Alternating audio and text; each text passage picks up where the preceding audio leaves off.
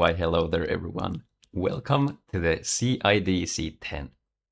Can you believe it's already been 10 times for this whole thing? And because this is a bi-yearly invitational tournament, or rather a bi-yearly tournament league, it's been 5 years. And time goes by quite fast, so it seems. Although in life we should be kind of looking at the passing of time in terms of events, because those are the things that we recall.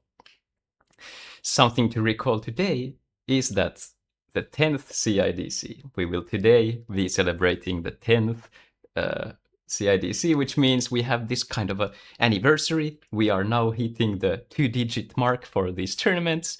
And the next time we will be getting a new digit will be in, quick math, 45 years. So just quote on me and just ping me when we get to the CIDC 100, okay? Let's keep the game alive.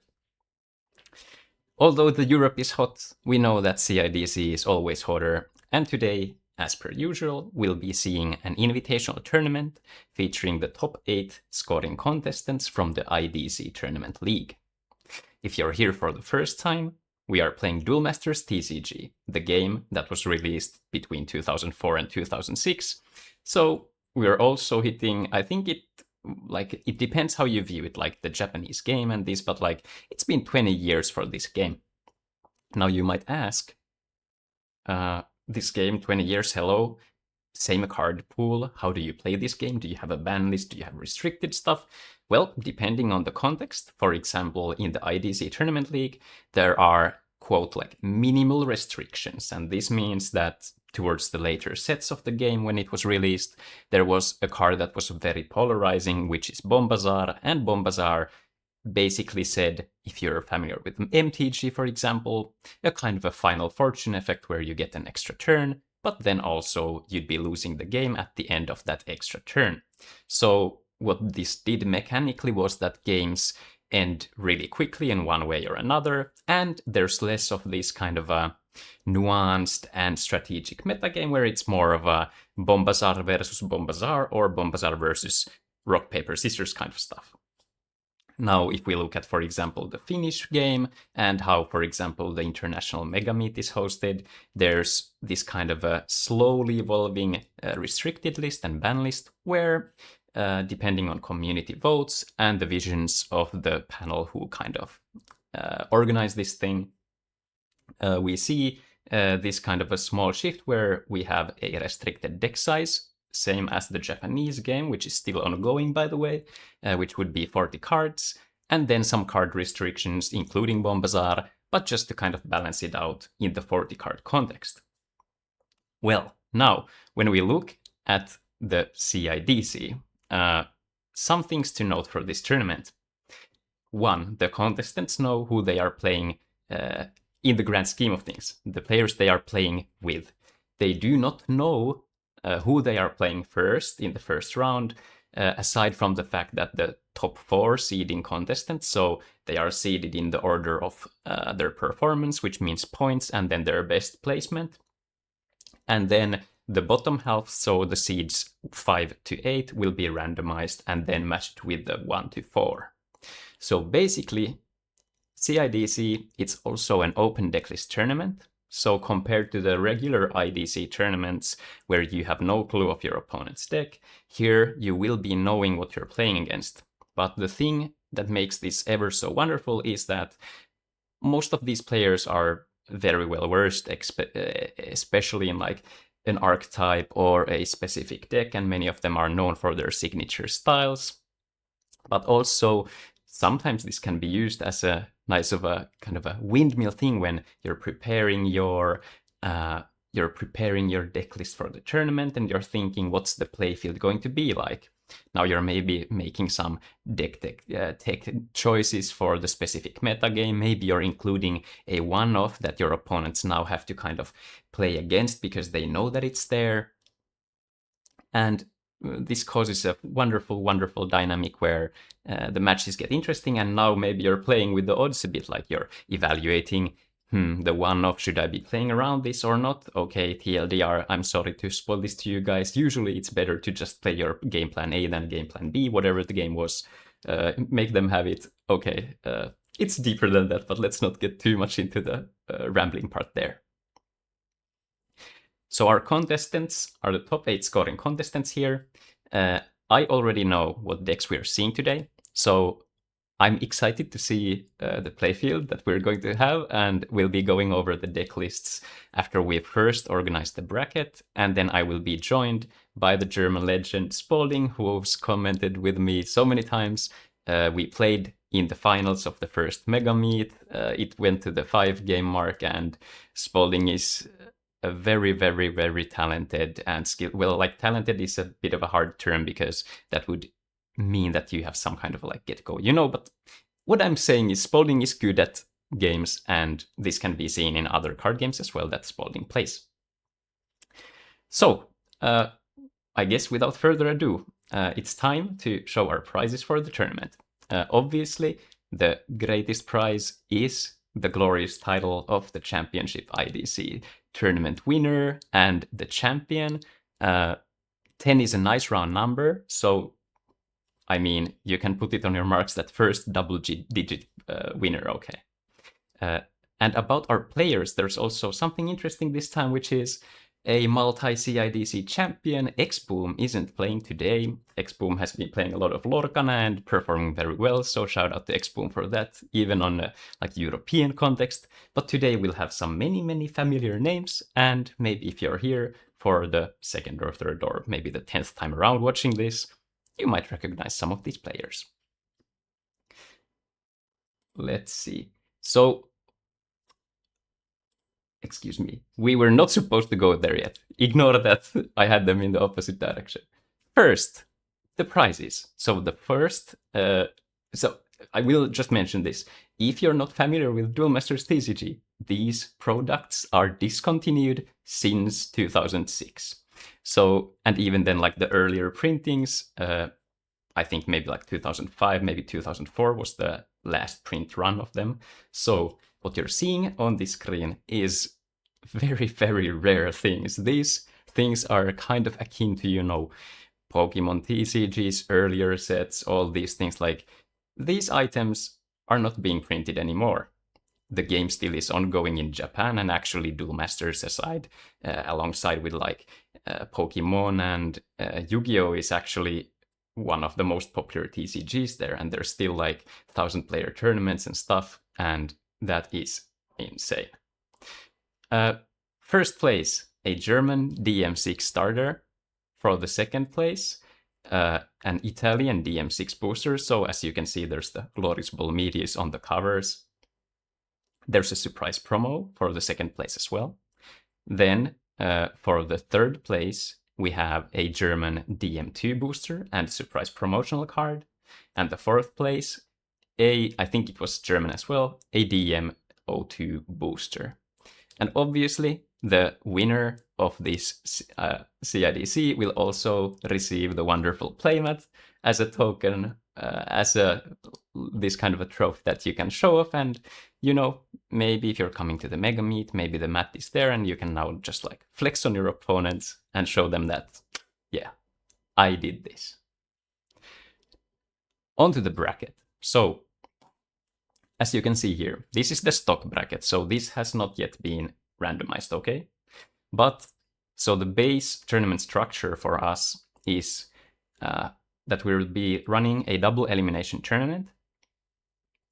This means that if you lose one set of best of 3, you're still not yet out of the game, but you need to lose twice.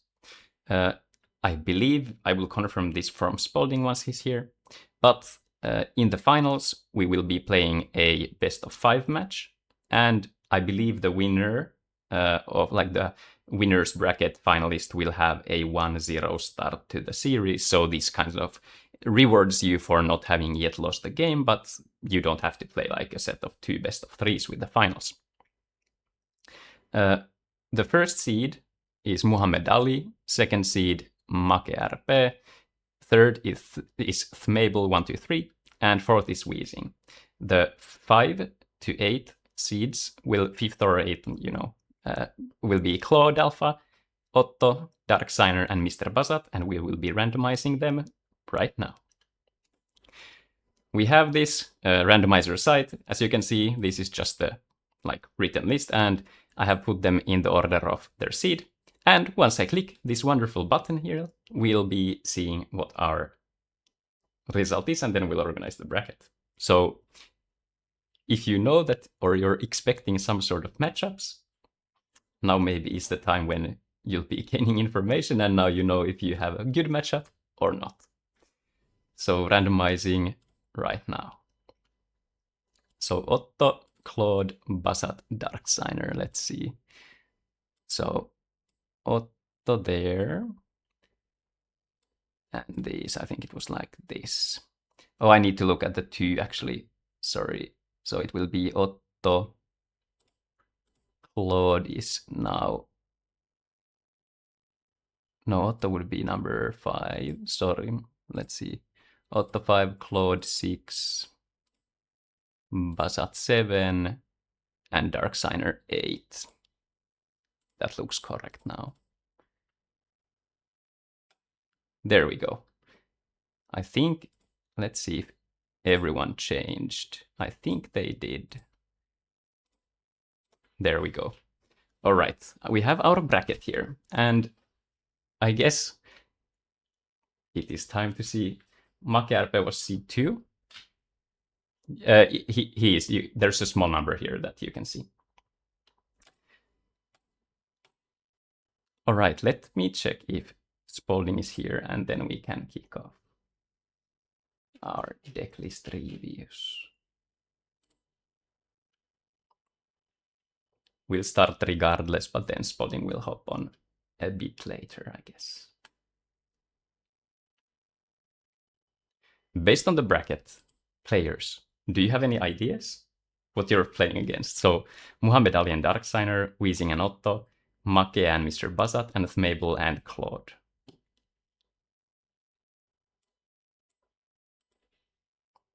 I had my, I was expecting, I would say there were some surprises for me, even though I had some ideas.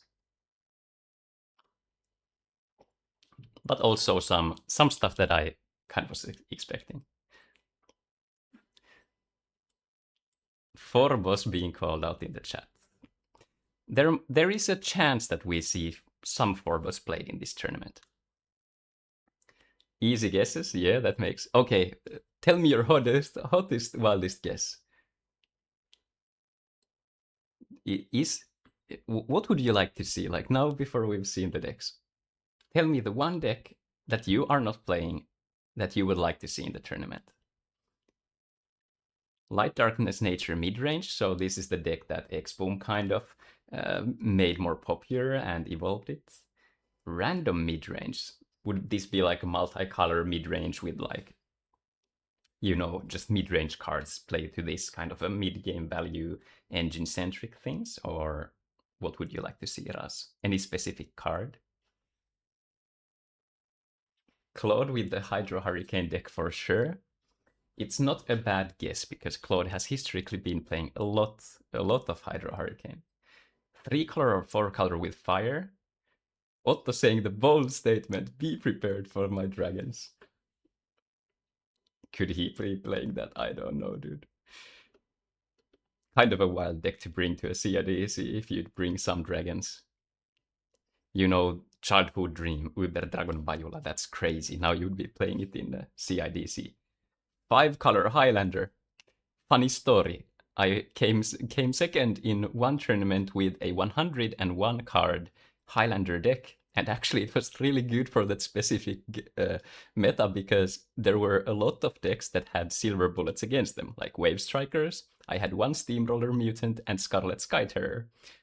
One game in the semifinals, I swapped out the Scarlet after they had developed the Killstein, and then other time I just played a Dimension Gate for a Steamroller Mutant and played. It was kind of funny.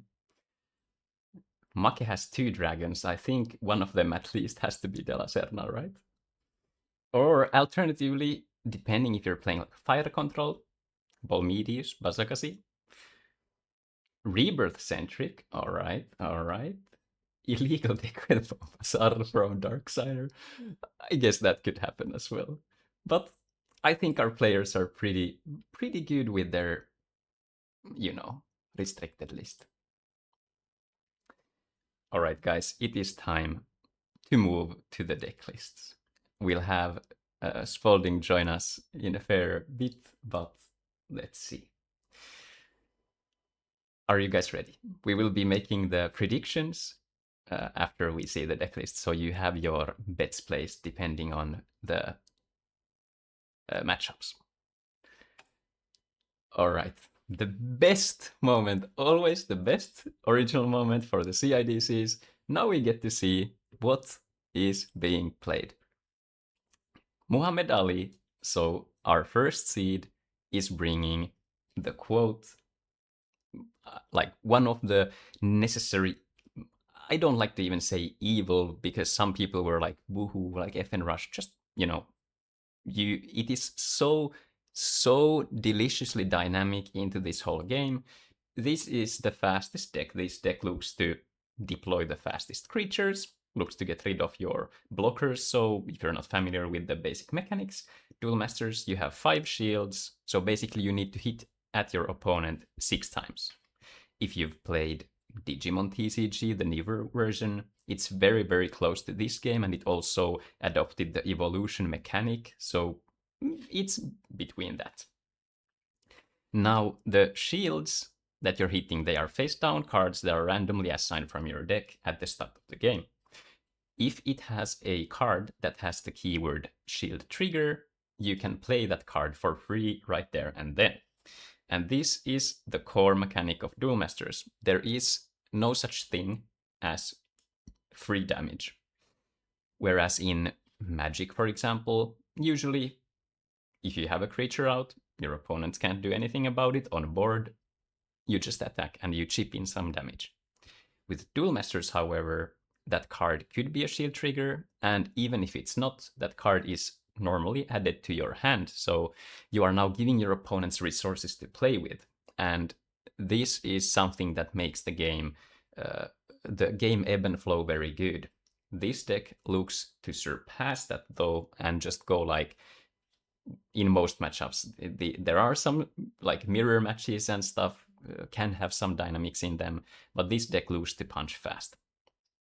The flex slots here usually is the 2 Torkons and the 2 Comet missiles.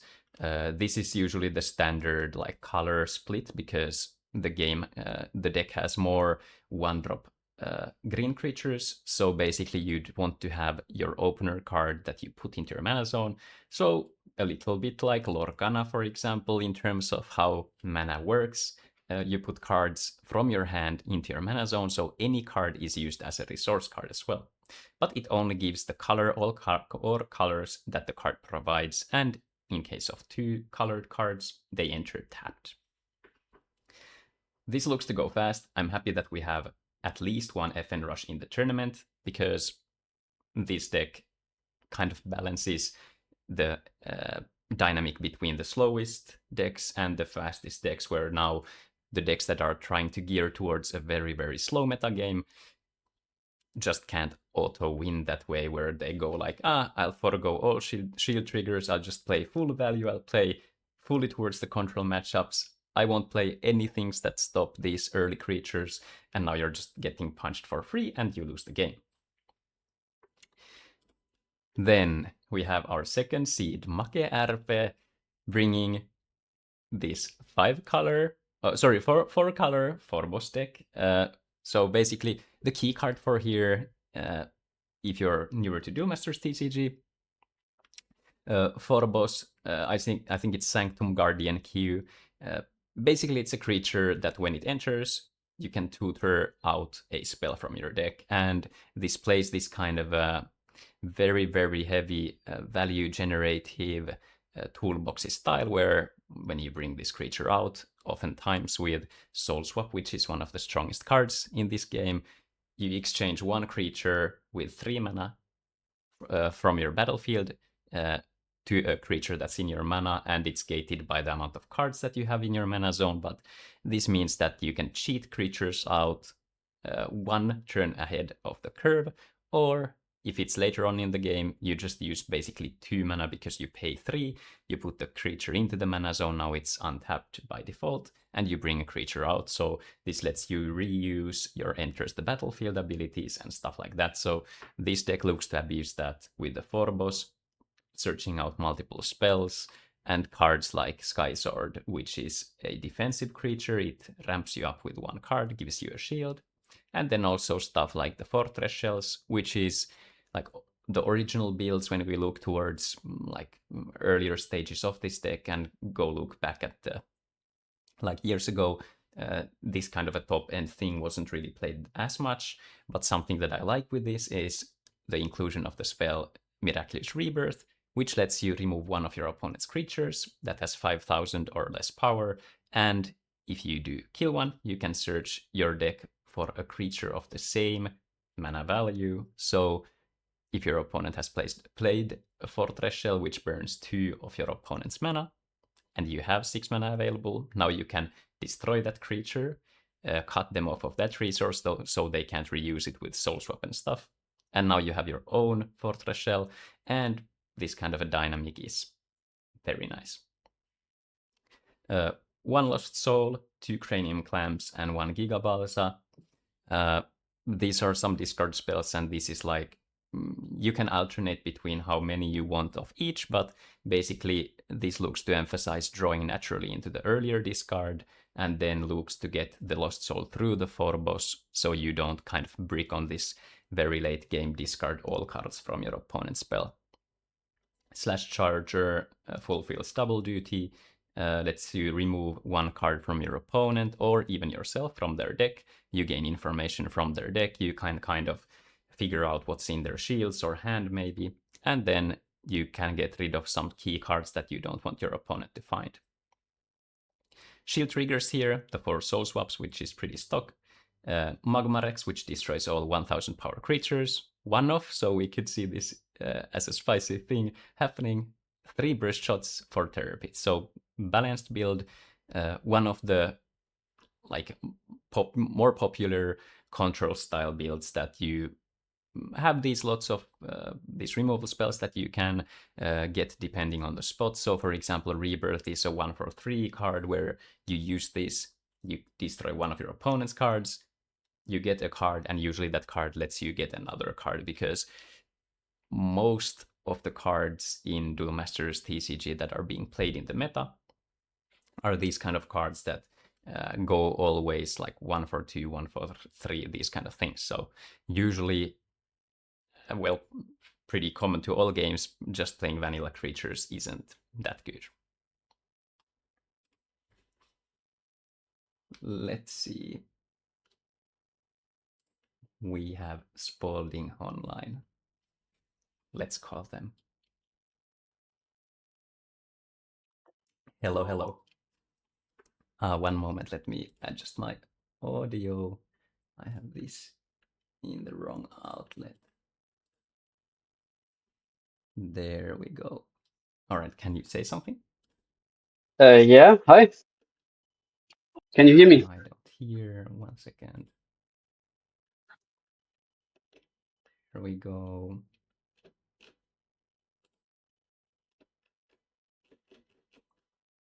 All right, can you hear me, Spaulding? Yeah, I can hear you. It's my... Okay, trying again. I can hear you. Nice. Do you hear me? Yes. Let me just... Now we put this on. Let's test the audio bit. You can say... you are on stream, Yeah. so go ahead and say hello to Ah, everyone. nice. Hello, guys. Sorry for the late join here on Sydelio's stream. Yeah, I hope you went over some deck lists.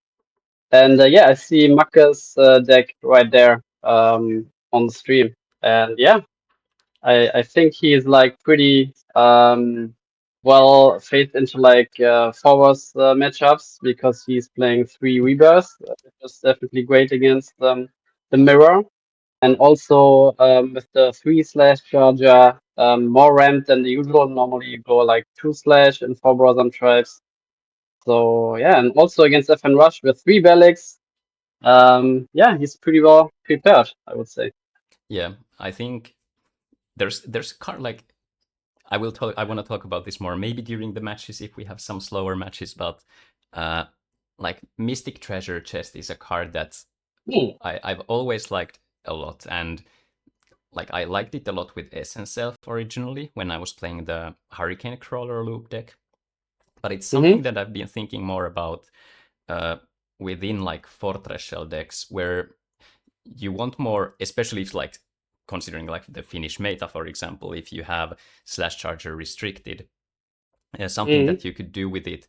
Even in here, like you could set up a Forbos into your mana zone. If you're playing a Fortress deck with Aqua Deformer, you can find that into your mana zone, and now you can swap it out. So I think it's like an interesting card.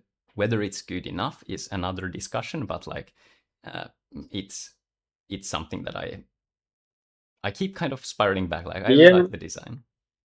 Yeah, I mean, Mr. Bazat's saying problem with the treasure chest is that it's nature. Yeah, sure, but the problem with Slash Charger is that you don't gain like mana fixing. You need to have darkness, and then it charges itself another darkness mana. So, if you need like, for example, a fire card, or in Fortress, for example, Plague is a pretty good target since it fixes both nature, both darkness and water at the same time. We see Weezing playing a 5-color Fortress, so there it's especially great when you play so many different colors. You can't like have your mana consistency for every color, so the chest helps there too. And yeah, pretty good card. Yeah. Next up, Thmable bringing this, and I think this is something that I think it was Russ that was saying, which was like, quote, a random mid-range thing. Like we just have wonderful good cards. We have a lot of one-offs here, and a card that I think is very good if you're expecting FN rushes is the Poisonous Mushroom. And this is kind of a like across all card games generally. If you look at games which have a standard resource system, which would be like usually the tempo of like gaining 1 additional mana resource or whatever it's called in that game per turn. And usually there's a set barrier to cards that ramp you. And in Duel Masters, the base cost is between like 2 and 3. And for creatures, it's 3. The earliest ramp creatures or cards is the Poisonous Mushroom with a creature, but you need to go -1 card in hand, and Fairy Life, which is just a random card, but it doesn't give you a body. And Poisonous Mushroom, notably if you're getting swung and you get a lot of cards into your hand, playing it is much more free now, because like you have all these cards in your hand, but you can't still take that many game actions. So if you're playing a fast matchup, this can kind of get you towards those thresholds for stabilizing, and then also not be like down cards in a critical way.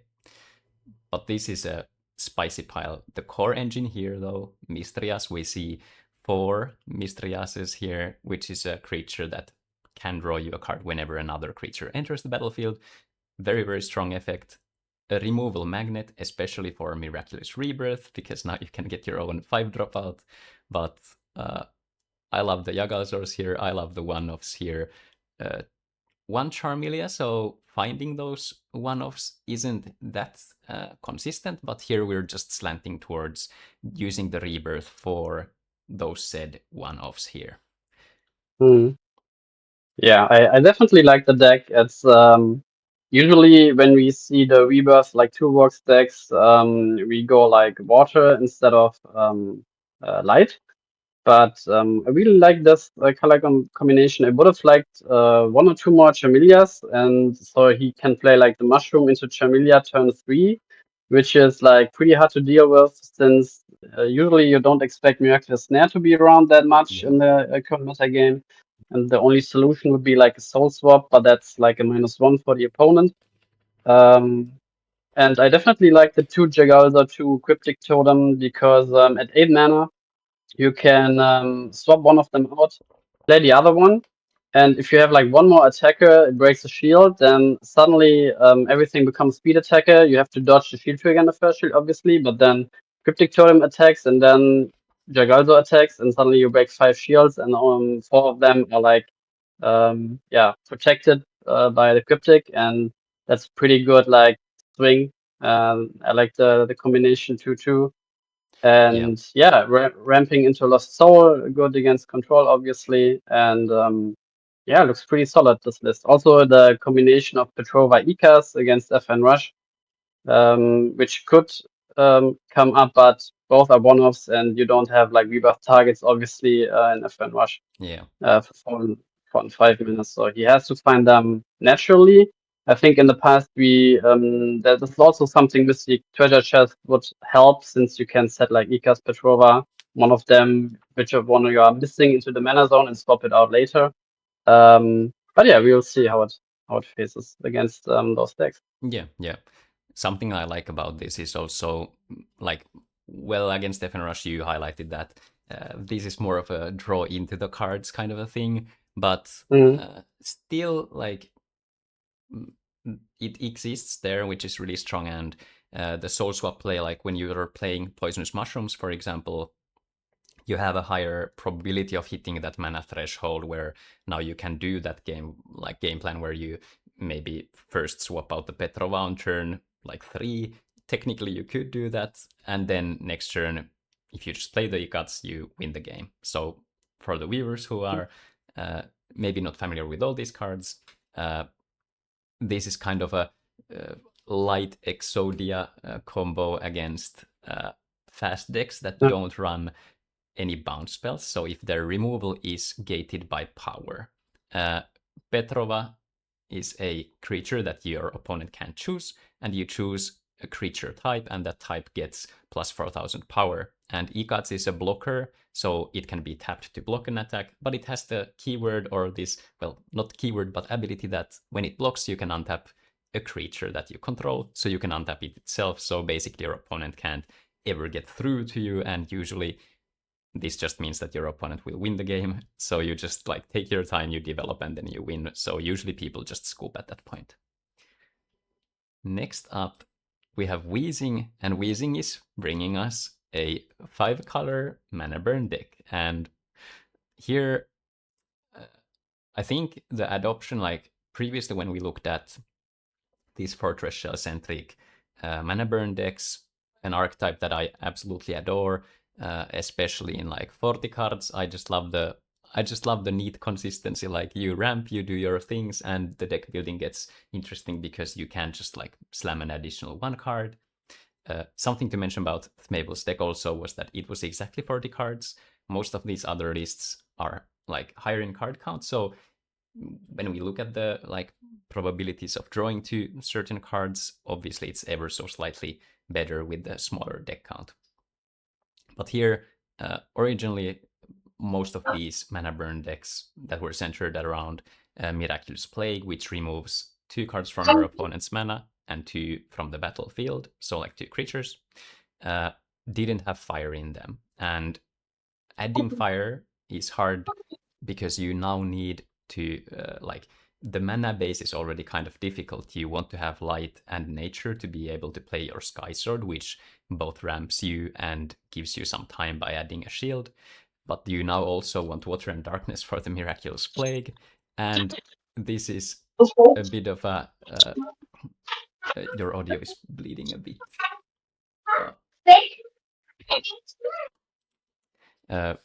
So when adding additional colors, now your mana base gets a little different and a little harder. But something that I talked about previously, which I love here, is that we have the Mystic Treasure chest in here. So basically, what you can do is use it if you need to go for the like next turn Reap and Sow, which would ramp you by 1 and mana burn your opponent by 1. You can find a fire card into your mana zone, and then next turn you can Reap and Sow and then curve out that way. Reap and Sow, I think this card is super, super good. I'm not sure if it has been ran more now, but like I think it's been like fairly underrated in the sense that when most lists evolved to this heavy control style. Like we saw 4-color 4-boss decks, and we saw 4-color mana burn decks, so Fortress Shell decks. This card is something that lets you kind of snipe out those crucial colors, because similar to you, your opponent is trying to get those colors unlocked. In Duel Masters, if you want to play a card, you need to tap mana, at least 1 mana of that card's colors. So for example, for a green and yellow card, so Nature Light, you would have to tap 1 nature mana and 1 light mana. So now if your opponent removes your Sky Sword from the mana zone, maybe they remove the Plague, now you get like added value from that, because now you're closing the options from your opponent, while also like serving your game plan A, and you're complicating things for your opponent. Something to also note about this card is that not only it does mess up colors, it also snipes those cards out of the mana zone, and this mechanic is always the stronger the more Soul Swap is played, because Soul Swap brings the creatures from the mana zone, and if you're doing so, now if your opponent doesn't like go for this play pattern where they would charge the card on the same turn and then Soul Swap it out, then they can do that. But usually the way these games kind of flow is that your opponents charge the heavier cards early on, because they quite literally can't play them as early, and then they use other means of recurring them back. So later on in the game, for example, Belix lets you return a spell from your mana zone to your hand while serving as an early blocker, and then Soul Swap works as that creature recursion from there. So I really love the ideas here. I'm not sure how, like, the trigger count here is very small. It's a high deck size. It's 53 cards, if I look correctly. We have 2 surfers for Soul Swaps, and then the Magma Rexes. So if you get faced against the faster decks, I think this deck can struggle a bit there. You do have a very solid amount of ramp, which is the 3 Bronze Realm Tribes, which is kind of the best in slot ramp thing, because it's a creature. It's a 2-for-1. You play a creature that ramps you and also gets you a body, which you can Soul Swap out. 43 cards, sorry. I'm too used to seeing the rows be bigger. 43 cards. I appreciate the hustle going towards the 40 cards. With the Sky Swords here and the ramp, I think it's justified, because deck out is also a win condition here. But the card amounts, I think this is something that I'd be interested to see a bit more. Like the darkness count here is smaller. Obviously, Miraculous Treasure Chest finds the Plague, so you can fix your mana for like whatever darkness you want to play. But as you can see, basically the darkness core is like just the Plagues here and the Lost Souls. So we're not necessarily looking to discard cards from our opponent early on. You just do this lights out play where it's either mana burn or discard, and both of those options are very good. Personally, I would love to see the one Aqua Deformer here. I think that card is super good. Like you have additional options, like when you are using the Mystic Treasure Chest and Soul Swap. It's not good if you're behind, but the way these decks kind of play is that you want to be ahead anyways. Like you want to close out your opponent's mana, and that way reduce the amount of actions they can take. So if you're going for the Deformer, now you can return 2 spells for yourself. For example, like Soul Swap from the mana, maybe a discard spell or recursion spell, and you can just kind of keep the snowball rolling there. Aqua Surfer, notably, can be used to return one of your own creatures or slow down the opponent. Whether this or Spiral Gate, Spiral Gate is better for like casting outright from hand, and also if you want to reuse your own things. But when you're looking at this kind of a heavy list, which just like plays a very good top end of the curve, you just do your thing. Like if you draw naturally into these cards, your top deck quality is amazing. So basically you kind of forego some things where you don't need to like min-max, for example, the playability of given cards, but rather Surfer is like the better trigger, and now you're using it that way. I think the biggest question here is if this is good enough against the fastest decks, but Weezing maybe had the read that expecting a slow meta, so heavy control, let's go with that. Spaulding, what do you think about this list? We have a 5-color spicy meatball with the Magmarexes, which is a cute old card, notably destroys your own Bronze Realm tribes, but we love to see it. Your mic is on mute currently, just as a heads up. Okay, maybe Spaulding is away.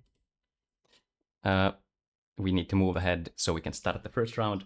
Next, to maybe no surprise to anyone, Claude Alpha bringing the Hydro Hurricane deck, and this is something that Claude's been playing a lot throughout like all the IDCs and CIDCs. I think Claude would be the best one to comment on like the small changes they make to this deck, but this is very, very like I think balanced in the card count of a thing, and I think this has evolved throughout. Like there were moments when we saw like more one-offs. We maybe saw some Marrow Ooze at some point, but I think this is just like a much cleaner version of the deck. Notably, this deck is super, super heavy on the 3-drop cards. Like we have 4 Miraculous Snares, we have 4 Energy Streams, Clone Nightmares, Giga Slugs, Palaolesis. So this deck, if it comes to that stage where you're getting burned early on, for example, this deck converts their cards the best if they get to develop and then they play the Hydro Hurricane. Hydro Hurricane, if you're not familiar with this card, for each light creature you have, you return a card from your opponent's mana zone to their hand, so mana burn, and for each darkness card, you choose a creature opponent has and return it to their hand. So more often than not, it's basically used as the mana tool where now you get rid of your opponent's cards and your draw engine is the Mysterias. But the key thing with this deck is that this deck does not play nature. This deck does not have access to reliable ramp. Like the only technical card is Corpse Charger. You could play stuff like Slash Charger, I guess, but this is more of the traditional curve deck where you're like kind of starting to play the game on turn 3, then you play another 3-drop maybe, and one of the key cards here is alongside obviously the Mysterias, which is the draw engine, Phantasmal Horror Gigatsald, which is actually the first super rare I opened from my first ever booster. I went home and was like, yeah, I got these cards. Then mom was like, did you get any nice ones? And I'm like, yeah. At this stage, most of my cards, Pokemon cards, super cute, super lovely. And then I saw go like, I got this super rare card, and it's probably pretty good and it's pretty cool. Okay, let me see it. And then I'm like, look at this behemoth of a chimera, this absolute atrocity that is so, so horrible. And you're like, whew, Jesus Christ. But, oh, good times. Welcome back, Spaulding. Yeah, my audio back? Yeah, nice. Okay. Yes. Yeah, I'm not at my usual setup because it's like in the like last floor of our house, and there it's like 35 degrees or something, so Oh I my. have to move somewhere else. Oh, that's awful. Yeah, I mean it's not. I mean it's I think 30, but when like the heat of the tower PC and monitor and stuff, then it gets pretty awful. But maybe I will switch later, so it's a better audio. But yeah, I don't really like the Cloud Nightmare, to be honest, but maybe it turns out good for him because usually he was on Ghost Touch, which is obviously a shield trigger, which helps against the FN Rush. Clone Nightmare really doesn't. And as you mentioned, there are a lot of 3-drops. And usually you curve like 2, 3, 4, 5, but now the 2 is pretty much like out of the equation. And in the past, it's I think even against FN Rush because you don't play like defensive shield triggers at all. You rely on the blockers, and it really depends on the FN Rush's build. If they play like the 4 Torcon, you're happy. If they play like 2-2 split between Comet and Torcon, you kind of struggle with all your blockers there. And yeah, Ghost Touch helps there in sniping cards. FN Rush returns a lot of cards to hand with Sniper Mosquito, with Magnus, with Polygon. But yeah, he doesn't have that option. I'm interested to see. But so far, is there an FN Rush even? I didn't see all the deck lists, but maybe he made a soul read that no one is an FN Rush. We have one FN Rush so far, which is okay. on 2-2 split. So Okay. I think it was Muhammad Ali on the FN Rush. So we'll see. But yeah, I think this like I like looking at decks that have like this kind of an even card count with like different cards, like it feels more structured. It feels like you put more like you put specific thought into it, like these are the cards I want to see, I want to play these. And when looking at like 1-offs and 2-offs, then like the kind of evaluation how often you want to see this card drawn naturally or drawn through spells or whatever is something. But I think Hydro Hurricane is when it gets to that stage, if it gets to that stage where you can kind of just start snowballing through Mistrias, then it becomes much better. But I think it's a bit susceptible to like these kind of random decks, like for example, mid-range decks with varying cards. Like if we, for example, saw like a Galclife Dragon or like even Bazagazil Dragon is pretty good against the deck. Obviously, if you have like Laura, Giga, Palaulisis, and Petrova, then it gets harder. But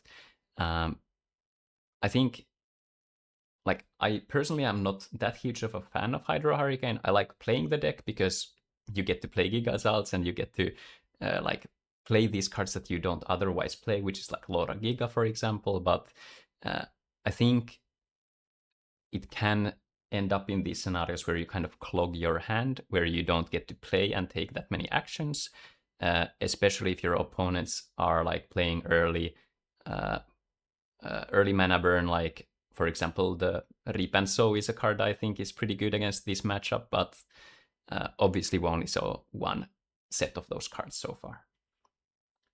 Yeah, and also Rebirth is pretty good against this deck because even like Palaulisis doesn't boost Ria, like at least one Palaulisis doesn't boost Rias enough to get him out of the range, and you have to rely like on your Gigabalza and Gigazalt like snipe to snipe like a card out of the opponent's hand that he's obviously holding for your 5-drops like Rias, Vapor, or the Gigazalt.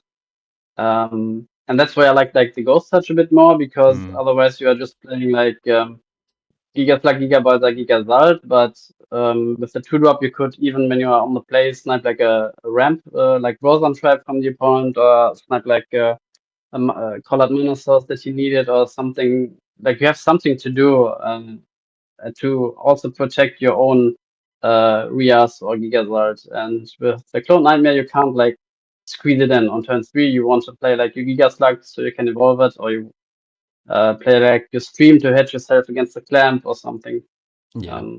Yeah, but we will see. I think a card, if we look at strictly these colors, I think Slash Charger is an interesting card also, because it would feel like, obviously it's another 3-drop, but it curves you to Petrova and Mistrias. And something that it does do is like you can gauge information from your opponent. Like if you're playing against the Phobos deck, for example, now if you Slash Charger and see 3 rebirths there, now you know that maybe you can lead with the Mistrias anyway. But if you know that you see like, say you see no rebirths, so they're either in the shields or in the hand, and your opponent hasn't yet charged one, now you know that maybe you need to lead with the Petrova anyway. Maybe you need to open with these discard spells, like playing the Gigaballs out. So I don't know. Notably, something that's good Yeah. with the deck is Laura Gigas. Once you have the Mysterias online, Laura Giga is super, super good. It's also good against FN Rush because it's basically the only one-drop blocker that's being played in like the meta environment of Duel Masters, because it's so easy to replace. When you have a plethora of cards in your hand, it converts into a blocker with 1 mana, and that's very good for the deck because otherwise you can oftentimes only play like 1 or 2 cards each turn. Then Yeah, and yeah, go ahead. also, or like Slash Charger is even better in like open decklist format because, as you said, you know the ratios, and when you see the opponent is playing 2 Rebirth, 3, or X amount of any card, you pretty much know if you see all of them, you're good. If you see like Yeah. the one arc, maybe the or even 2 arcs or whatever, the opponent is playing in the deck, you can discard and so on. So yeah, Slash Charger pretty good in open decklist Yeah, I think format. like it's not a good card, but a card that I think is really good is Gigandura. These Chimera names are always messed up, but the 5 mana one from DM10, which Yeah. lets you look at your opponent's hand, put a card from there into the mana zone. Notably, it's a Chimera. I don't like. It's a card that I would like to see sometimes as a one-off, maybe, and just like as a soul swap target. Because I think the card has some play to it, where if your opponent goes for a 4-boss, for example, now you can kind of counter this and give them, give them a Bronze Arm Tribe if they swapped it into the like 4-boss. And now you have this game plan where you can get rid of the Lost Soul again, and they have a harder time recurring it, and you gain information. Notably, though, about Duel Masters, the information of hand is, when you look at like really good players, it's usually done with some reads. Like, this game doesn't really have that many tells, and what I mean with this is like, because you can't interact on your opponent's turn aside from the shield triggers, you can't bluff these things where you're like, oh, hold on, let me think if that happens or not, or if I want to interact here or not, but rather like the way your opponent shapes their mana, how they play cards into their mana zone, what are they going against, and like what is their game plan there, like what do you expect them to have in hand. So like in that sense, gaining information isn't that crucial, but still, just seeing information, maybe breaking your opponent a bit, I think it's a card that I would love to see sometimes, but whether it's like Yeah. actually valuable, that's another thing for the discussion. No. Next up, we have Otto, and we have this is another contender for the people's choice, I would say. We do have the Velurica Dragon mid-range. This is something that's actually been played like in Finland, like kind of a pre-IDC era. Some interesting brews, like this card, Velurica Dragon, is very, very cool in the sense that it's a big body. When it enters, you search your deck, you can find, I think it specifies Armored Dragon. I'm not sure. I think it specifies Armored Dragon and not any dragon, but do fix me. I can't remember outright, because some of these cards like Armored Dragons are like Starcry Dragon just says Armored Dragons, and they're like, what? But anyway, this replaces itself. So basically you have a continuous chain of these cards coming down, and alternatively you can find a card that closes the game out, like the Balmetius, or you can just get the Bajula if you want to burn your opponent's mana. Bajula's biggest weakest point though is shield triggers. Even if you burn 2 mana from your opponent when it attacks, breaking 3 shields, running into a terror pit and giving them 2 cards in hand, not super ideal, but Soul Swap is the card that makes this deck work, I would say. You can naturally ramp into Velurica Dragon, but Soul Swap just is the engine for this, I would say. Yeah, I like the deck and the color combination for a Bachelor deck, but 2 things I don't like is like first the deck size, like 48 cards. I think you should lower that to close to 40. And second one is No Cuculupia. I'm a pretty big fan of this card because all the forwards decks are not playing Volcano Charger anymore. As we said, Miraculous Snare only really seen in Hydro Hurricane, not in Fortress like anymore. So early answers, there are not really any early answers for the Cuculupia besides again Soul Sword, which is again a -1. So and what do you play on turn 3 with this deck? You're playing Brosnan Tribe, and then like Dimension Gate, you pretty much lose a turn. You would like to have the creature to play on turn 3 and not Dimension Gate for Brosnan Tribe, for example. And the other thing, yeah, you can play Logic Cube for Clamp.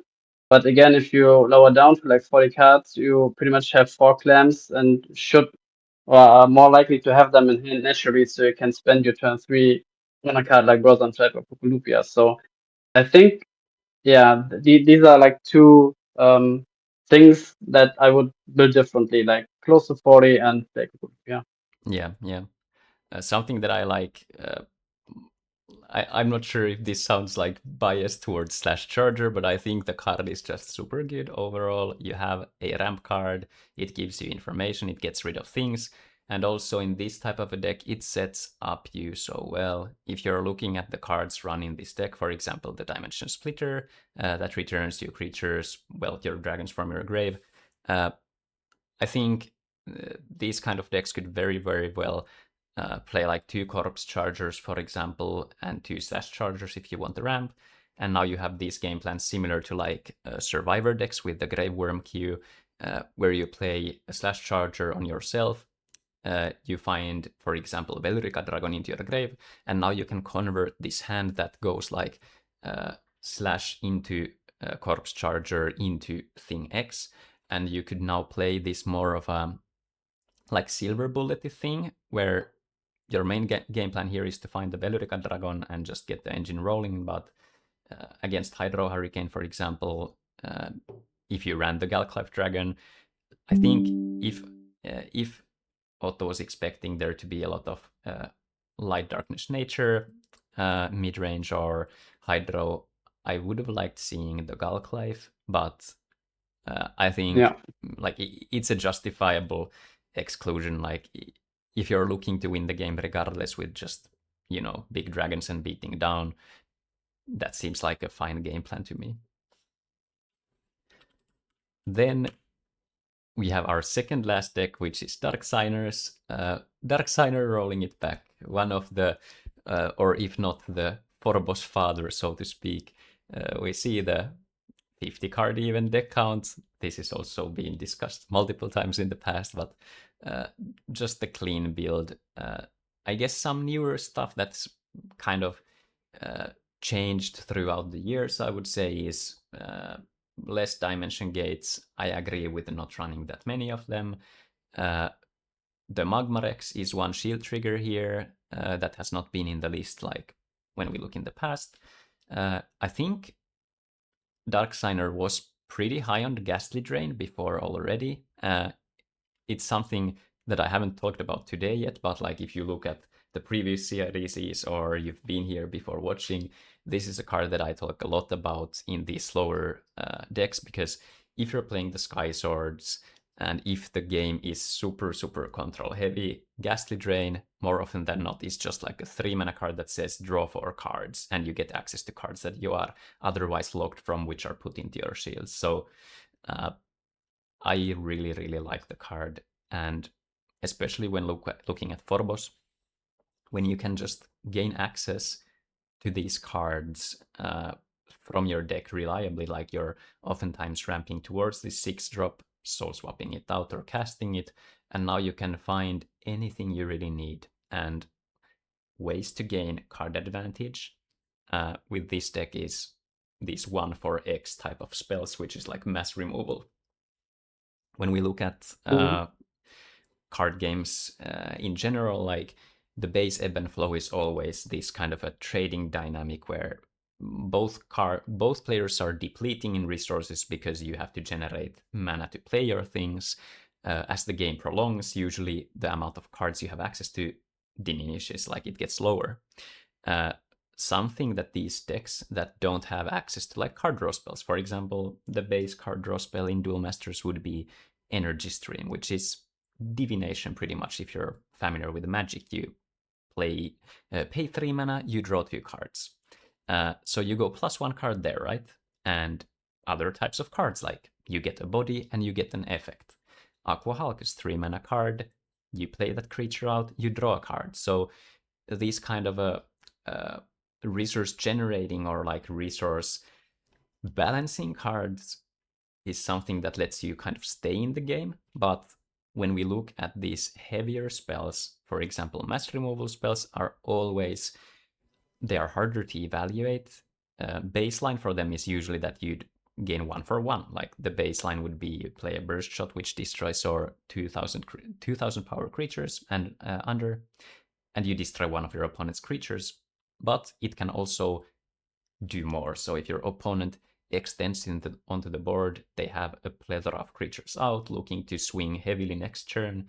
Now this card can kind of balance and keep this kind of a resource battle in your favor.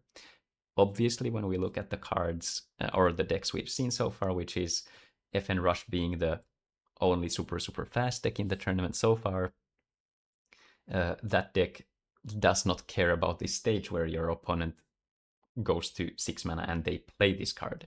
If that happens, the game is already in an awful state. They should never be getting to that high of a mana, but still, like, this deck looks to generate the value from these kind of beneficial cards.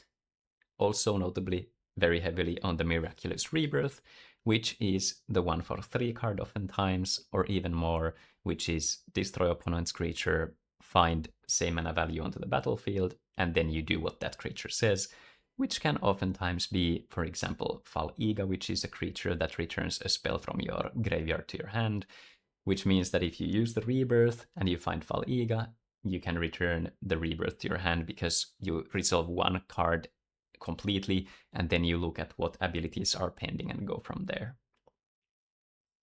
Yeah. And yeah, the 2 cards already the chat mentioned is like Photosite and Chamilia.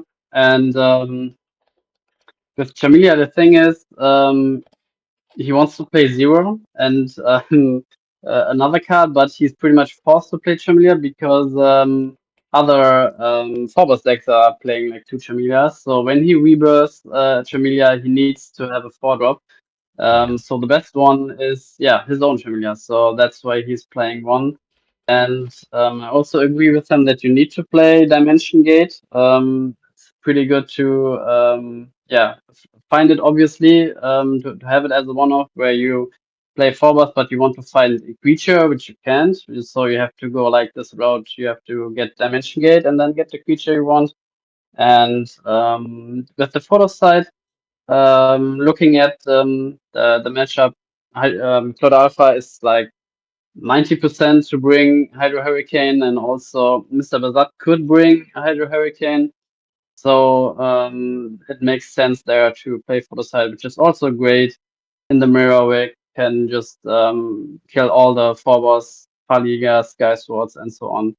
And yeah, I agree with his ratios. And yeah, I guess they're doing especially great with Meltdown also, where you have this nice little combo even useful against control, not only against aggro in the later stages of the game. And yeah, pretty well-rounded deck list there.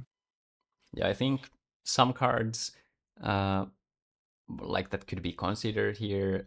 We do have the 2 Belix, so like this is kind of the more of a flavor thing, which is like the Corpse Charger versus Morbid Medicine.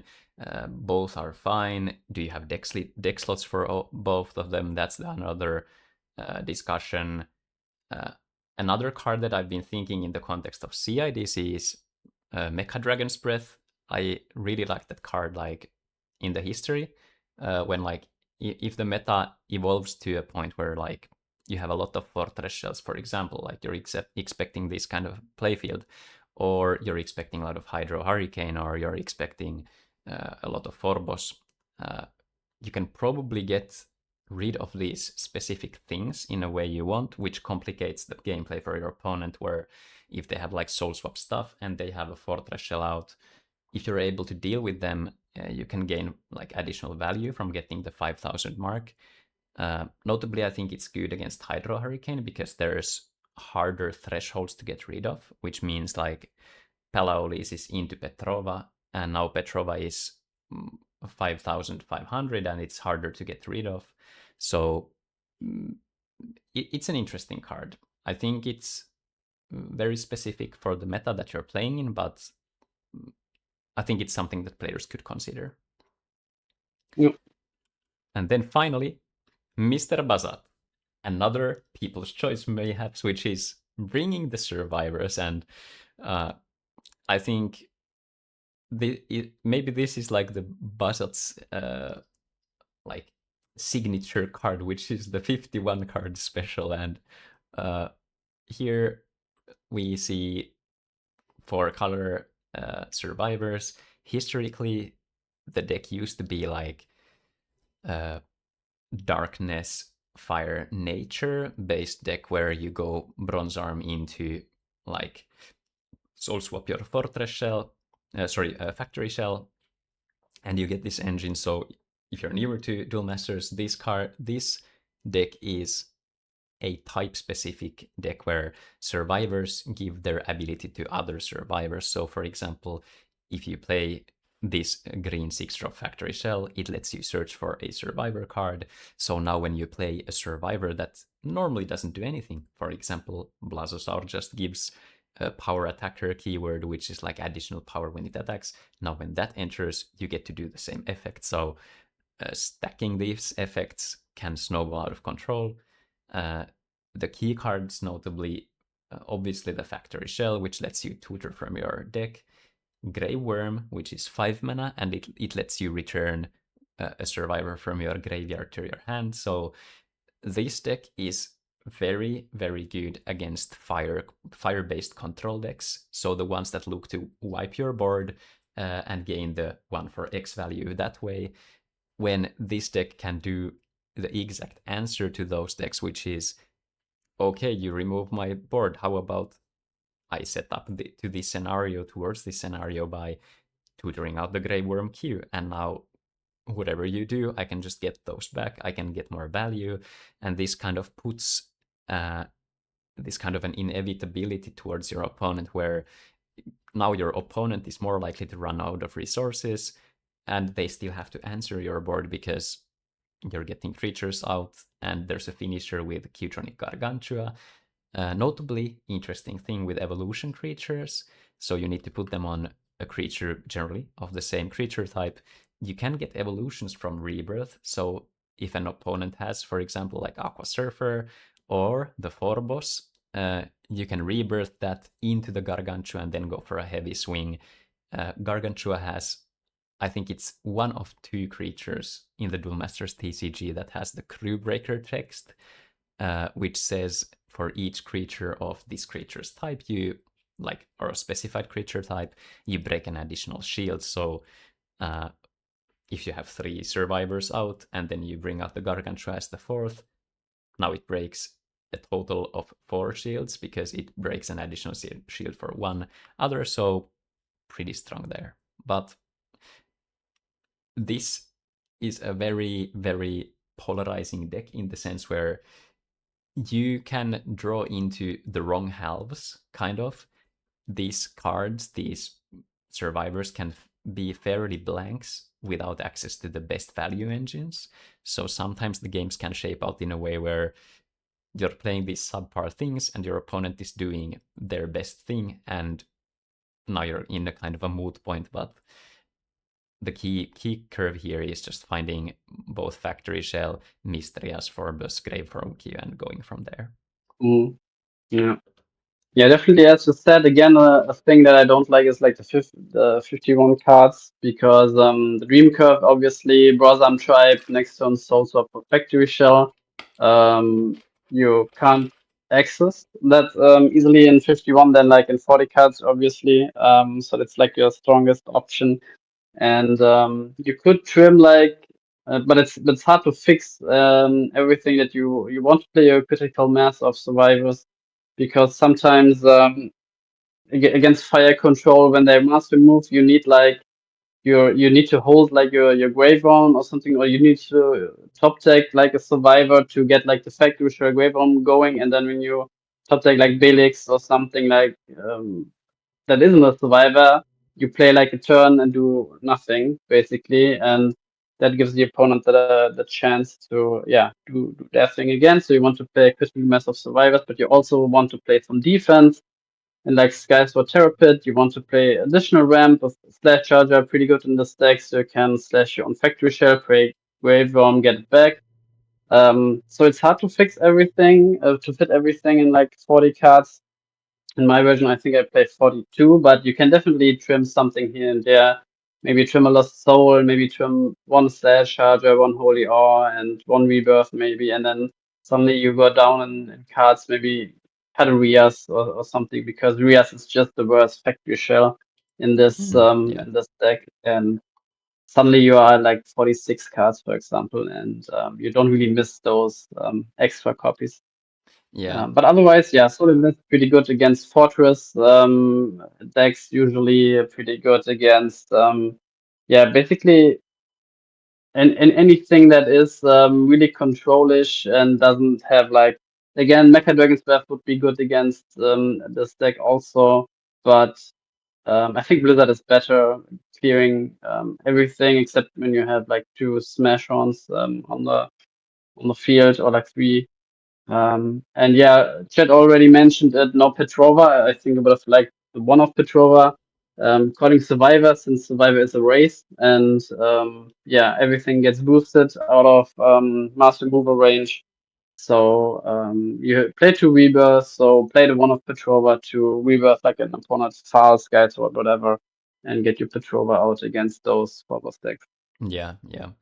I agree. Petrova is, if you're playing like this kind of a heavy deck already, where you're like going up in the card count, like I think one of the strong suits for survivors in general, even if you have this kind of a tutor effect from the factory shell, I liked those versions where you just go 40 cards and you play like 4 Slash Chargers, 4 Bronze Arm Tribes, and you just play the engine as efficient as you can. You just do your game plan A, you don't pivot towards Forbos and answering your opponent's hand, but rather just, because I think Survivors as a deck is a deck that you're bringing in with a certain mindset of expecting some certain decks, like this deck isn't really good against FN Rush. Sure, you can have Blazosaur and Backswing, but at 51 cards, for example, as we see here, you're leaning a lot towards the Burst Shot and the Terror Pit, and you don't have that many defensive measures otherwise. So it's like, it has polarizing matchups, and I think that's one of the best like qualities of this deck, which means that you're playing the rock, paper, scissors game and looking to hedge towards certain matchups, but it doesn't always end up in your favor. Now the question whether you want to kind of dilute the deck a bit towards answering more matchups better, but answering the specific ones less, is a discussion that I think is very deep overall, but this is more of a theoretical concept where should this deck be preparing for a wider playfield, or should this deck be playing a given strength to its even more? I will let this be for the chat to decide and discuss, but we shall see. And one more thing, in the past he played this deck with 2 Galliazols, which is like the 5 mana light survivor that gives every survivor blocker. He's not opting to play it here. I think in the past, I mean, it's not that great versus FMOsh since it's 5 mana and then just like 1 Comet Missile Volcanic Arrows will kill it. But sometimes when you have like 0 shields and the opponent is usually on like 0 or 1 card in hand, maybe they can't afford to hold like their Comet Missile, their Volcanic Arrows all the time till the end. So when you bring it down and it survives the turn, it's huge. Also with Petrova and 1 Smash on, it's at 7k. Then those removal spells get useless, and I'm talking a lot like what happens against FN Rush, but there's usually something you have to prepare what to do against Phobos, what to do versus FN Rush, because they are like the two best decks in the format right now. Yeah. And yeah, you should always look at your deck. Can it beat FN Rush and can it beat Phobos? And if no, then don't play the deck. Yeah, yeah. I think also something that's hard for survivors is just the fortress matchups, because you're like playing on board. If you're dealing with your opponent's mana, if you're dealing with their board, like for example, Miraculous Plague is such a good card against this deck because this deck looks to hopefully ramp towards the like Grey Worm or swap out the Factory Shell, but your opponent can pretty well answer this.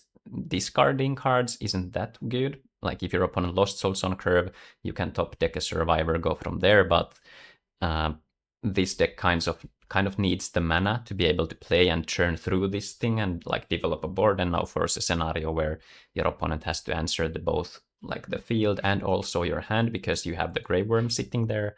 But I really love the fact that we have one. I think in CIDCs we've seen Survivor decks like maybe on average like one per each one in the later ones, and I think this is a good sign of like a healthy meta in the sense. And if we look at this whole grand context, I will put the full deck list link into the chat in just a moment. But we have one Survivor deck. I think we had two Phobos decks.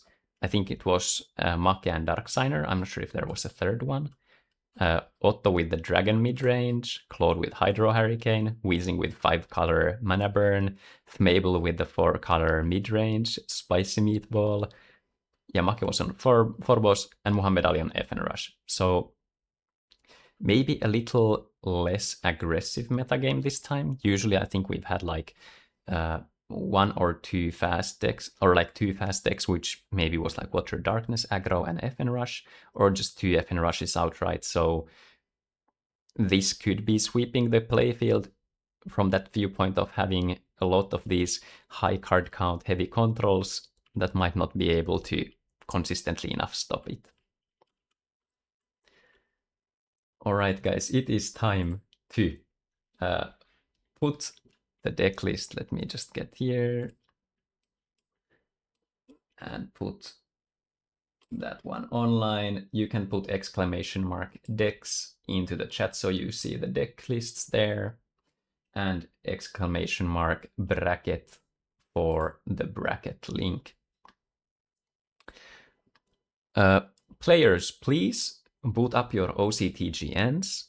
We will be playing on this digital platform that allows you to play the Duel Masters TCG very fluently, very nicely. Biggest shout out to our developers developer who is putting in a lot of work to make automated commands and stuff. Deck lists. UK blocks Imgur. I can do it during the first game.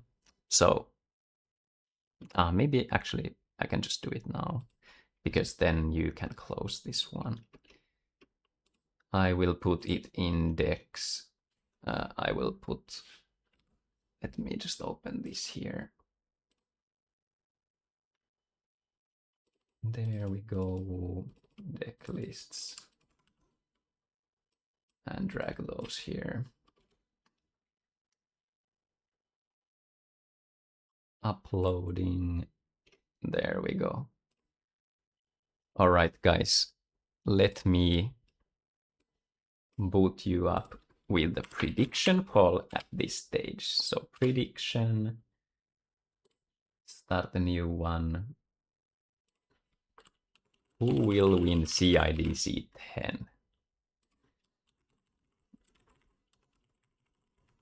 I will put them in order of the bracket so it's easier to view that way. Mr. Baza, Mabel 123, and Claude Alpha. You have 1 minute to vote. Let's go. All right. So I guess Spaulding, as per usual, I think maybe we don't guess on the individual matchups outright, but in terms of decks, what do you like this time around? Do you have ideas what you would like? Like, do you have your pet deck choice that you would love to see winning, but who are you winning on, betting on winning? I think Ali has a pretty good chance with FN Rush. As Mr. Bezard said, he's not playing Galliazol because he didn't expect anyone to play FN Rush. Daxen only on 2 Billix. I think also with the 2 Common Missile, pretty well prepared to face Hydro Hurricane. So it definitely depends, of course, on like which matchups exactly are playing or which decks are playing against each other. But I think in this situation, it also should have a good matchup against Otto's deck. Against the Mabel, not sure. The Mabel only on like one Sky Sword, which could hurt.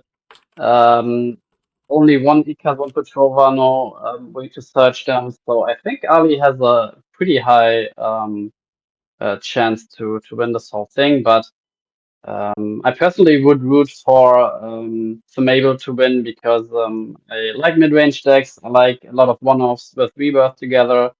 So and I also like the Jagalzoa Cryptic Totem with swap combo. I'm rooting like for him to win, but I think realistically Ali has a good chance. Yeah, I agree. Like as we discussed, like many people were hedging towards a slower game. Notably, you need to be eliminated twice. So assuming you're not facing this deck in the finals, then you can probably get pretty far into the bracket with slower deck lists as well. But I think I would be surprised if Muhammad isn't in at least like the top 3, which would be like the semifinals in the lower bracket or even the finals. Just a very good playfield for them. And I'm like, I really like I'm not sure, I don't super much like the kind of card balance with Weezing's deck. Like there's maybe some cards I would have loved to see Aqua Defermer as one, but I think this is probably the deck that I would like to see like perform, because I think the Reap and Sow is like, just as a card, I think it's very good into these lower matchups. So I think it's a good evolution step, but I gotta roll with Mabel in the sense as well that it's 40 cards, it's neatly built. I like the cards that I'm seeing, so maybe we can agree that our casters like casting desk wishes would be to see some nice one-off mid-range stuff, because as Spaulding is a mid-range player, I'm maybe more of a like weird combo shenanigans and love that kind of stuff, but just this toolboxy nature of playing is really cool. It is time to hop over to our games. I will boot up OCTGN here, and players, please put your rooms ready. Notably, we will not be showing hands on the stream just for competitive integrity. We will be discussing the matchups as we're going through them. So if you want to keep the stream on the side, do mute it otherwise, or just close the stream. But you will be only hearing our casting. You won't be gaining information through watching. And for all the viewers who are not playing Duel Masters yet, this TCG is very, very well designed, especially the English game. I have experience in that mostly, but like this meta game is still living. There are some archetypes that are certainly like better than the others, but it's been 20 years and we still see these evolutionary steps. We see cards surging in power because of certain meta games. And this is with just like, I think 900 cards or something, including the promos, maybe 1000 unique cards for the Duel Masters T. Actually, not even unique because of reprints, but still, like, the card pool is super small and it includes these vanilla creatures that don't do anything. So this game. Hella good. Go give it a try, and we'll be jumping into the action. Spaulding, you have the honors to choose the first matchup you want to see. What would you like to see? I think, as usual, we can focus on like not to control mirrors. So aggro runs should usually finish faster, so we can see more games. So we can watch Ali against Darksana first, and then swap to another game. Sounds good. I think we can start with watching just one game and then later watch two games at the same time, but I think it gives a better kind of a cohesion. Like in slower matchups, watching two games is fine, but I think, let's see, here's Muhammad Ali. I will apologize to the viewers. This time around, I didn't pay the bonus fee for the OCTG and to have the sky background there, so we'll be just using the stock background. All right, I have the game here open. I will hide these from myself so it's easier to navigate. And guys, absolute cinema. It's time for the cutscene. Hopping in to the first game between Darksana and Muhammad Ali. Enjoy the wonderful cutscene. Round 1 is starting now.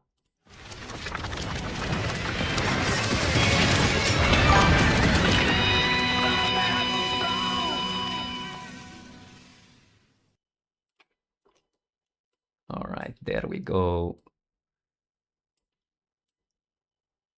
Let me do some adjusting.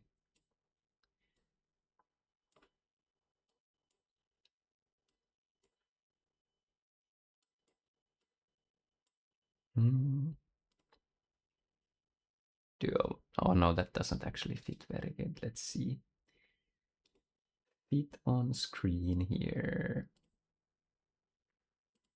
Now it blocks. I need to use it windowed one moment.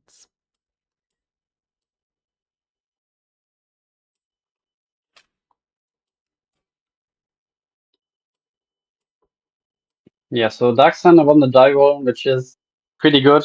I think when FN Rush goes first, it's like FN Rush favored, like 65-35, for example. But now it's close to even, I would say. I think FN Rush is still a bit favored, especially in this situation where Darksana is only on 2 Belix, 3 Pit, no Giga Balsa. But maybe 55 for FN Rush, 45 for him now that he's won the die roll. But he's starting good with a light mana, which means Belix could come down turn 2 without needing to return a spell to its hand. And interesting choice here from Ali and leading with Polygon. Usually Sniper Mosquito is better. In terms of tempo, like getting it bounced back to hand, Polygon, then replay it, wait a turn to attack again. That's something you don't want to see, especially when you have Poisonous Mushroom turn 2. And if you don't attack turn 1, because you need 3 mana for a speed attacker turn 3, then it's still better than the Polygon in terms of like breaking shields. So yeah, Muhammad Ali not that, and he has the Poisonous Mushroom, so huge misplay from him. Maybe he has gone into it, but with 40 cards and 4 mushrooms, I think you should play the Sniper Mosquito first pretty much all the time, especially when Darksana is starting with light creature in his mana zone. So turn 2, you can't reliably attack all the time. So holding back the Sniper Mosquito attacker is better there. And yeah, now we see the problem in only 1 nature mana, Sniper Mosquito getting returned back to hand, and he has 2 speed attackers in the mana zone, which he could easily have returned with Sniper Mosquito. So yeah, definitely showing that Ali is not that used in playing FN Rush.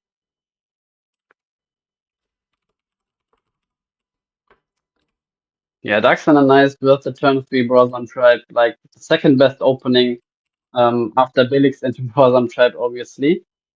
And yeah, now Poison Mushroom attacks, but Borzan Tribe can kill it, and he's basically forced to charge maybe another mana here, which you don't want to see as the FN Rush player being at 4 mana. Yeah, and he is at 4 mana now, so you can play the Polygon back and the Speed Attacker, and no way to return like Speed Attacker to hand with the Sniper Mosquito and being stuck at 4 mana, which you don't want to see as the FN Rush player. Usually you want to be around 3 mana, even 2 mana when bouncing back with Sniper Mosquito. And yeah, huge sequence there. Huge misplay sequence. Not playing the Sniper Mosquito turn 1 definitely hurting him now. But no shield trigger here. Dark Signer, best option here is Skyward, maybe Rosan Tribe into Soul Sword for Skyward into Belix, if that could be something. Yeah, so a lot of options here. Last card in hand from Ali, probably another speed attacker here.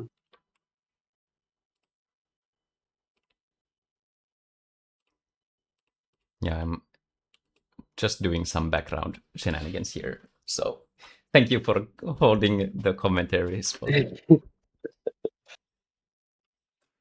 Yeah, now he's in the big thinking tank here. So good sign probably. Oh, he doesn't. Oh, mana. Oh, I mean, he's saving a shield with the clamp and discarding the speed attacker, but Brothern Tribe would have been, yeah, better there, obviously. Oh, let's see. Do we draw a speed attacker?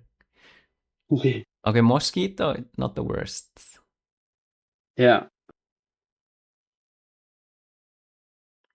Okay, so Dark Signer, notably Polygon returns to hand now if this is not a trigger. Ooh, the burst shot.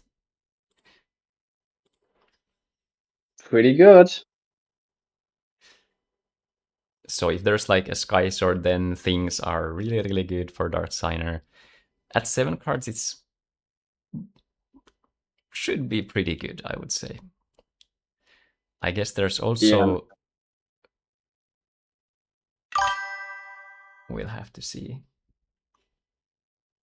Yeah, now he had like, or he sees 3 more cards on like the shields and also the card he's drawn. So Skyward. But I think if there would be a Skyward, he would have already played it. But and at 7 cards, I think it should be pretty easy to charge one of them. There are so many dead cards here and like more discard spells, for example. But the fact he's taking his time, I think he doesn't have Skyward again. 6 mana, Phobos, and hope. Oh, yeah.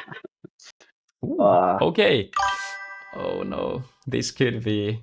Touching Meltdown, and yeah. Top deck speed attacker. Oh. Nothing else. So hard. Oh my god. Oh, okay. Okay. Oh, that's wild. Yeah, and now if he removes it and no blocker, he's pretty much in the same situation as last turn. But so far he didn't see any volcanic arrows from Ali, so there's definitely a situation where it could be in the shield. So playing Meltdown here is pretty risky. So if he could deploy another creature while simultaneously remove the polygon, I think it's better than going for the Meltdown right away. But if you can't do either of those things, then you should go for the Meltdown play. Yeah. But I'm really wondering what his hand is. He has so many cards in hand, and he did like not like the best plays. I mean, it obviously were the best plays, probably knowing his hand. If we go with like one hand, but Yeah, guys were definitely missing here.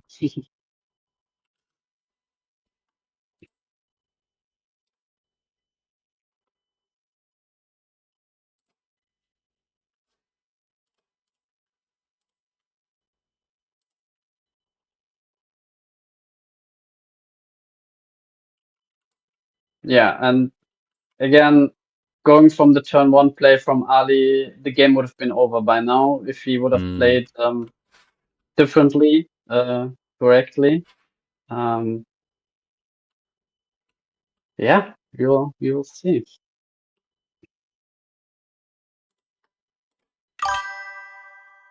Yeah, Fortress charge, pretty easy here. Not really close to that.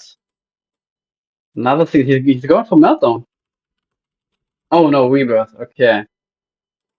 I mean, I'm not sure if I'm liking the rebirth here because he's not progressing his board state and dodging another speed attacker. Oh man. So now a rebirth is huge because rebirth on Gonta means you get your Belix out. Right. The top deck. Oh my lord. I mean, he's already through 4 speed attackers, so only 4 speed attackers left in his deck. So yeah, and I think there's another rebirth coming now with the way he's playing. Yeah, yeah, and now the door is closing on Ali getting Soul Swap back. Yeah.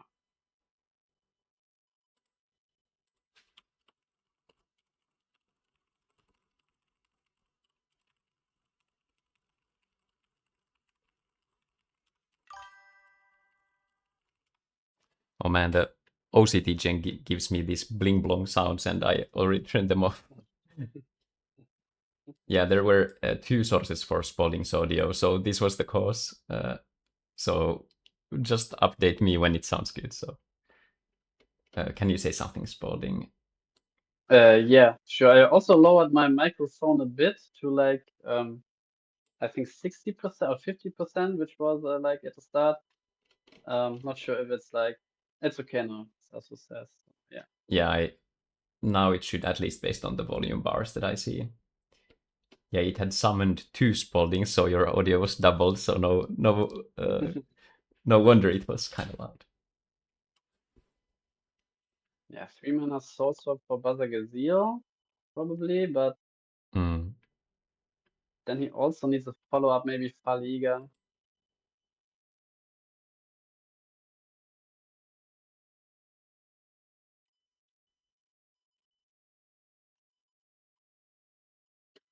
Oh, he's going for the meltdown. Yeah, nice. Because Buzzer Gazelle can't be removed. Very good. That game. Yeah. Yeah, good play. Nicely played. Nicely played. There was the volcanic arrows. There we go. Yeah.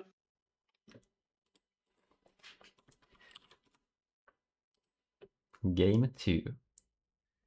GG. Oh, this would be interesting. Like if it were to happen so that FN Rush falls to the lower bracket outright. I think that would be a historical moment almost. Yeah, definitely. But also would help in terms of speeding up the tournament probably when he's going for a lower bracket run, and then the lower bracket there are more games than the upper bracket, and he's just running through them. True. We'll see.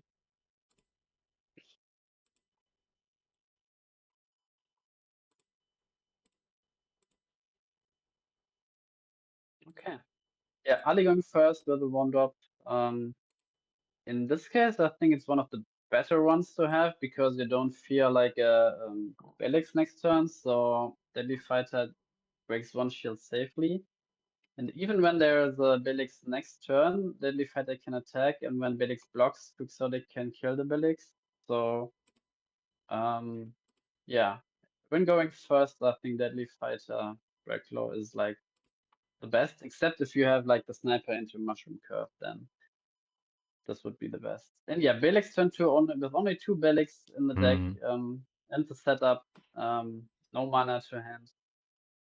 So looking good for both of them actually. Yeah. Let's see if Ali has Comet Missile for the Belix, or maybe just another creature. So Quixotic gets this power boost and can run over the Belix when the Deadly Fighter attacks. Yeah, I like the and also I'm interested to see Dark Signer's turn because usually what Dark Signer would want to do is play the Bronze Arm Tribe to reach like a mana threshold, but if they decide to go for like a backswing attack with the Belix, I like the play to keep the Quixotic, but that would usually mean that you need to have something else that you can play, because if you're slowing down your development and not doing anything, then it's like a little iffy. Yeah.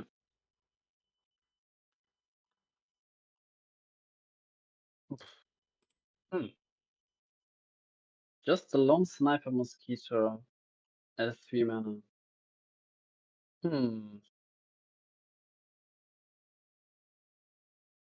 Ways I can try to adjust that a bit. Basically, it's because of this like zoom here. Oh, also nice here. The Brother Tribe turn 3, so pretty good start here from Dark Signer. I wonder what the last card in Ali's hand was, that he didn't play like Mushroom into Sniper Mosquito. It's again at 4 mana. Yeah, speed and return. Could go for the poisonous mushroom, but I think the security of getting a pyro is probably better, because if your pyro gets removed, now you still have pyro, but it would have to be terror pit, and if you let everything attack, because poisonous mushroom would let you go for I guess you have 0 cards in hand, so if you get poisonous mushroom, you have 1, then pyro goes to hand, you draw for turn, you would have to charge. Yeah, it doesn't really matter. I think it's more dependent on what you would like to have in your hand, and I think it's between the volcanic arrows and the pyro. Yeah, I think he didn't have enough major mana, so when he charges Magnus instead of Shroom, he only has the 1 Torcon and can't play Mushroom into Sniper anyway. So yeah, and now he's thinking which way to attack, but yeah, I think there's like only one correct choice in multiple ways, but let's see. Yeah, it's obviously Sniper Mosquito, because 1, you want to return a card to hand at 4 mana. You don't want to be at 4 mana, as we saw last game.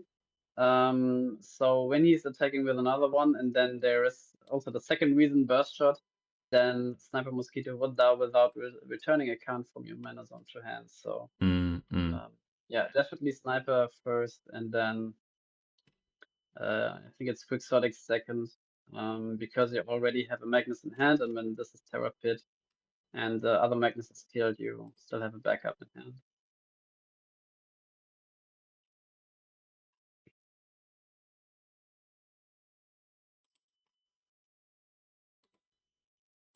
Okay, no shield trigger. I really would like Dark Sunny here to play Freedom Clamp here, and Warlord Tribe can kill Quixotic, because when he's playing Skysword, he's losing if he doesn't have a shield trigger.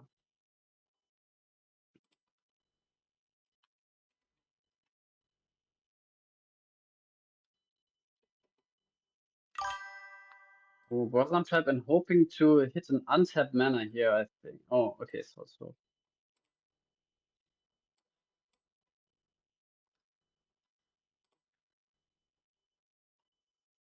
Okay. Yeah, when he has another soul swap, he can double Skysword, which is also safe.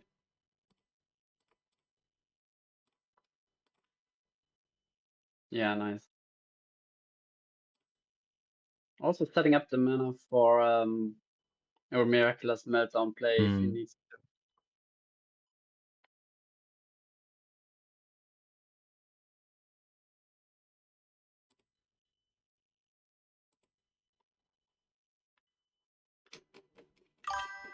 Does he have another one drop? Maybe.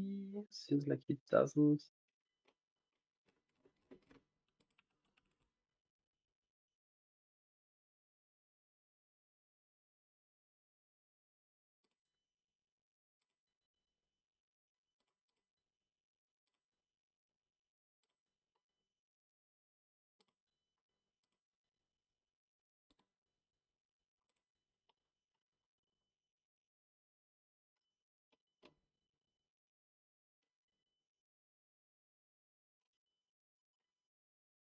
Yeah, so same attack order as last term.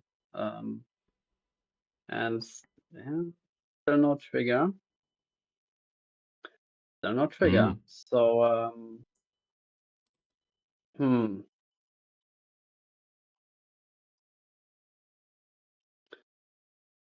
yeah, rebirth the 2-drop into Belix, and then Skysword can kill the Snapper Mosquito. Could be a line where you don't immediately die.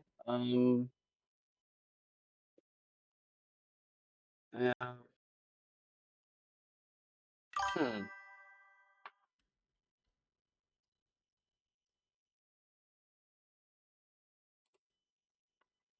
I mean, if he has another, if he has Buzzer Gazelle and another Soul Swap, he can charge the Buzzer Gazelle, play, doesn't. Oh no, he can't because Skysword gets put into mana tap because the Soul Swap Meltdown play would need 8 total mana if the card you put into mana comes untapped, but Skysword comes into the mana tapped, so that's not an option.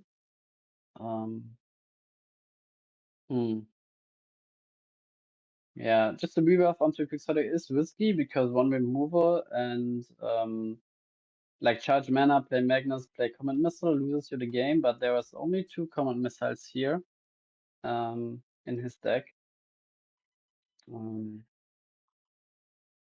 you don't have any other options, Skysword is obviously not enough here. He needs another thing. Skysword and swap would be insane, but or Slash Charger. Dark Elf mana. Okay, here's another Belix probably. And the thing is now, what do you slash? I think you slash. You could either slash yourself and get rid of something like Lost Soul or something, but I think slashing the FN Rush player, and if you play Belix, putting out the Comet Missile is. Oh, he doesn't have Belix. Okay. So Hedgie, now we need to get trigger. We saw the Pyro, right? So yeah. 4 cards in hand, so you can charge mana. Maybe you can play 1-drop as well. Poisonous Mushroom into Speed Attacker.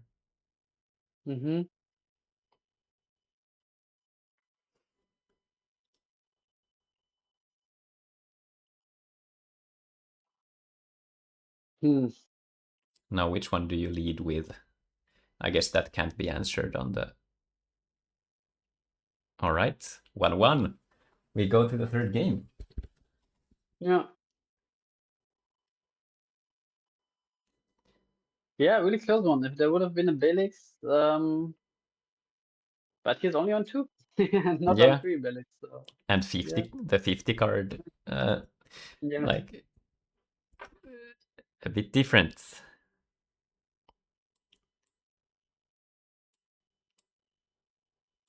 Oh, he's leading with a spell, so probably no Belix turn 2 here.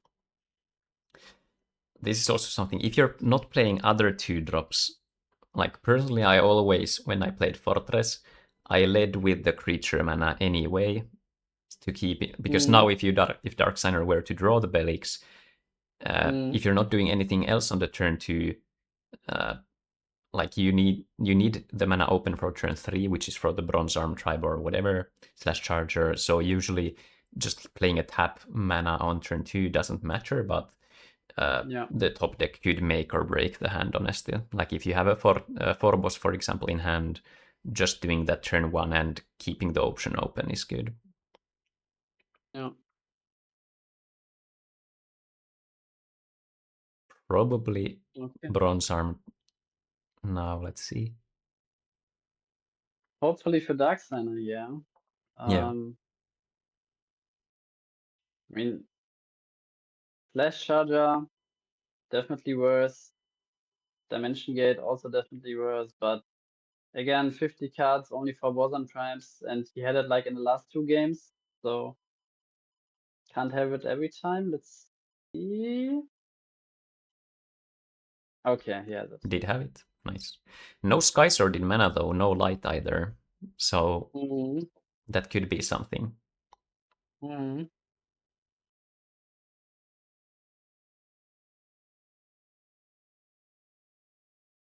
Rikabu doesn't feel that good here if it... Yeah. Yeah, I Yes. feel Roundup is better than the speed attacker. And correct order with the Quixotic, although minimal, but still, if you were to hit a burst shot, Quixotic would leave it through it. So just small nuances that can make a difference. Yeah.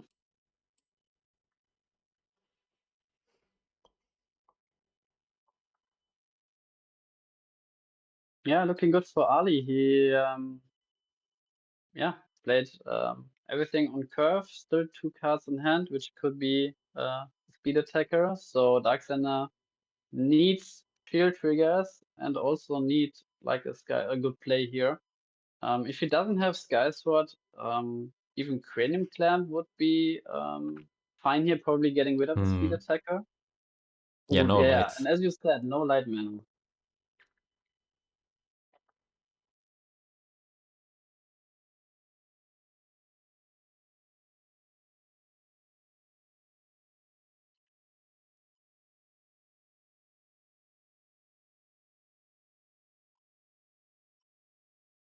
Magmarex is solid. Notably doesn't have any backswing potential. Was this the one-off, actually? Was Darksigner on one Magmarex? I think he was. Let me check. Yeah.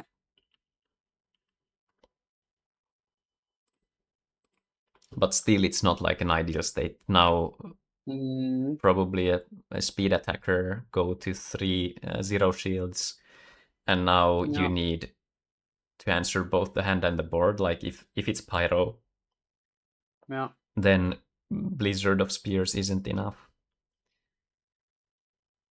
But you're pretty... Okay, so there is the Rikabo and nothing else.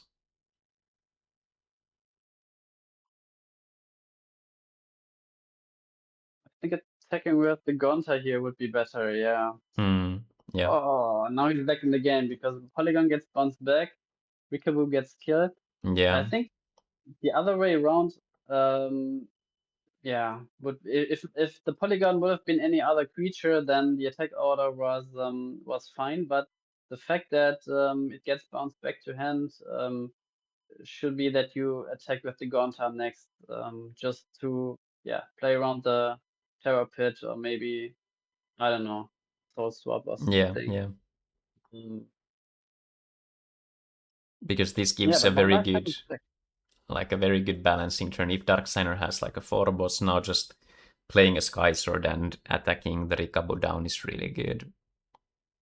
Yeah, and you don't really care about like the burst shot killing your 2 creatures because Gonta is still breaking the last shield, and you probably have another speed attacker in hand, and Magmarex can't kill the Gonta.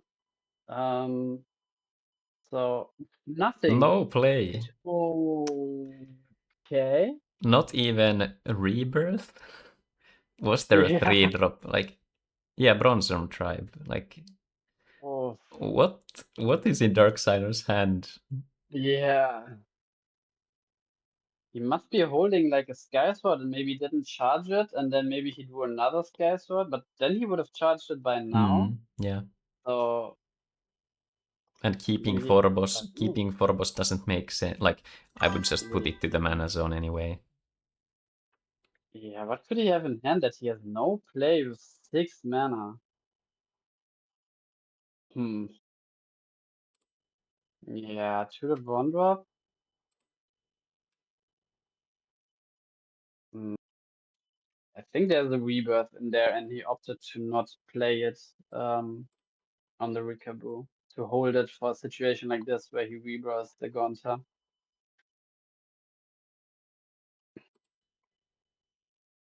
Hello, hello, Mage Odeon. Yeah, they are public, so this is an open decklist tournament. Opponents know what they're playing against.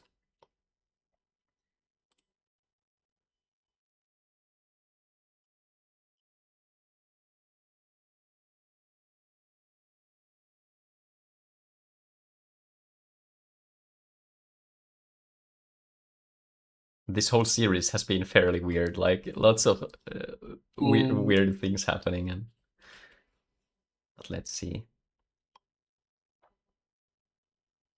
Darksigner saying they built a brick house. I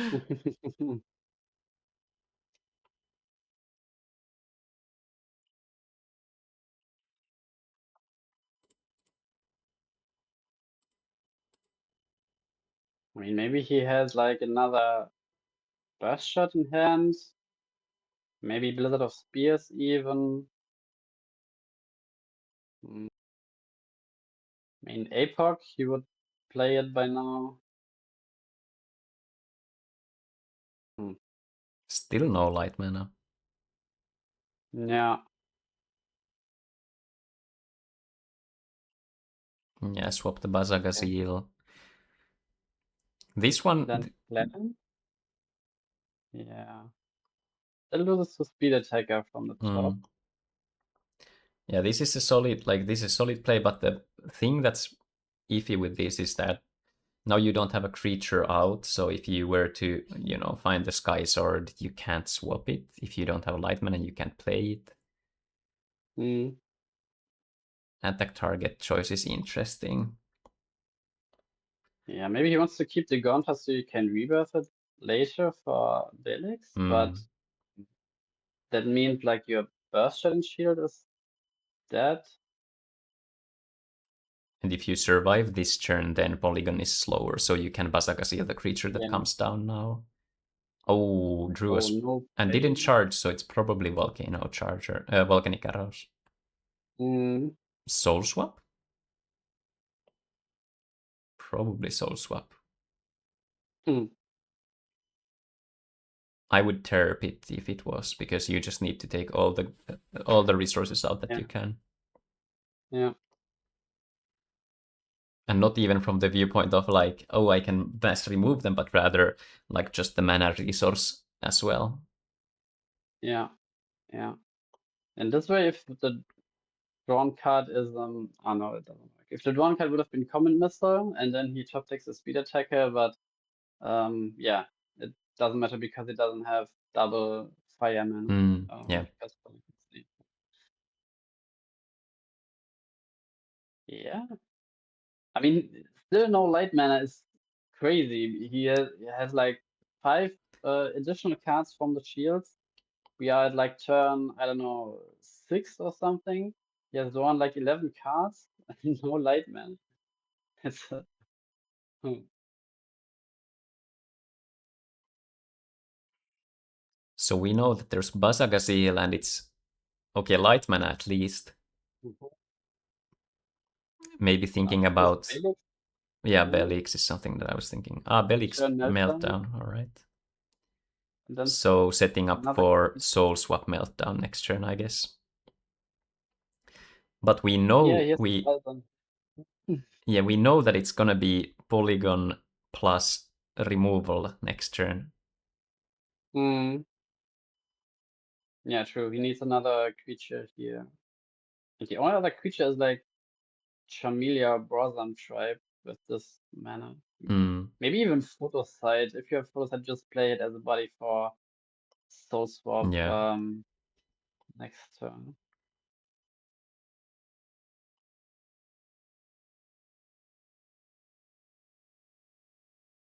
Still big think. Hmm. What could He they... had another clamp that he's on 2 clamps, right? I think. That would mean, yeah, another clamp would be better here, maybe. No, he's on. Yeah, he's on 2 clamps. Yeah. Yeah, probably deciding between clamp and maybe a creature. But if the creature would have been Borzan Tribe, you just gamble that you hit untap mana, so you can play clamp and Borzan Tribe together. Hmm. Because as we said, he doesn't have double fire mana to play speed attacker plus removal, so he's safe with that. There's no need to yeah, if he's deciding between clamp and something like photo sight, if he has a soul swap already in hand, then it's definitely photo sight here.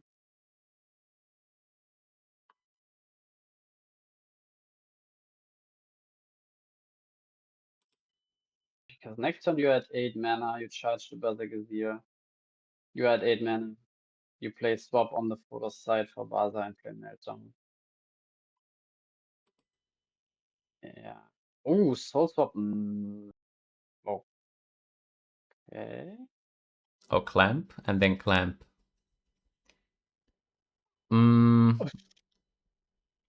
Wait a minute. I don't like that. I don't like. He was safe from top speed attacker, and now Yeah. he's not safe from top speed attacker. I don't like that play. No. Oh, I don't like that. Oh. This would be, like, if it gets punished, I think it's kind of justifiable, but we'll see. Yeah.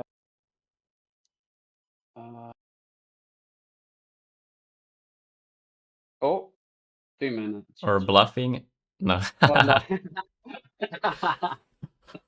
Yeah, the other option, you had soul swap. Let me think.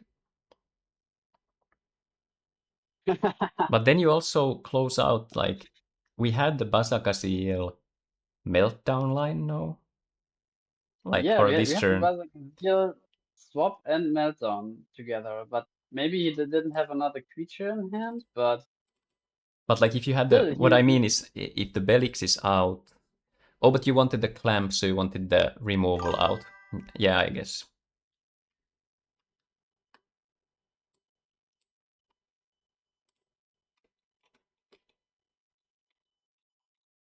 but yeah, that's such an interesting spot to. I mean, he was safe from top speed attacker, and he opted to clamp and put him to lethal range if the opponent top speed attacker. That was interesting. I'm not sure why, but it is what it is. I'm interested in what maybe he's revealing after what he had in hand there, but oof, that was pretty risky. Just beat. Oh, Oh no, meltdown. okay. Yeah. What? Ooh. No better Okay. play? Yeah. What? Damn. Like, what is his Yeah, hand? this... Like, oh, and he got it. Like, damn.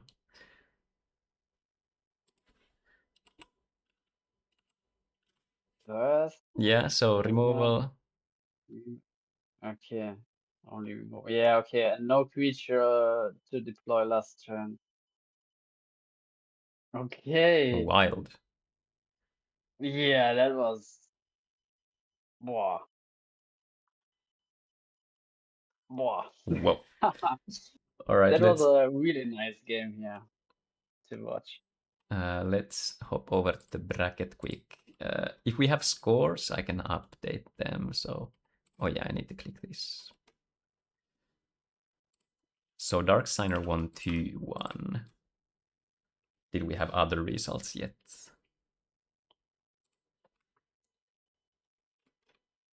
Let's see.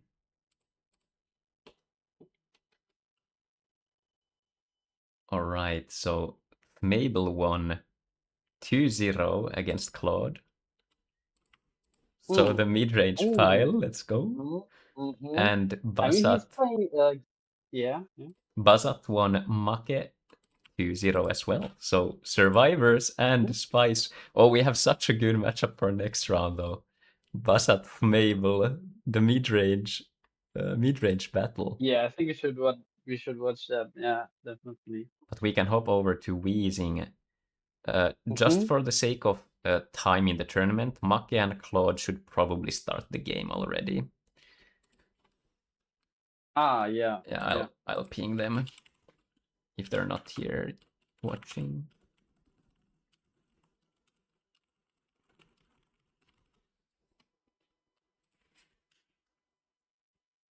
All right, let's see. Wheezing and Otto.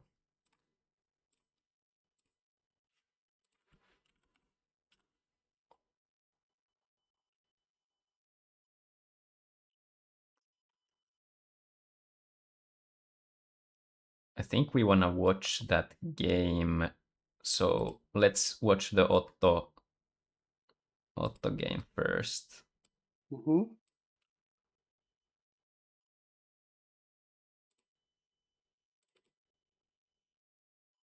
Let's see. Joining there.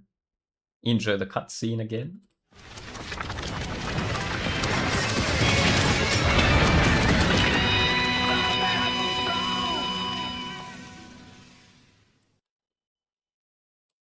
There we go.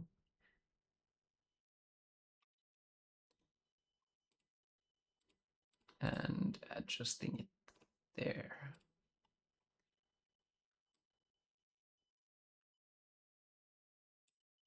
No, I think Mr. Bazat and so maybe we want to watch like your games. So and your game should be faster than like Hydro Hurricane versus Orbas. So you could wait a bit.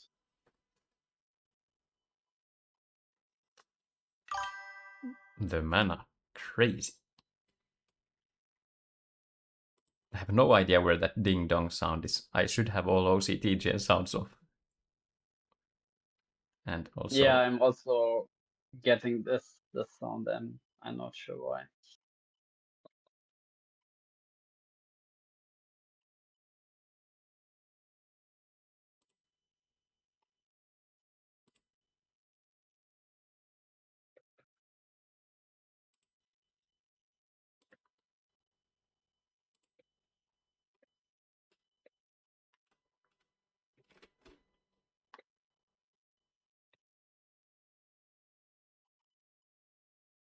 a grindy game. Let's see, 22-16. So Wheezing is behind.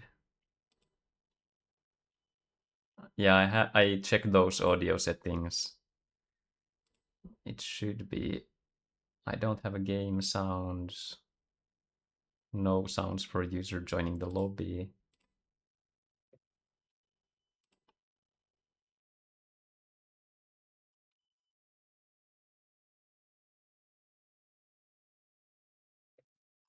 I tried checking the Windows equalizer, but it's not... OCTGen is not showing up there. That's the weird part. And I have my default device set up as it should be. That is as it should be.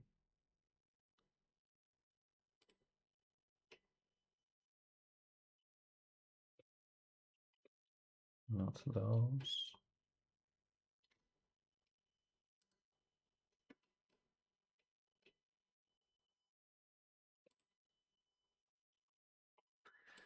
Let's see. Not there, not there.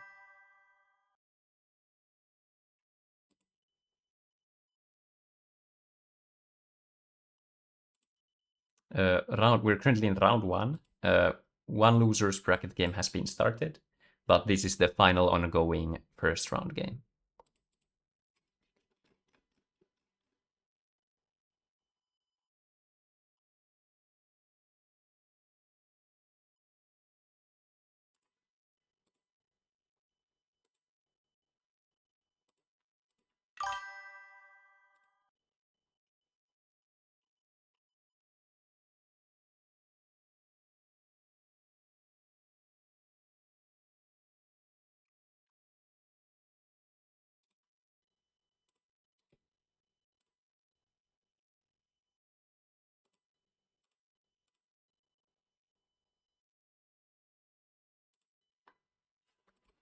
Let's see.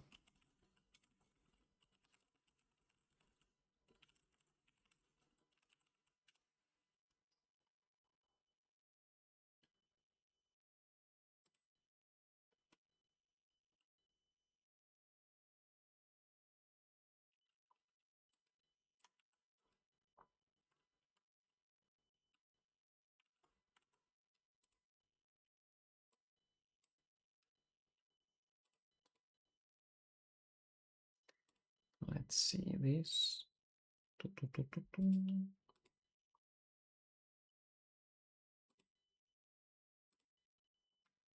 Let's go like that.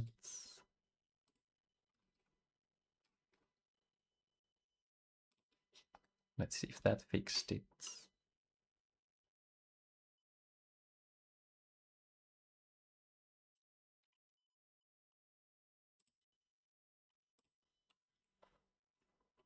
The grind is on. I guess we could maybe start the Bazat Mabel on the side. Yeah, we can do that, yeah. Bazat Mabel, if you guys are here, you guys can start your game. We will be watching it on the side. I just have to adjust this window a bit. Yeah, it's also good that like the loser of this faces FN Rush, so Yeah, it's Maka and Claude are playing, and then the other game would finish probably even before them. true.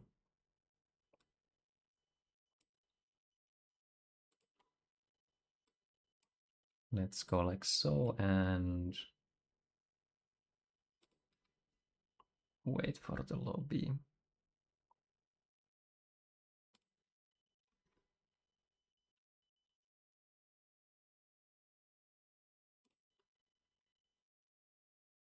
The Gigabytes are discarding the fortress that you do Oh, from the end. sick. And yeah, the morbid medicine that Weezing needs is in his mana zone, and one Belix is used. It's on the battlefield. And there are already two soul clubs in the grave, another one in the mana zone. So he only has like one swap left and one Belix left. Oh, but where he's tapping, that's maybe a gas leader, which is huge in this situation. Yeah, that will be so good. Yeah, the thing is, how many shields are you returning? You are facing 4 attackers. You have one blocker. I think you return like at least 3 shields. Yeah, I would. Then with removal on Belix you survive, but there's an argument to return like one more, depending on what is left in the shield. So let's see. Plagues are like the removable option here. No mass removal other than that. And what would you give your opponent? I guess that's the other discussion. Like,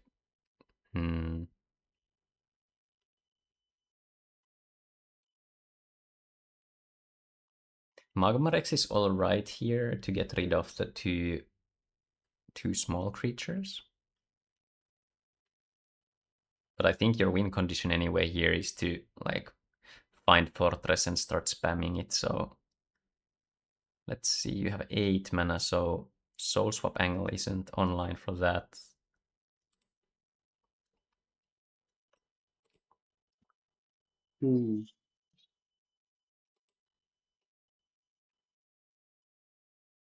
I mean, he has looked through his deck with Mystic Treasure Chest, so he definitely knows what's like in the shields. Maybe not like every 7 cards, but the most important one. And then, obviously, if you return like a Surfer to hand from your shield with Ghastly, you are sad. But Yeah. when you know there are shield triggers, and then he's probably calculating maybe there are 2 shield triggers in 7 cards, and if you pick 4, how likely it is to pick both up. Yeah, it's pretty tough, this decision. I think I would go for 4 at this situation. You have enough mana left to play like 2 things here. And if you return a plague, then you are safe, and you could have even returned 1 more shield.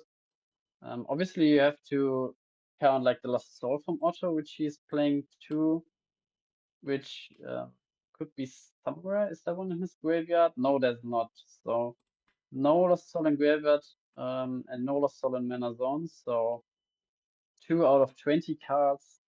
Maybe one is in shield, maybe not. So there's a lot of things to think about. So it seems like he decided. Let's see how many cards he's returning. The interesting part is also that you've gained some information depending on what.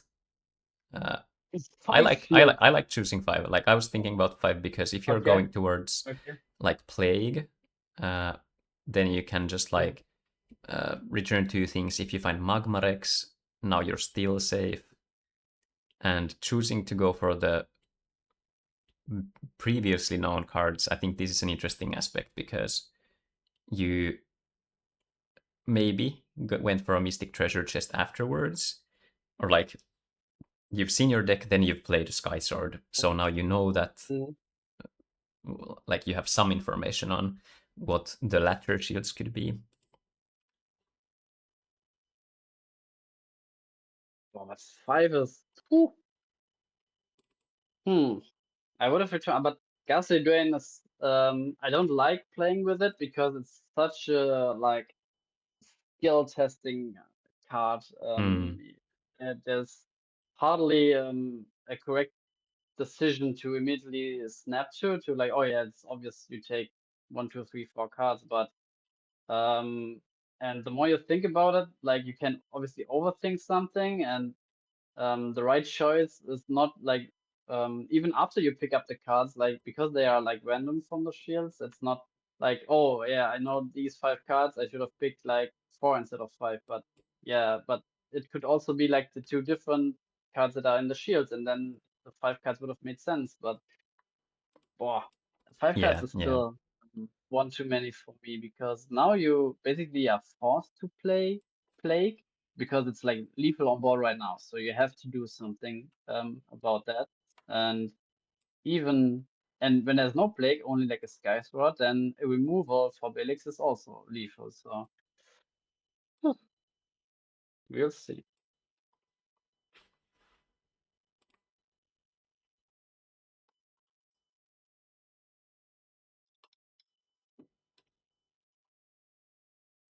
All right, we have our round 2 game starting on the right between Thmabel and Basat. The spicy people's choice games right there. Basat 20. Let's see if Basat can land the Bronze Arm Tribe into Soul Swap Factory Shell or something.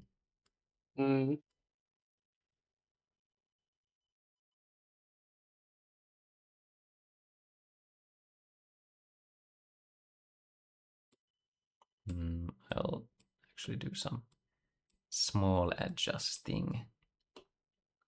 I think this is ever so slightly better. More board to see. Okay, there is a Plague from Weezing, and I think you target Magrus and Gigabalza here. Because as a Fortress player, you don't want to give the opponent like ramp back to hand.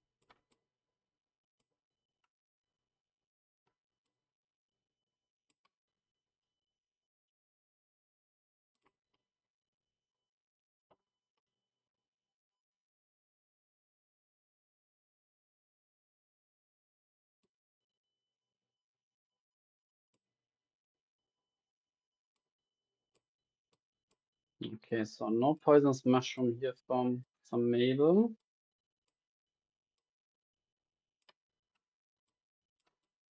Okay, so he chose the Brother Tribe, which is interesting.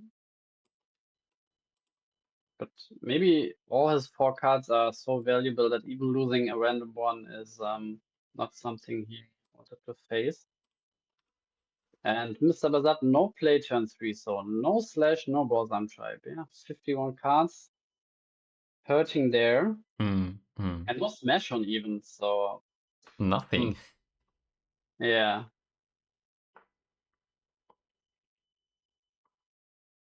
Let's see if Mabel has a Borzan tribe.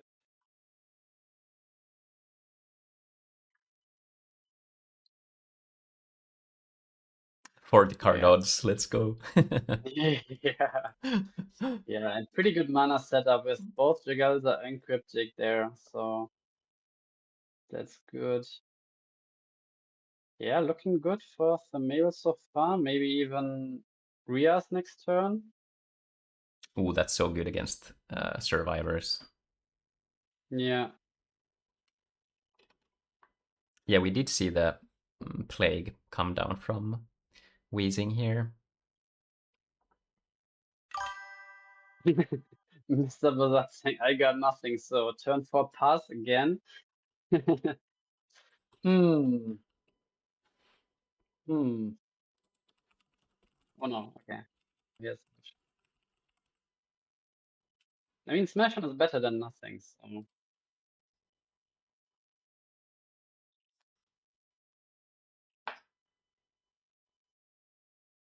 Better late than never, I guess.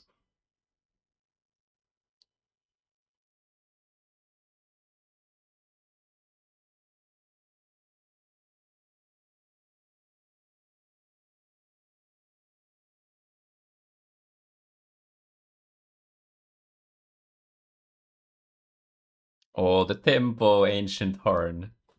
So good. Oh, the That's really Mistrias. Soul Swap? Oh, Soul Swap Juggles or Cryptic? Probably Cryptic, right? Can't break a shield. Yeah. yeah, Cryptic. Even Bronze Arm follow-up? Another three. Oh, Palaolisis, okay. Yeah, there's no Terror Pit now for... Oh, that's...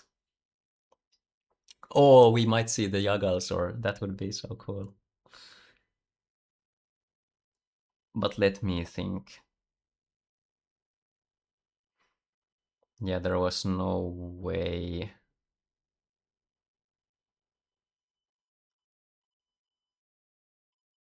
I was thinking if there was like a way to keep something up. It's Yeah. not the final game. We have issued a time warning for wheezing, so have to play at a steady pace. Yeah, we have to do that because we don't want to face a 9-hour CIDC, which has been done before. And with these temperatures, Yeah, I don't want to sit 9 hours in front of the PC. So, it's 1-0 for wheezing, I believe. yeah.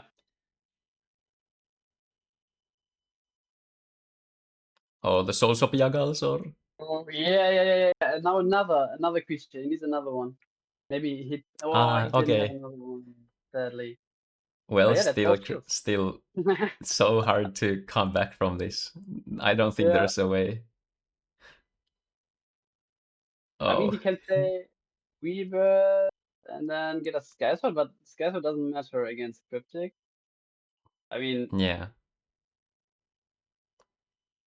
And Gargantua doesn't, you still wouldn't kill two creatures.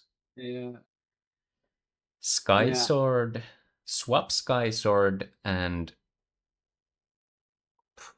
yeah, let me think. 3, then it would be at 4 mana. So swap Sky Sword, and just needs to find another soul swap into the shield or Terror Pit, I guess. Oh, but it doesn't matter against the Cryptic. It's looking pretty grim, I would say. yeah. I think that's. And he's not on Meltdown, so. Or is he on Meltdown? No, he's not. Okay. Yeah, just GG. Yeah. Nice. We saw the really good swap deck. Let's go. Yeah, yeah. That's what we said, like in the deck check, where this combination comes up. And what was not even like the optimal one since he didn't have a attacker. He had a paralysis. Or like another attacker, he had like one card in hand, which he didn't use. Like one more attacker would have been game a turn before.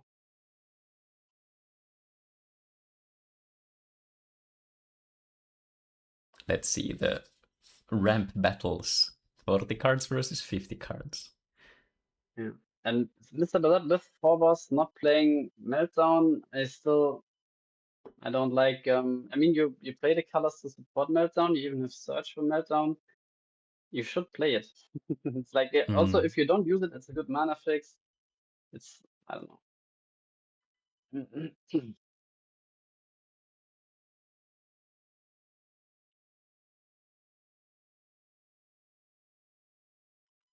Yeah, Belik's not needed in this matchup. Rebirth sets up the colors. Okay, Bronze Arm, but still Bazat is only on 2 colors. Mm. Probably not that crucial. Could be a soul swap into Mistrias into play something next turn, like a 3-drop. Yeah. And if you're Thmable, you would like to respond to that with a Rebirth, but you can't with this speed. Yeah. Just has to be ramp pretty much for Thmable, otherwise it's pretty bad. Mm. Mm.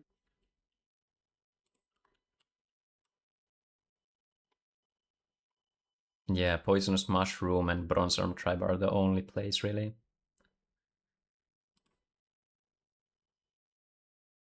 Oof, yeah, it was just a pass. Mm. Oh, the soul swap. Yes. Oh, Yes. yeah, factory. I see. And then Smash Horn.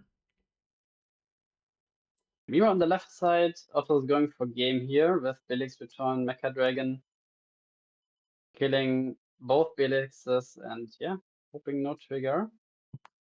Oh. Oh, nicely He came played. around the Nicely Magma played. Dragon. The Magmarex. Yeah. All right, GG. 1-1. Yeah. I mean, if the Magma Rex would have been the first shield, then he went all out pretty much. I think Weezing would have had this game. Yeah, Not sure what he returned to hand, like the 5 cards, if there were like other shield triggers in there. But yeah, maybe should have returned 4 cards instead of 5. But or maybe like I think there could have been other, like, if we like seriously speaking, maybe Weezing could have played some, like, you know, taken different actions because they got so many cards into hand. So maybe something there was something like maybe wasn't expecting for the attack, something like this. Yeah, meanwhile, the right side is looking over already. Terrifying. Yeah. Like, what do you do against like this curve from Mr. Bazat? Okay. The I mean, Ancient there's still a Charm. chance. There's still a chance. If Mr. Bazat goes for like some grindy stuff, and then suddenly we have like the swap Jagalza Cryptic combination. But I Or don't think Mr. Bazat will take that long. I think this turn he will play Rebirth. some survivor. Yeah, maybe Yeah. Rebirth, maybe some survivors and search Gargantua, and then next turn Yeah. he goes for game. I guess they It's could a have just tomato on found. Holy Awe. See on Holy Awe. That's something maybe Mr. Mm, Bazat has to consider. He's not on Holy Awe. So normally he's playing a lot of like DM 1 to 5, DM 1 to 9, some 1 to 6 formats, and then he's always playing some Water Nature with like 4 Holy Awe's being splashed in it. But now he's opting to play 0 Holy Awe's, so yeah. Mr. Bazat can safely run in with a Gargantua.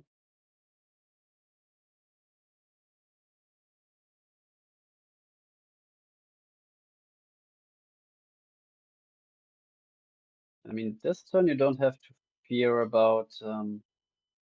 I mean, currently Factory Shell is exactly at 5k, so Rebirth onto Factory Shell definitely is an option next turn, and then getting out the Jagalza, and suddenly you have Zero Shields. Ooh. Yeah.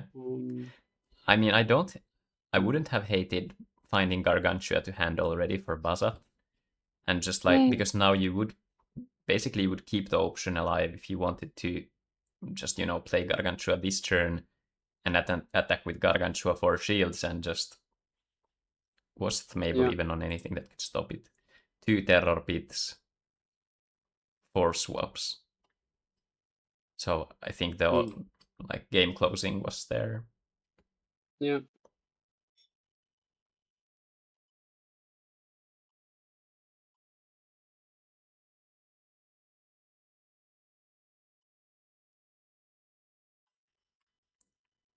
Did we see Mystic Treasure Chest from Weezing? Yes. Mm-hmm. Otto Logic Cube for Clamp, I would assume. With this amount of cards only for Weezing. If Weezing charges and plays something, then it's at 2. Yeah. I think Weezing, if there's a Reap and Sow, then that would be really, really good. Like Reap and Sow in this curve. We did see charge, but now you would need another fire or nature mana, so something that we talked about with the list is that colors can be iffy. I mean, he could have set up at least a fire mana with Mystic Treasure Chest last turn. Opted to set up the darkness, so maybe he either doesn't have Weapon Sow or he already has nature or fire.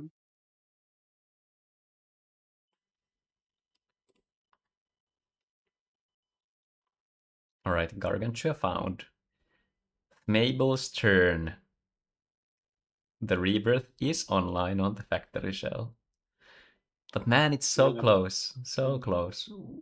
Yeah, maybe there was an argument to break a shield last turn with something, but then no, Smasher would have won over it anyway. So there was and no darkness mana for Otto here.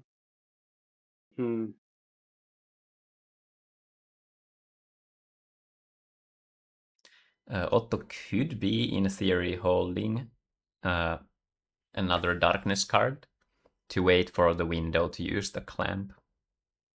Oh, no play here for breathing. Yeah, wants to sustain the hand.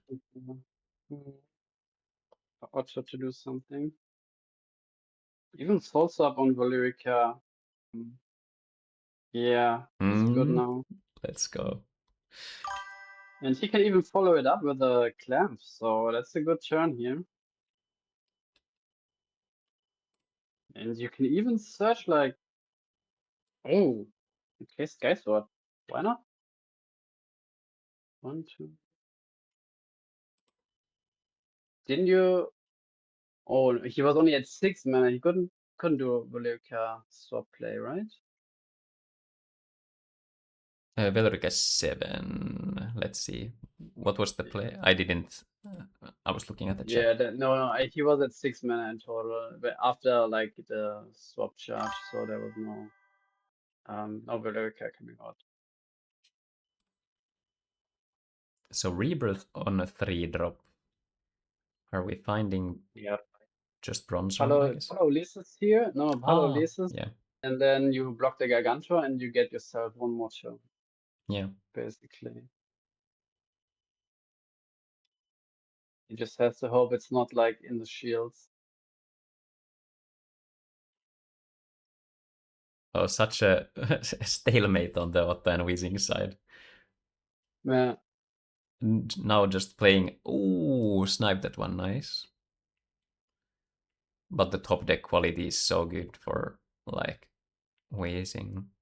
I guess it's like super good and not super good at the same time when it comes to like if you find the Reap and Sows and stuff now, those are not very good, but and also a late stage like this, Miraculous Plague isn't super tempting because you're giving your opponents resources, but yeah, and also he's on like 4 balls and 4 treasure chests, which are dead. And if you don't find your turn 3 ramp, you don't have pretty much anything on turn 4, so you need to have it, but you don't want to. I don't think you want to play 8 of those, because when you see it later in the game, then it's dead. So I think with 43 cards, you should be on 7 of those, not on 8, but maybe that's arbitrary, not sure. Yeah, Vima Paralysis has come down, so maybe I checked his shields probably. And yeah, Mr. Wizard needs to go aggressive here because still there's a Jagalza mana zone. If there's swap Cryptic, there's some threat looming.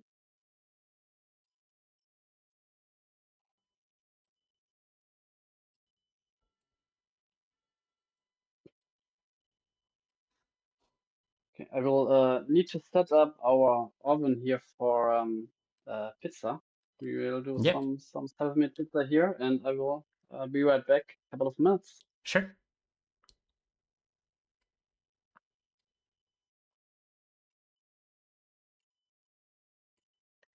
The slow play, let's see.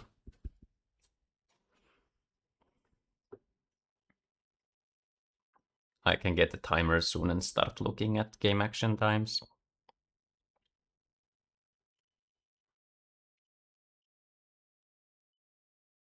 Oh, the Ghastly Drain again, let's go. Good card though. Okay, Buzzup evolves, probably does go for the attack. Let's see, what is the find?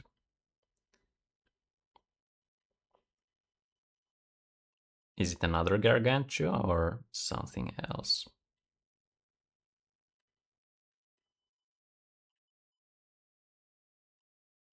So 5 mana left over for Wheezing after the Ghastly Drain.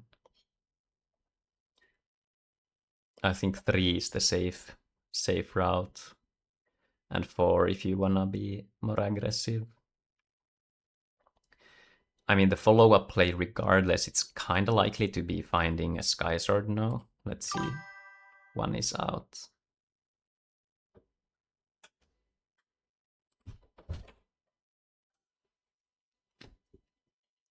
Wait.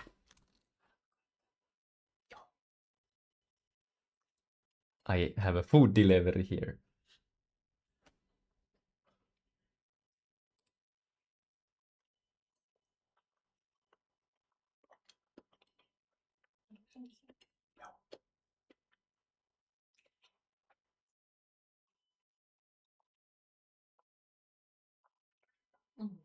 Mm.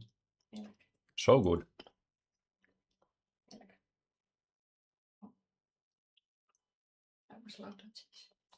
Mm. Vitustää tätä ja pistää kahviin kupin tulee. Ihan oikein vai? Joo. Kiitos.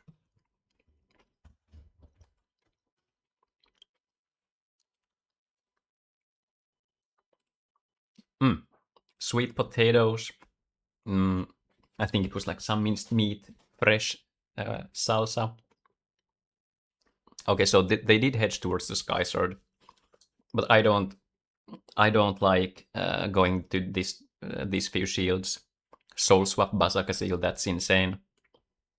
Let's see it. Let's see the Soul Swap Basaka Seal. No?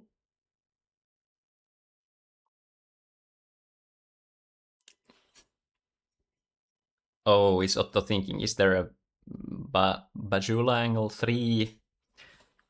Did Otto charge yet? No. So if Otto charges, then goes 3. There's still 6 mana left over, so you could go for like charge soul swap, get Velurika, get Bajula, play Bajula. Kiitos paljon. Oh, building the board. Not much action then though.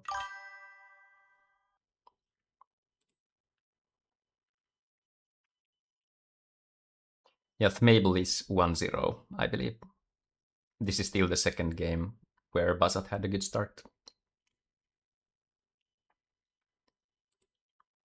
If somebody knows if that's an OCTGN sound, the bling blong thing, I would love to know. It can't be turned off anyway. But I'm thinking if it's like I don't have the lobby open. So yeah, that's the same for me. And I have everything turned on my streaming software as well. Twitch. I have this muted my, like, because I have the chat.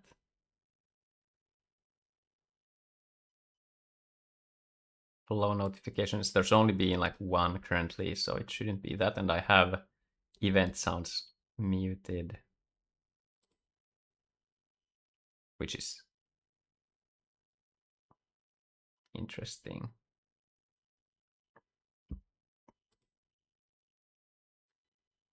Maybe I'll try closing these here and just keeping this open.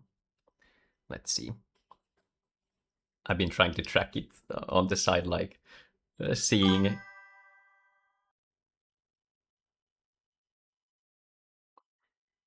Okay, you did follow now. We did hear bling though. Someone else try following. Let's see if it's that. I have my notifications muted though, which is the curious part.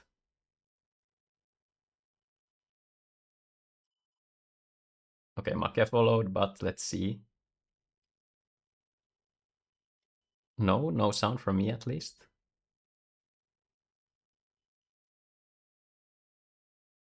Yeah, not that one.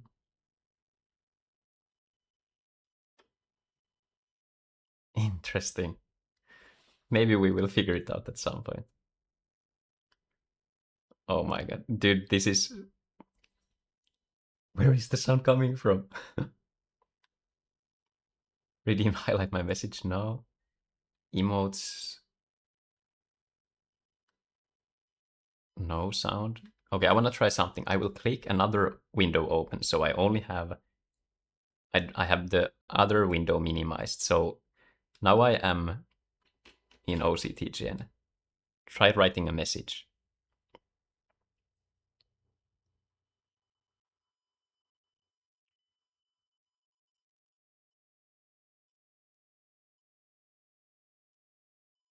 Magmarex swap. Alright, doesn't seem to be that either. Not message. If somebody can join one of these games as a spectator, that's another thing that I've been thinking. If I have it minimized. What mysteries can we solve? What is the secret to life?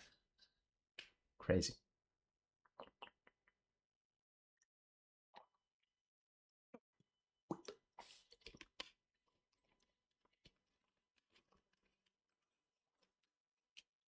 Yeah, no sound from the OCTGN either. Like, this is super cryptic, honestly. And I have no other system stuff either here. Let's see. Nope.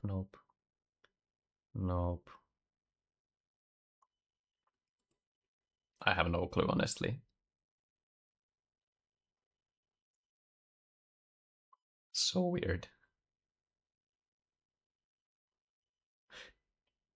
Regardless, we will hear the ding dong at some point again, and then we will work out the mystery.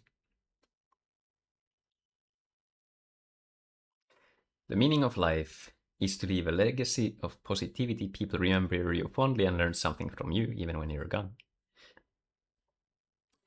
I would have to say I agree with that. I'm pretty sure there's a donation sound though, actually.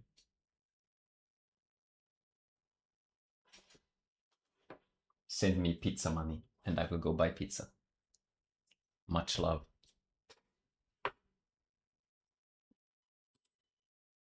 Maybe I would need to put... I will grab a big marker and tattoo your name on my forehead if you donate €1,000,000. Please don't. Bit sound. I don't think, because there's no... It doesn't sound like the bits either. Like, honestly, it's so random. I haven't heard that sound ever before. Okay, maybe I'll double check that it's not Discord either. It shouldn't be though, but let's see.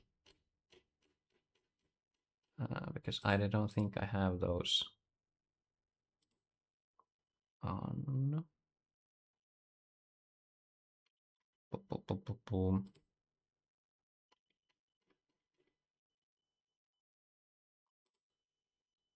Boom. Okay, I should be back. Welcome back. So I guess Mr. Bazard won game 2. It's 1-1 currently.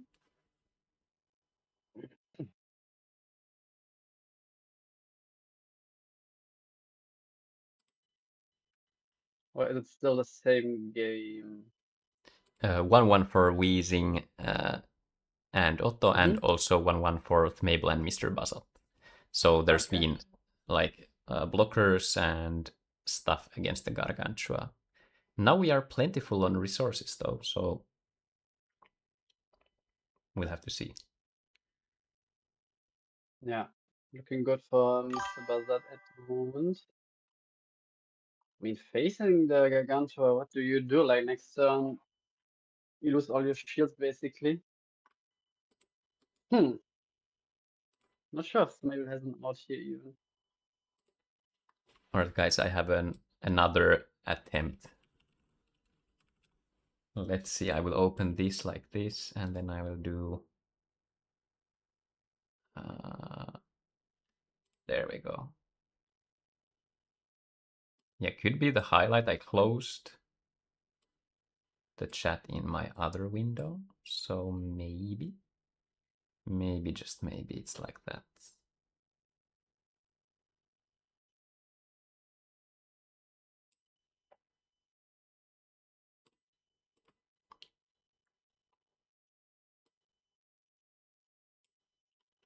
The test. I hear nothing. Positive, let's go.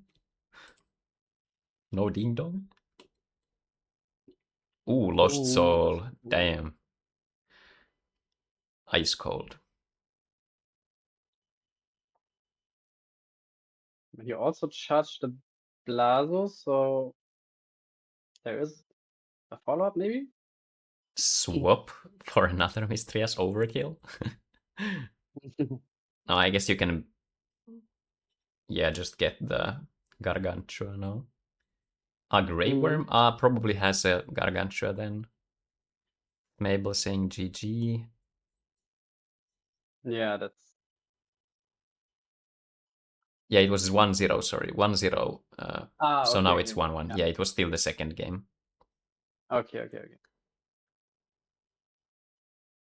Yes, if I'm not sure either, because like there were some moments where it was just like weird sound. But let's see. Maybe it's now solved. Terror Pit from Otto. Lots of cards for Otto, but what can Otto do? I mean, he's Not, on FN currently in the mana yeah, zone, so... not dead Yeah. on board.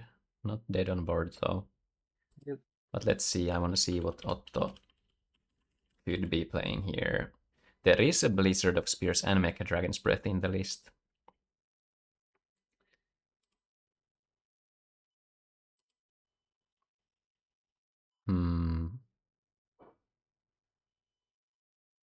Blizzard would be so good if Otto has it. Like, lights out value. Yeah. Soul Swap Bazagazil or Soul. No, not the sound, bro. And I don't see anything happening on the OCTGN side of things. Hmm. What? I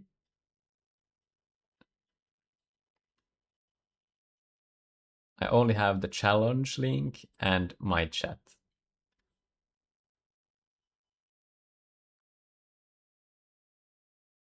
Sasu? Doesn't seem like Ooh. this window should be... Oh, the Mecha Dragons. Chef's Kiss. Good card. Darkness mana for Otto. Mhm. But let's see. It was Sasu all along. Sasu send us a message. We need to know. Okay, I'll minimize the window. I'll minimize the window. Now if I hear the sound, we will default to only permitting speech when my chat window is open. I don't hear anything yet. I will now carefully, curiously peek into the chat and see if there was a message. Oh, okay. Sasu did send a message.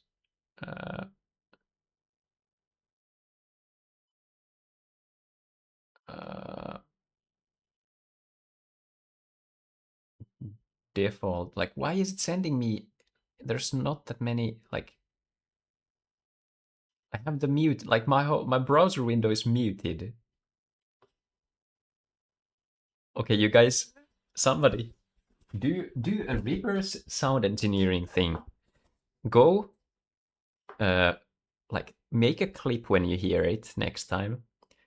Take that audio and just go like put it on like just Google search and then just like what is this sound? Something like that. No ramp for Basat, but we see the ramp into Mistria's fourth Mabel, and this is like really, really bad for Basat. Yeah, opts do not play anything. There's so many good cards for Mabel now, though. Oh, Rebirth would be gnarly as well. Triptych. Nice. Yeah, I guess. I have switched my sound. Do you still hear me? Yes, I will just adjust ever so slightly. I had to put it a little lower. You can keep it on your end as it is, but. Okay. Yeah, does not seem. Okay, I will just open the chat. It's not. I don't think it's that, but I have no. Honestly, like. Yeah, I think it's weird. Like the Mabel's position looking really good here. There should be no answer for the cryptic. Maybe a swap. No.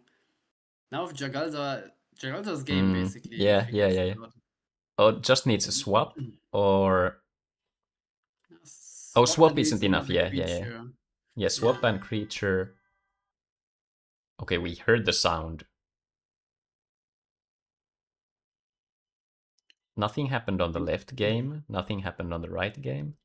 I mean, on the left side, I think Weezing could again start attacking. Yeah.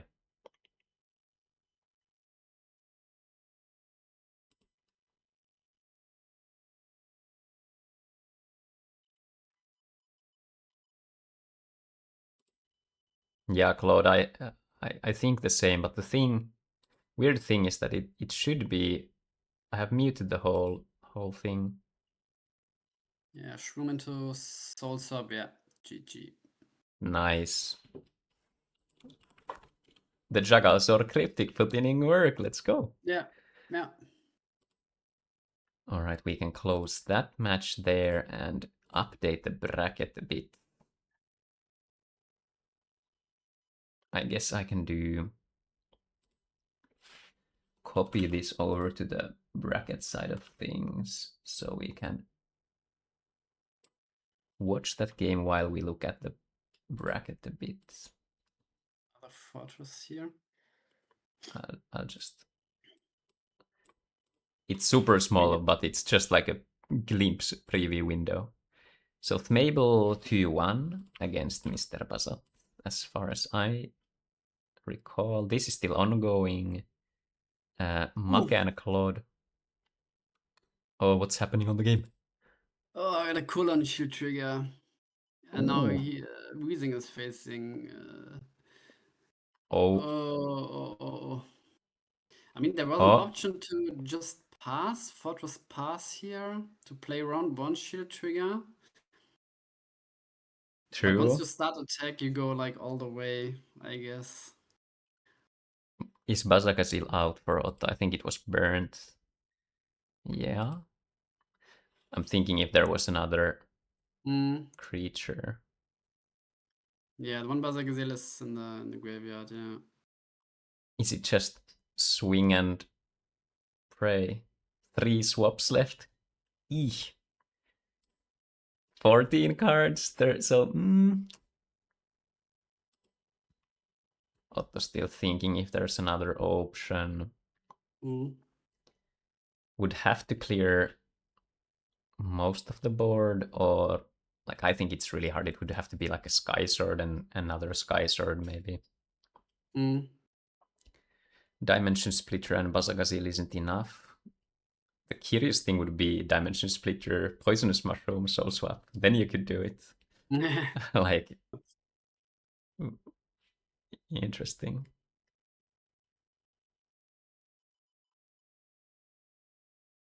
Let's see. Clamp.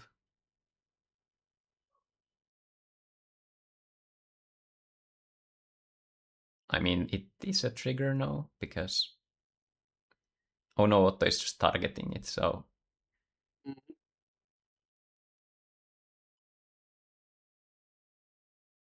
I mean, 2 surfers are out. And yeah, Magma Rex is still something, like 1 Magma Rex left, I guess. So it's 3 Soul Swap and 1 Magma Rex.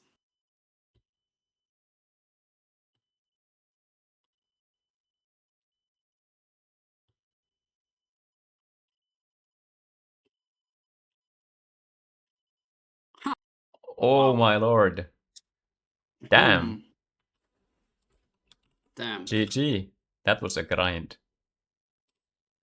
So Otto 2-1. We have finally concluded the first round, even though we've skipped ahead a bit. So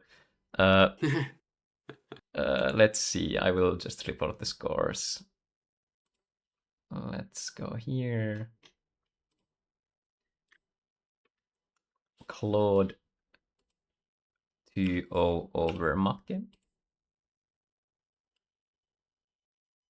There we go. So Darksigner and Otto. Let's go like that. Ali versus Weezing.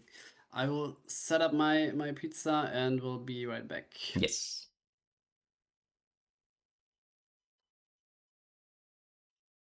All right, guys.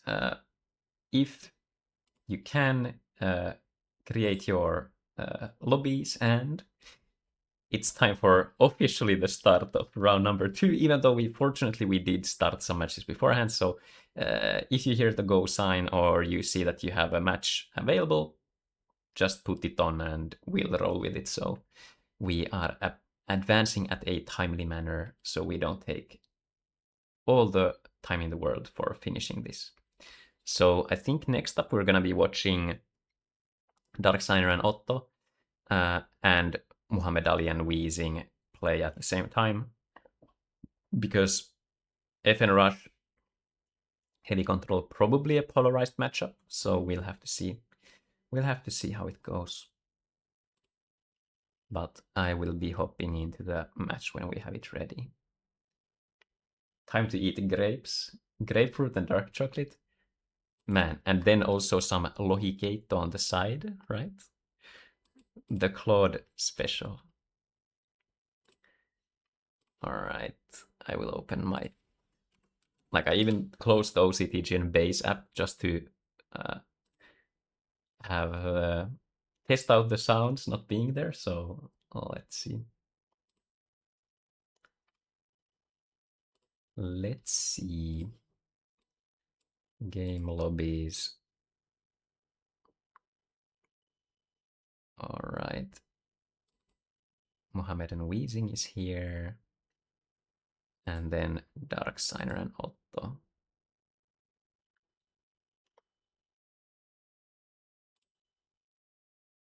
Put myself as a spectator. And officially round number 2, but as we know from the bracket, now we're looking at the round 2 game between Darksigner and Otto in the winner's bracket, and the first loser's bracket game between Muhammad Ali and Weezing, FN Rush versus Heavy Control, and Darksigner versus Otto, Forbos versus the Dragon Midrange. Hell yeah, enjoy the transition, guys. Hopping into the next round of games.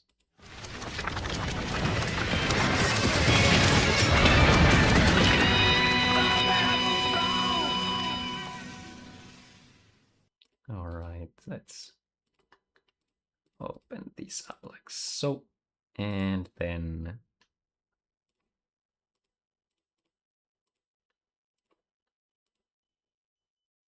let's see, do we have separate games? Yes, we do.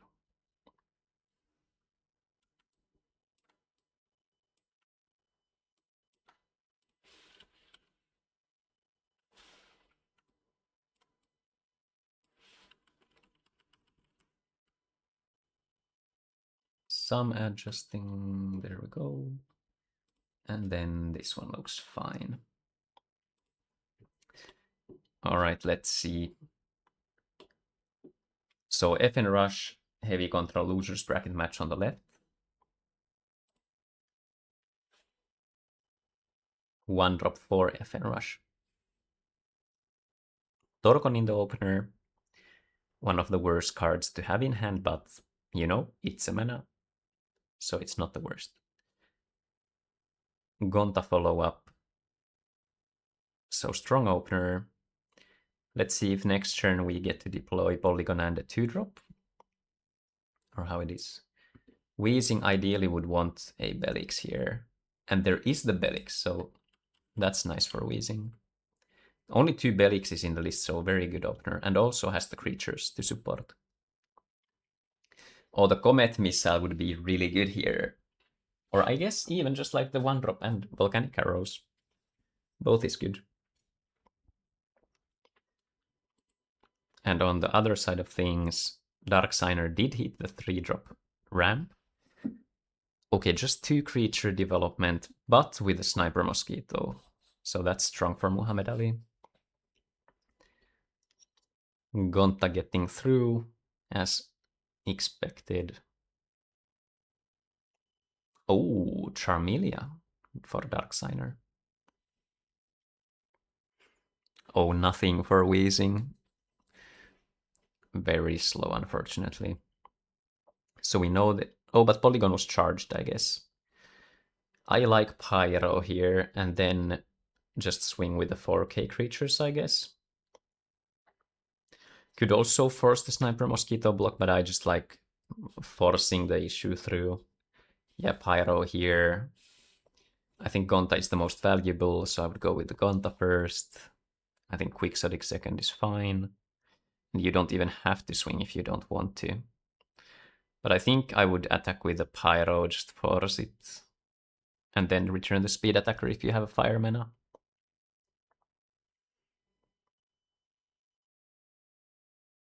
Interesting choice. Yeah, I like attacking with Pyro. Because next turn it could still be like, you know, Clamp and stuff. Now it's the forced, like quote, forced trade. Now Mosquito attacks, returns the speed attacker if there's a red mana. And even if there's not, I think it's fine if you have any playable card in hand.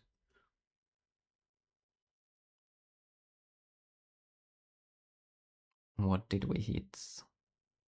Magmarex you would play, Soul Swap.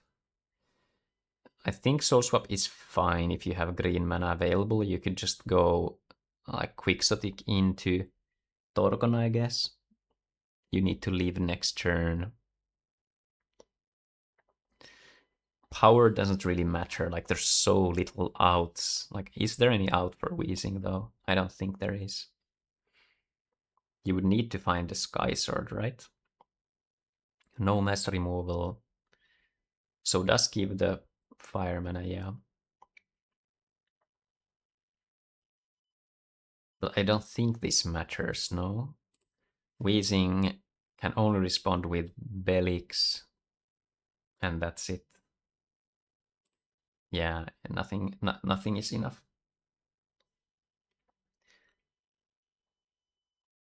And let's see, Bolmetheus for Dark Signer. Alright, we are getting aggressive, I like it.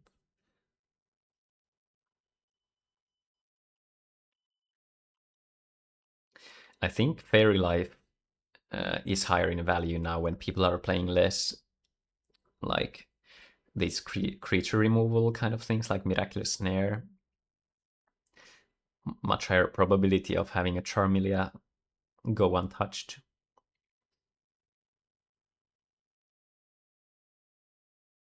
Slime Veil is a hell of a card, I'm just saying also. There's so many times where I've forced that Charmeleon to attack with it.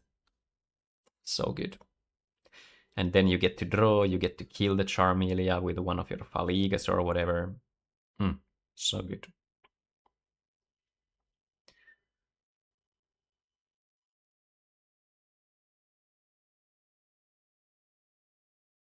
Wait a minute, did we have... Oh, the Giga Buzz sniping the Balmetis. That's the classic. Whenever you find Balmetis onto the battlefield or into your hand, no matter what the game state is, it will get discarded or attacked.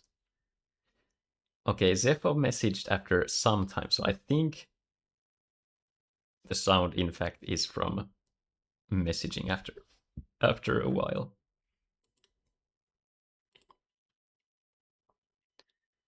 But whether it's from this one or that one, I don't know.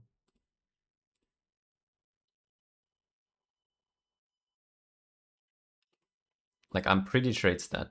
Oh, not per user. Maybe if someone in the anyone after a while.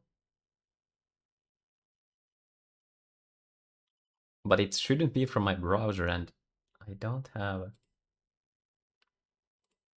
Let's see.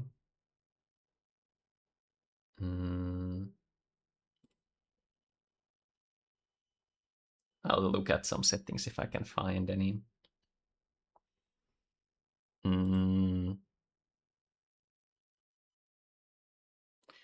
General settings.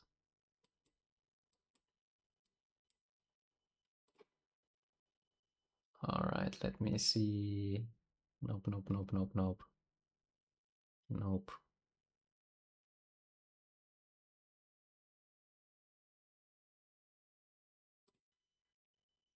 All right, no. And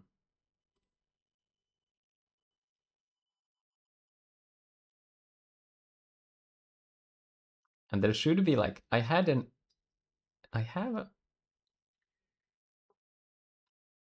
alert.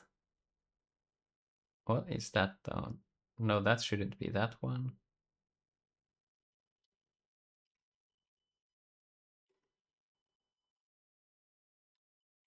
I should have like an animation for a follow though, which is curious.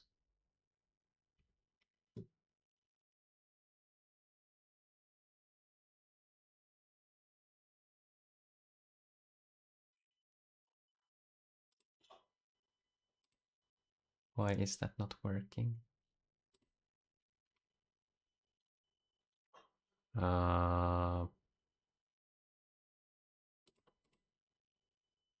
Okay, let's see. Chat box. Ding dong, ding dong. Chat notifications disabled.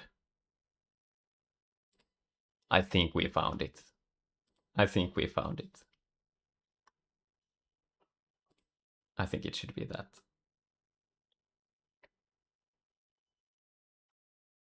Now I finally found the setting, and it was weird, honestly. Like I couldn't. I am treated to a beautiful cup of joe. Oh, voiko sä tuoda sellaisen keksin, sellaisen tummasukla-keksin? Joo. Oh. What a life. What a to-be wife. We're getting married in a bit over a month. Woo! Hell yeah.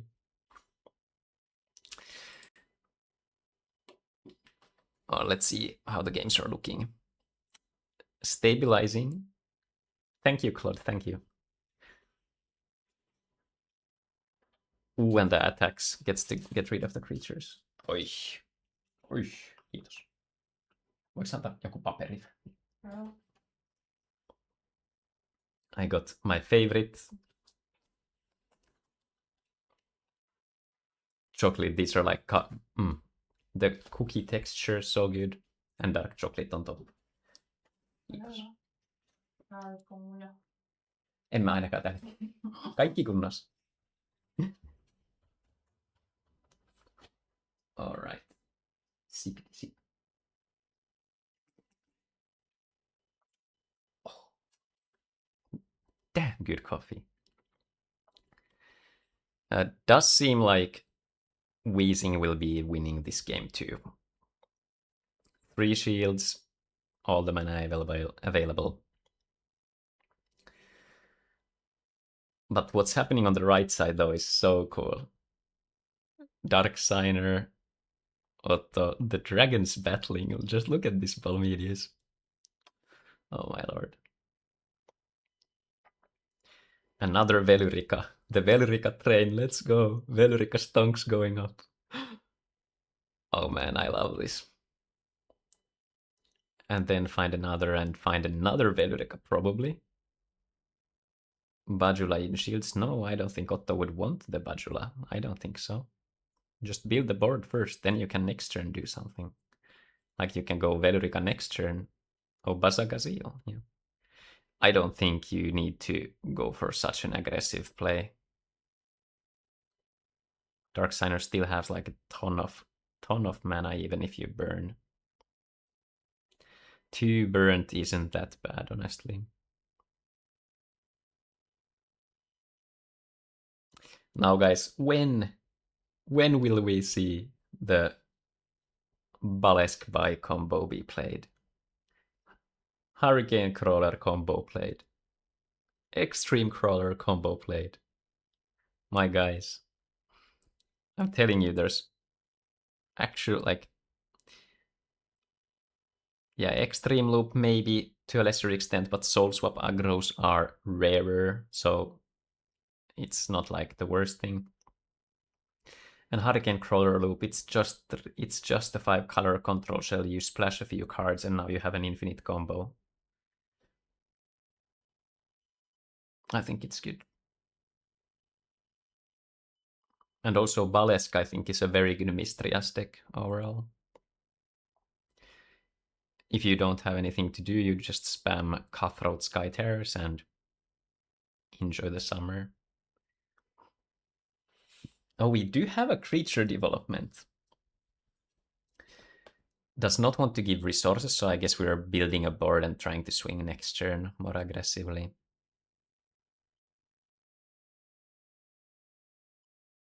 But now Weezing will have to start attacking, like there's no reason not to. Just play creatures out, Faliga and attack. Okay, Sky Sword. No attack, brother in Christ, why?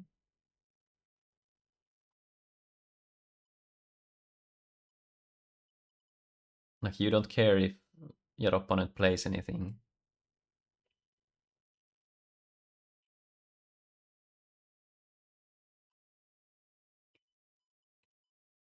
Like you attack 2 shields, now your opponent would have to kill Surfer. They don't want to do that ever. That's a horrible play. So they attack 2 shields, now your opponent is at 3, then next turn you just kill their creatures and attack again. I don't think there's any win available, even with the perfect draws. Yeah, I guess Torgon, but like... But even if it's Torgon, let's see, if you attack 1 shield and it's a Torgon, you stop. You still don't lose. If it's not Torgon, it's not a Torgon. If you hit Volcanic Arrows, removing Fortress is a little iffy, but I don't know. I don't think either way you really lose this, but like still I don't see why not attack, because the cards in hand for Muhammad Ali doesn't matter now.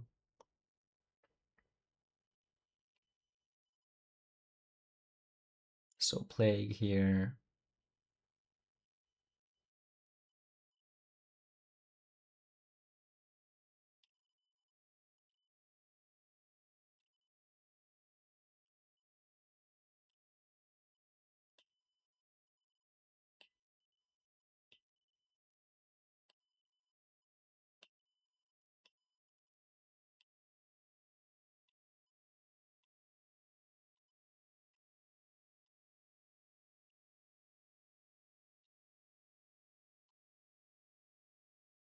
Let me think. 2 creatures. You attack those 2.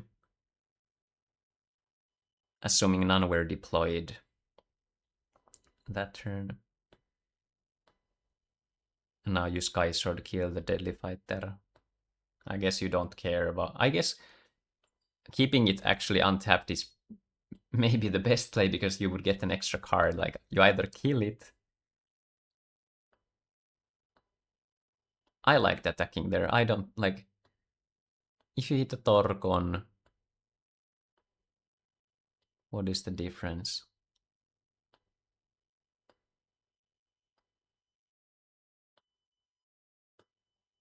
How many cards is Wheezing on? No rush there. This play is alright, but still I think this is just weak to the same things, but in a much weaker sense than the previous turn. Because this doesn't get you past any threshold. Next turn you could attack 3 shields, and then the following you could do the same thing, right?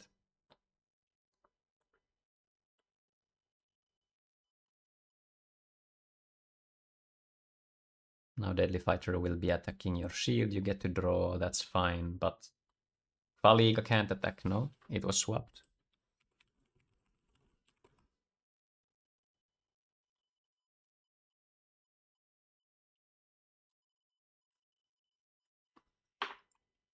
Oh my god, guys.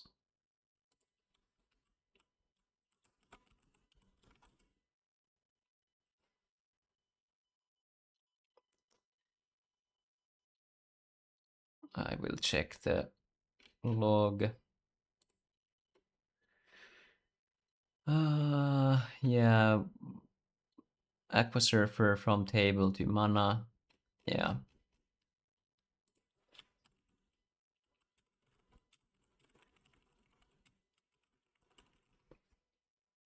Well, fortunately I was there to save the day. But gotta remember those. Gotta remember those. Now you just Plague again, attack, and it's GG, but... I guess if you hit 2 Torgons, then you could get more cards into your hand, but doesn't matter.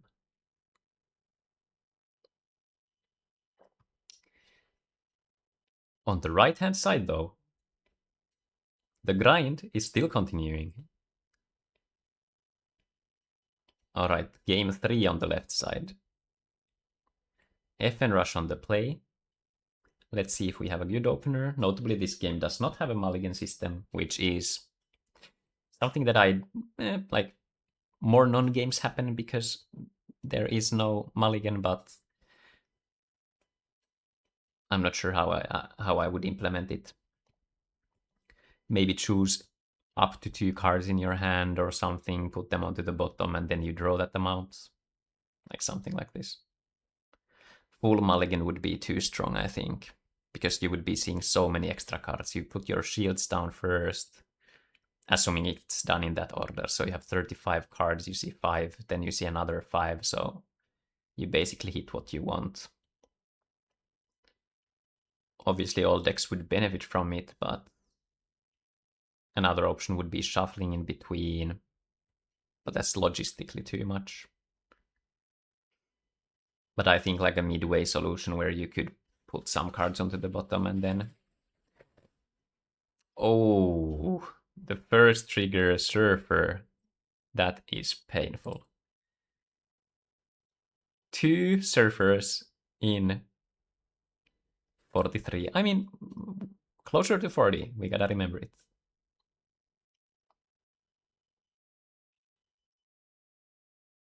Would take away from the design space of Water Civilization. Yeah, do you mean like the theme of like manipulating your deck? Like the top deck and this kind of information gain, or like just card draw?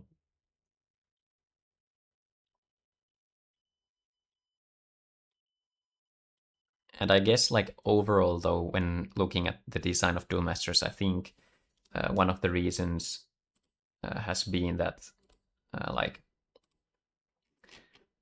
hold on, let's see.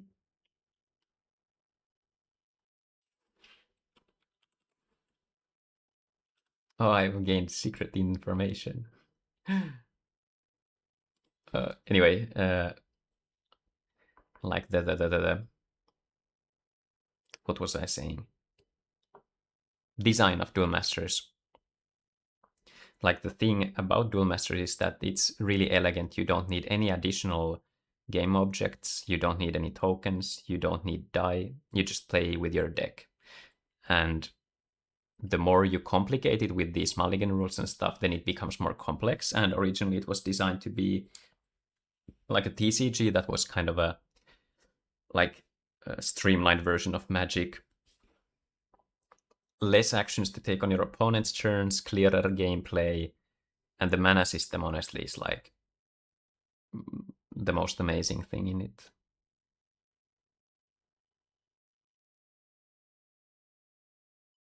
Charged the polygon. I didn't really look, so we had a swing here. What did Sniper Mosquito? Quixotic. If you don't charge the polygon,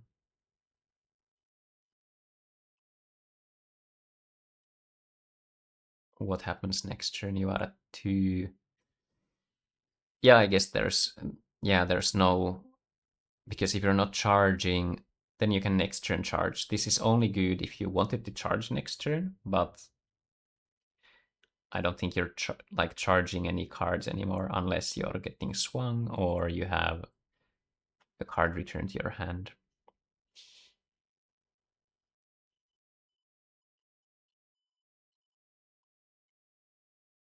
If you're wheezing, I guess double soul swap and swing the Rikabu is what you want to do.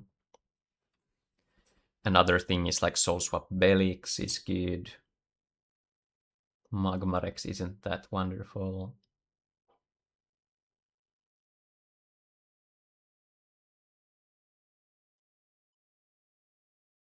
Ooh, Otto discarding Bronzorm Tribe, Bajula, Basagasil, and Velurica. So many dragons. Yeesh. Yeah, Mosquito burns you, so like I think that's the threshold for the Pyro plus 1 drop. But decided to return the Quixotic. Yeah, not returning the fire is fine.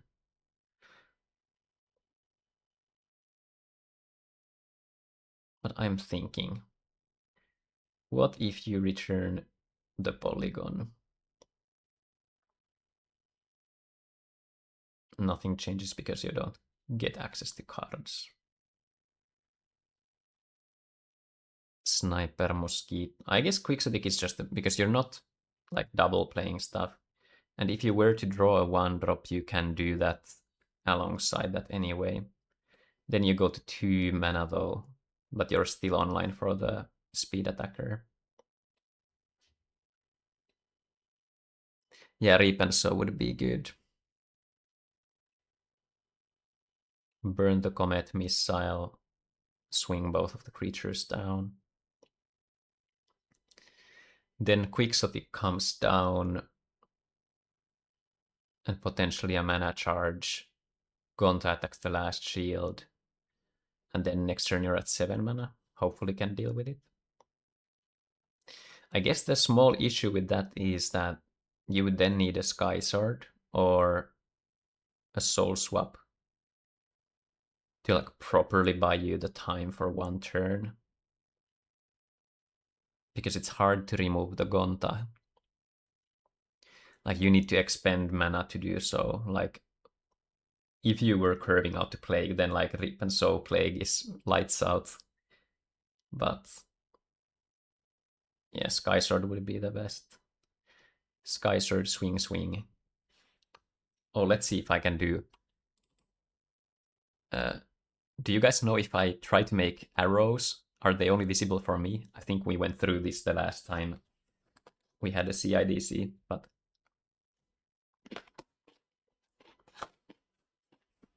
I can't remember.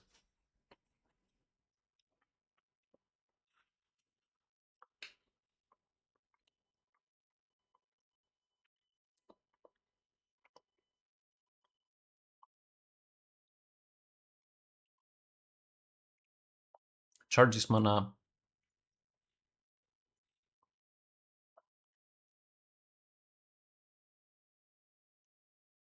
Yeah.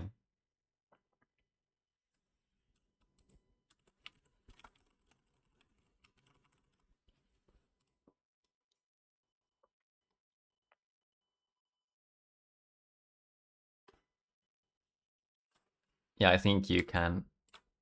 Is it control or shift? I thought it was control. But why is it not? Oh no, shift. Sorry, shift I meant, but shift drag. Yeah, that worked. Was I just too fast with the creatures?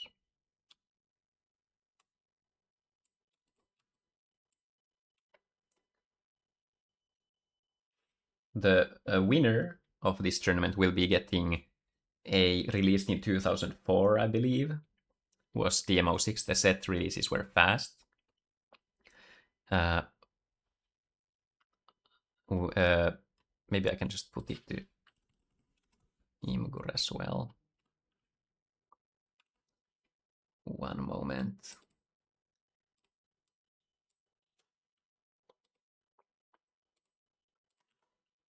There we go.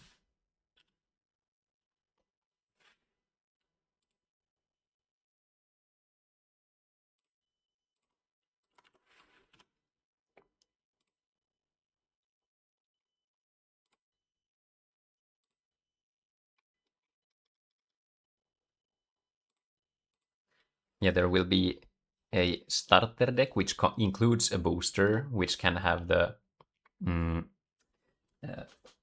glorious Bolmetius in it. These are from like each, like 1, 2, 3, 4 in a row. And obviously the playmat, which is probably the coolest thing alongside the product always.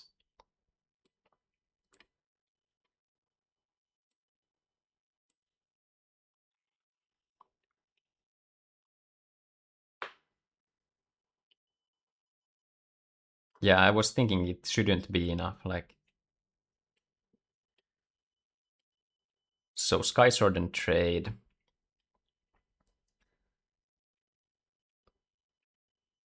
Charge Pyro would be so good here. Charge Pyro, attack with Pyro first, then Gonta. And Weezing would have to have a water mana untapped. There's only 4 cards. So Plague is hard to cast. And we've seen the Surfer already, so there's only 3 cards left.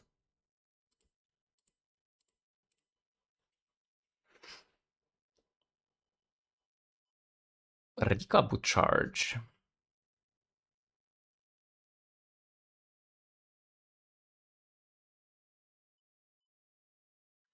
So Rikabu breaks a shield.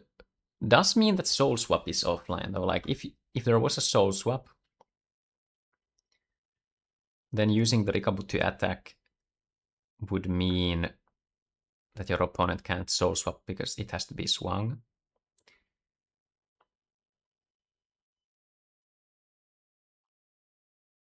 But let's see, is it the Fire Mana angle though? What would your opponent choose? Give you the 2 creatures?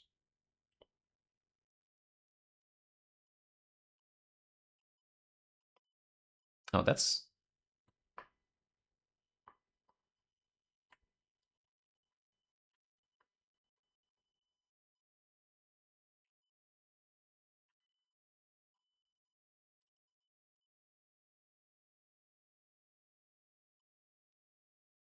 Yeah, like the thing with the Soul Swap, it happened, can't be too result oriented, but there's so many cards for Weezing.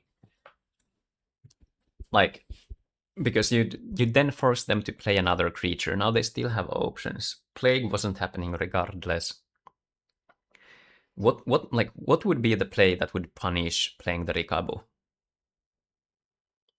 If we don't think about Shield Trigger. Shield Trigger is already loose, regardless the situation, no?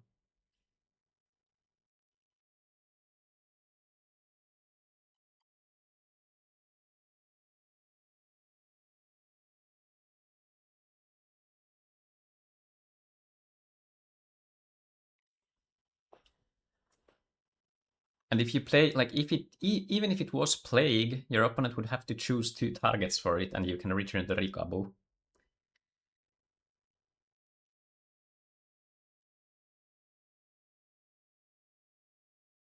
Triple swap, holy moly. But like this, like Rikabu, I don't know, dude. I think Rikabu was the line. You would force your opponent to play a creature and then soul swap that one so they could attack with the Sky Sword.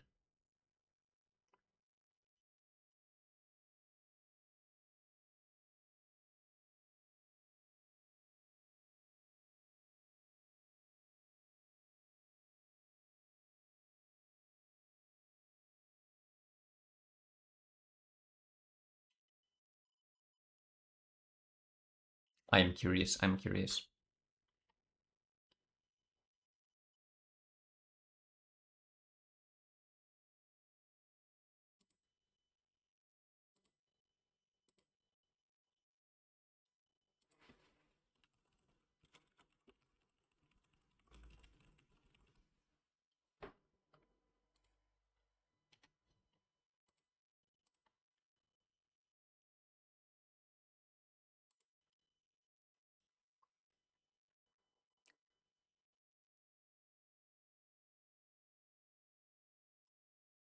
Like I'm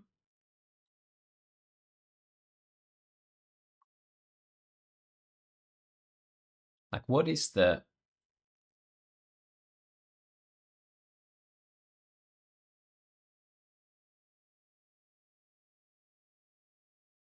Maple and Otto? Those are also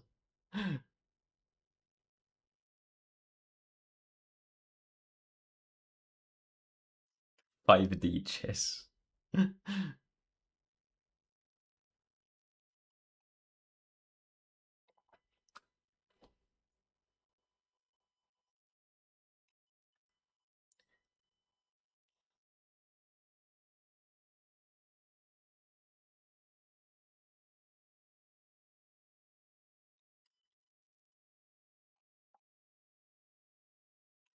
Ah, yeah, Bronze from Tribe Survivor.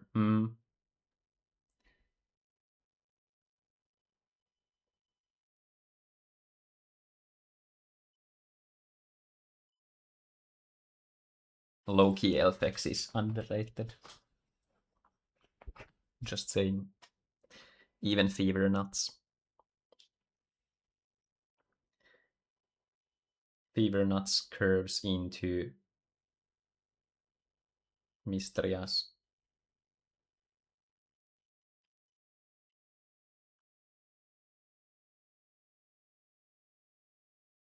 Like, it's an interesting card in the sense that the heavier the control decks get, the like more valuable Fever Nuts becomes.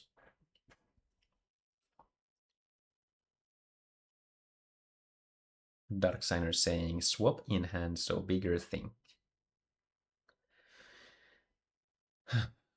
Let's see. 1 and 1 card. Do we know Otto's card in hand? No, it was Magris. Was it? It has been a Pete.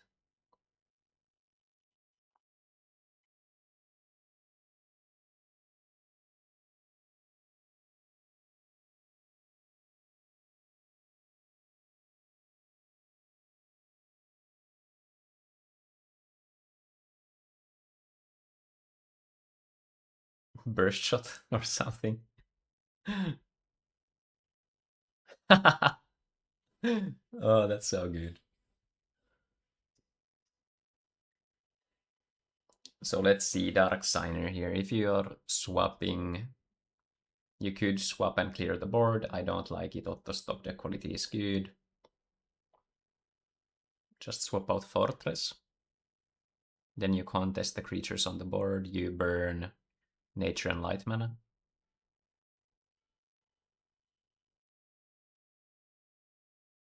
Otto has 1 card in hand, so if it was a soul swap, doesn't really matter.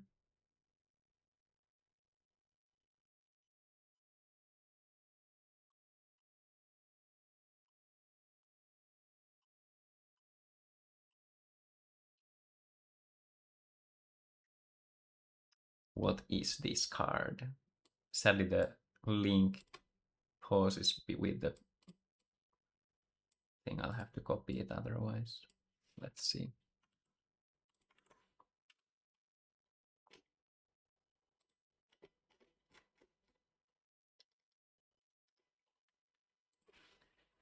I think, is it so that we have to remove the comma? Maybe. Well, I'll just search Beulah. Tip of the Red Wind. 2 and 1k. Oh, hell yeah. That's a spicy design. I mean, we don't need it though. Yeah, went for the fortress. Oh, but what did we burn though? I was looking away. Wait a minute. Soul Swap, Bronzer Tribe, and Terror Pit.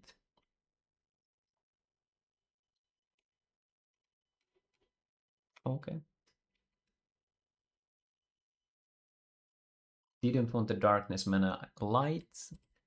I think Otto was on a fairly good package for light. Margaret, so darkness is the difference between discard removal against Dimension Splitter if Otto had a big grave. Just De La Serna though.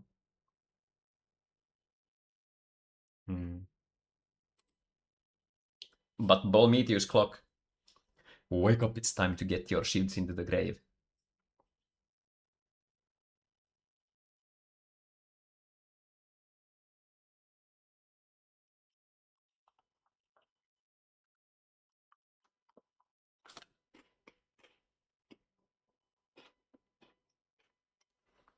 But did you notice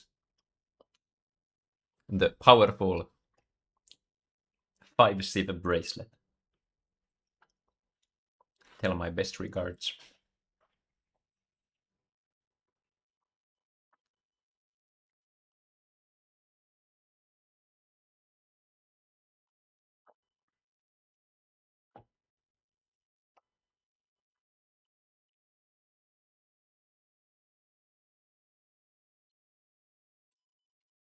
Oh, Forbos. I can't see much. Okay, okay.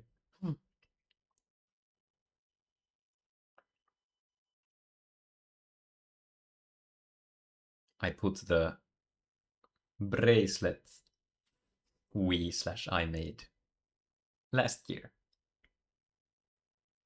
Honestly, they are so good, like the civilization marks. The darkness ones are so well made.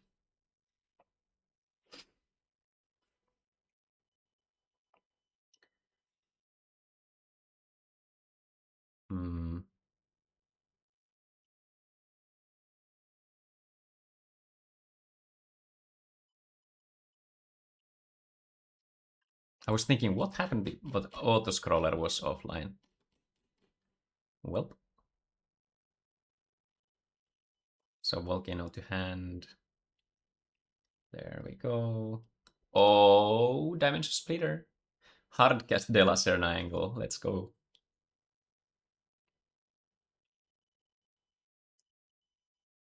On the left-hand side of things, you're seeing a slow death by asphyxiation or something.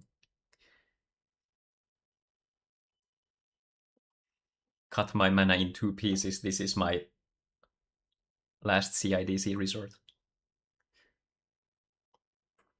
But I think it's gonna be 1-1.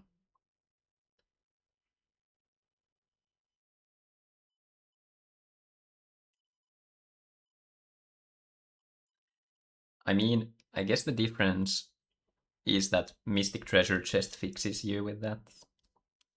So basically, Mystic Treasure Chest is for additional cards that finds you the mana you need. But on the major thing, like on the bigger side of things, I do agree. I'm not sure what the color balance is the best, but I did talk about earlier that I would very much like the Deformer in the list, because that is a creature that you can set up with Treasure Chest. If you have a Soul Swap available, like quite literally, Deformer is the only card that you can curve into 3, 5, into 8 with the Soul Swap. So if you go Mystic Treasure Chest into Sky Sword, then you can Soul Swap that Sky Sword into the Deformer. If you're on play, then you are at 6 mana when that resolves. Now you go to 8, 7, then you go to 5, and your opponent is, if they didn't ramp at all, they are at 4, then they are at 2. So like, well, I mean, that would be really strong, but never underestimate your opponent making mistakes. You can gaslight your opponent to choose the bad cards.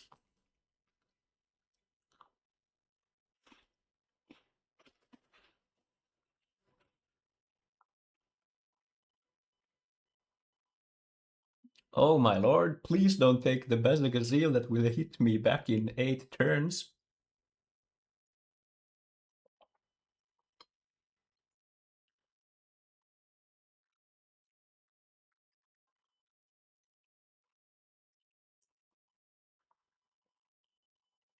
Oh, was that already the third game? Yeah, I guess Ali won the first game fast. So 2-1, I believe.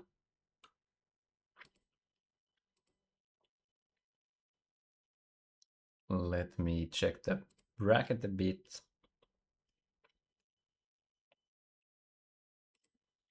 Let's see results. All right, Spaulding is back. Let's call.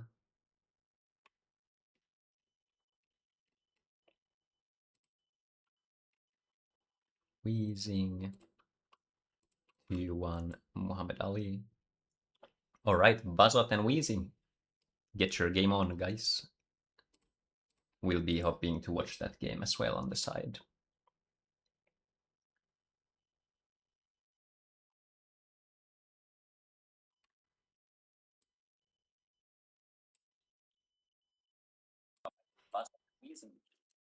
Hello, hello. Hi. Welcome back. It took a bit longer than is expected, but yeah. All good, don't worry. Yeah. And we are currently, I'll just double check what was the game score at the moment. I think it was 1-0.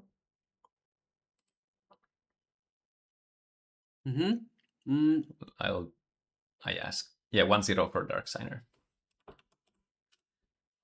I think Mr. Bazat and Weezing can start playing also. Yeah.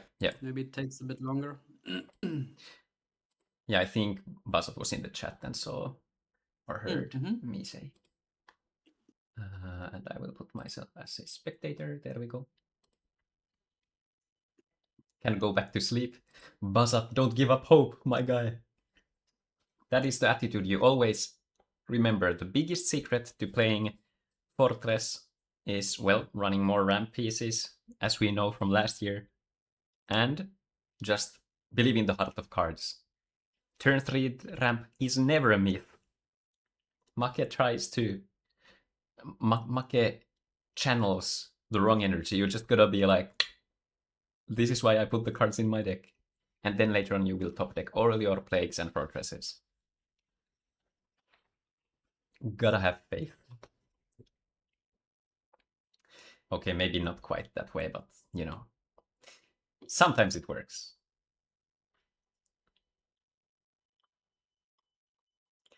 Oh, that's actually a bonus IDC idea for you guys to try the mulligan system where you can put 2 cards or 3 cards onto the bottom of your deck and then draw 3 new, and then you start with that hand. Like you, like just see how it affects, if it feels much better due to the smoothness and stuff. But yeah, I think the Riftbound does like up to 2 cards. Yes. Yeah. Yeah, Riftbound is it's pretty good. Not sure, but like if you think of like the top decks in the format, I think the decks with Fairy Life or Brosam tribe or something would definitely benefit from this mulligan rule. And also like aggro decks where you need to start on turn 1, turn 2 would also benefit. And then the rest, like I think Hydro Hurricane would not benefit that much, to be honest, since on turn 3 it doesn't matter if you play like Giga Slug or Energy Stream or maybe a snare on a creature or I don't know. And then Yeah. on turn 5 it doesn't matter if you play like Rias or Vapor or I mean it does matter, but there are so many cards in like the same with the same mana cost, like 3, 4, 5 even, that you nearly always get to play a card on exactly that turn, which matters in some sort. But if you miss like turn 1 with FN Rush, or if you play like Rock Aggro and you miss turn 2, then you are basically losing the game. Yeah. I think that helps definitely those decks. I was actually just thinking about Rug Aggro because it's one of those decks where you can't really. It feels bad to fit like 9 2-drops into the deck because you like. I guess Poisonous Mushroom is alright, but like Gonta you want to run, but then it's like, do I want to run Emerald or Quixotic or stuff like that? Because like the Gonta casting is also a little awkward. Sometimes you open with a Surfer in hand, and now you need to put your maybe Bronze Worm Trap into the mana and stuff. So I think that could be a deck that benefits from it because you could maybe just choose to run like 8 2-drops or something and just like go with that. Yeah. Yeah. Me on the game, like for quite some turns, the arc was there, and there was always the chance that Otto top decks Bajula, which could make like this whole thing pretty interesting. Triple Breaker to mana burn. If there's nothing in shields, then Darkseid is in trouble, but didn't find it. And left side, Mr. Bazat said matchup is bad, but if Fortress stumbles like once, then they can't come back. Their only mass removal is like plague, and if you spam your board with survivors, then even plague isn't enough. And sometimes there are like situations with mana burn where you don't want to burn survivor because they just come back with grave worm, but you also don't want to keep them in mana because of soul swap. So it's like, do you burn like holy ore, or which is useless, or do you burn like an actual survivor which comes back? So pretty much the thing, if Weezing sees like Weep and Sow next turn, or has like turn 5 plague and starts burning early, then it's pretty good matchup from him. But if he is one turn or 2 turns too late, then survivors will take over. Yeah.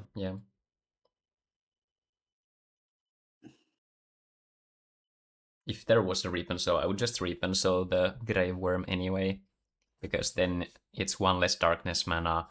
If Bazat does have like Grave Worm in hand, but no other darkness card, then can't play it anyway. Yeah. Also shuts off. I think there were some discard cards. I'll see Bazat. No, just the Slash Chargers, yeah.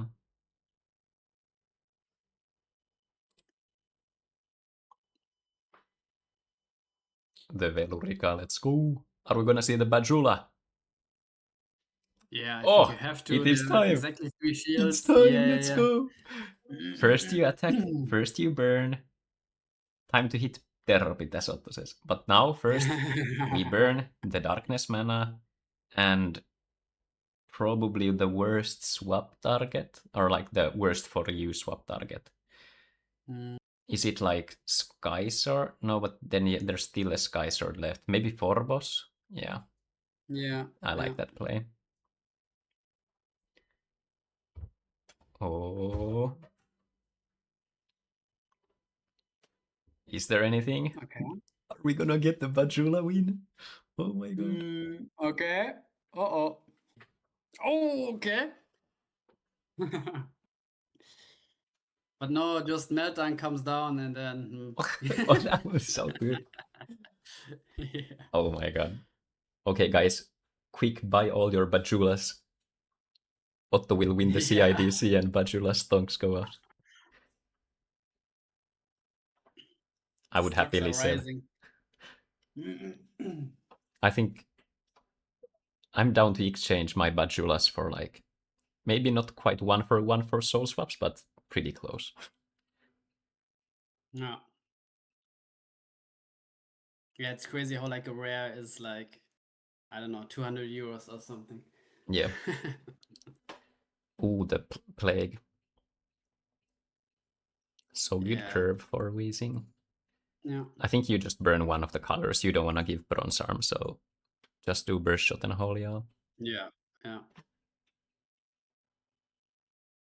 But notably, Wheezing is at 1 card, so like top deck quality is really good, but still, if Buzzot can just play a creature pass turn, play a creature pass turn, we do have the like inevitable angle where you just have cards to play.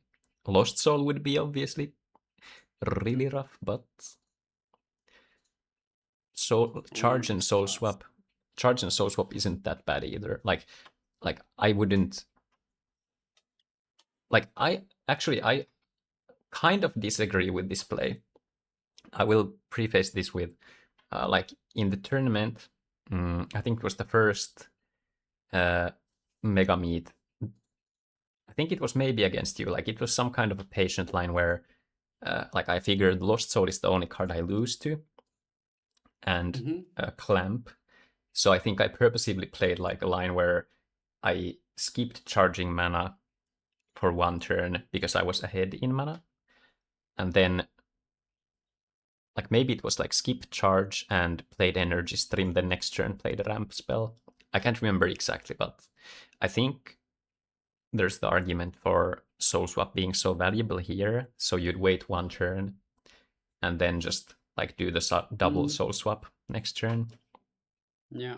Yeah. Oh, just draw into it, I guess. Ouch.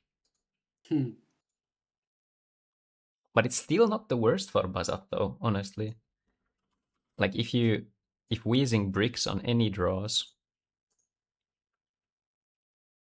Yeah. or all Yeah, right. there are still like 6 shields to break, so he needs more creatures. And I mean, Fortress would be the best top deck for Wheezing at the moment. And yeah, but if he top decks like 2 Mystic Treasure Chests back to back, then yeah, like this. I will But Mr. mention. Bazar definitely needs a Browsam Tribe. Yeah. I want to mention though, I'm saying look at these board states where the Fortress deck wants to be and just think about Deformer. Like, I think it's so good. You don't care giving your opponents mana. They can't convert, like, I mean, giving your opponent cards. They can't convert them into actually playing them. And now if you find a Deformer, you're just locked in for the game. You go Faliga, and then you go Faliga Soul Swap. Faliga Soul Swap, now you swap the Deformer and, you know. Yeah.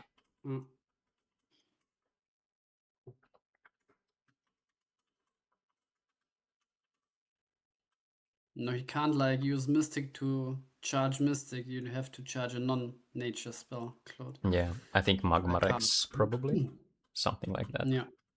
Although Magma Rex is a creature, but like I think Reap and Sow is still probably better at this stage. And meanwhile, on the right side, Bajula gets another turn to attack. So, ooh, and Veluica even. So good follow up there. Sadly, the Bazagazil is in mana for next turn. Yeah. But yeah, just chaining Veluicas at this point, you have to deal with the Bajula and you have to deal with another Veluica while getting burned 2 mana each turn. And just chaining Veluicas here are good, yeah.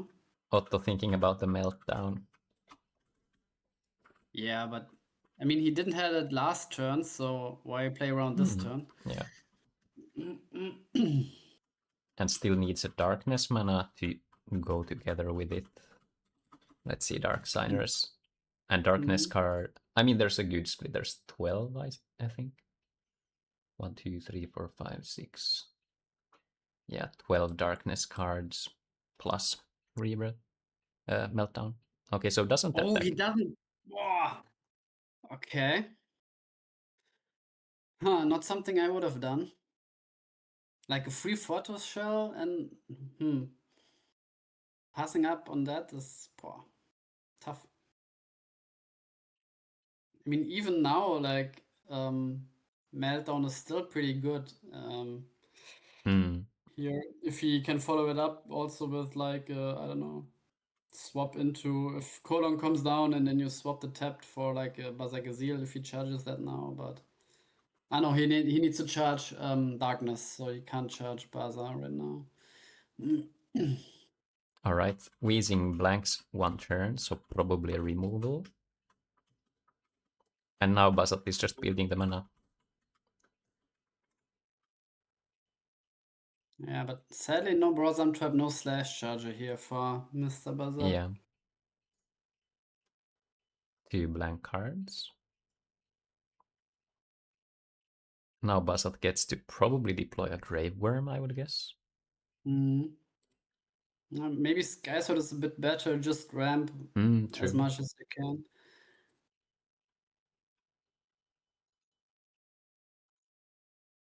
I'm interested in Wheezing just passing 2 times in a row, like any Surfer he would have played onto his Fortress, like any other card. Stream would be played. Plague, yeah, yes. maybe Plague. Maybe he wants to get more value with Plague when there's a creature, but I think you need to buy turns by playing it though. Like I think if the later you wait, then it becomes much less usable. Because now you're hoping to win the game by drawing. Okay, so drew that one. Was there anything else I'm interested to see? All swaps are gone. And 2 Faligas as well.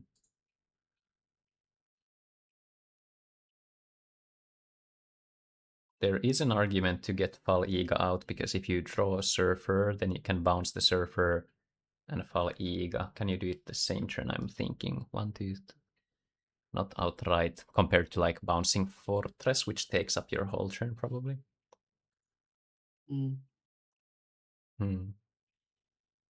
Time for the DM 123 tech of Aqua Sniper. Or Aeropica.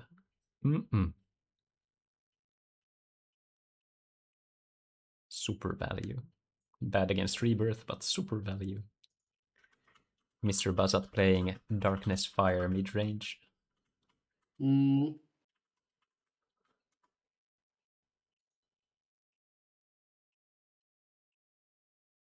Ooh, Lost Soul. But maybe if there's a Belix. 1, 2, 3, 4, 7.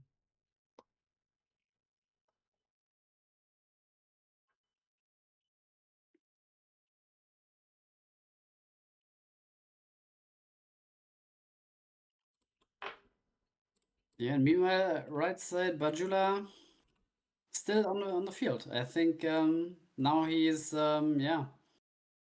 he thinks I should have attacked last turn. Because Darksigner has Bazagazil in hand. I mean, he could go. Yeah, he can't attack really to give like Bajula a free attack onto his creatures. The Veldrika Chain. Do we have a Soul Swap? Yes, we do. Yeah, definitely. This is like not even a thing. It's one shield only, and Bajula attacking is still value. And if it's a trigger, it needs to hit Bazagazil. So yeah.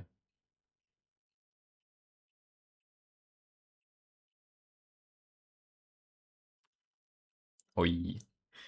All right. Bathroom break on the right side.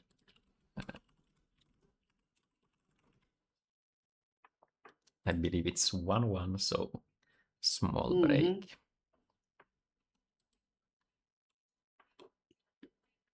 Yeah, meanwhile, left side, yeah, just some Brosam tribes, and Mr. Bazat has the factory shell out and can search some, maybe even Phobos to fix his mana, or even another smash on if like his only nature mana gets burned. And yeah, suddenly Fortress is under pressure here. Yeah.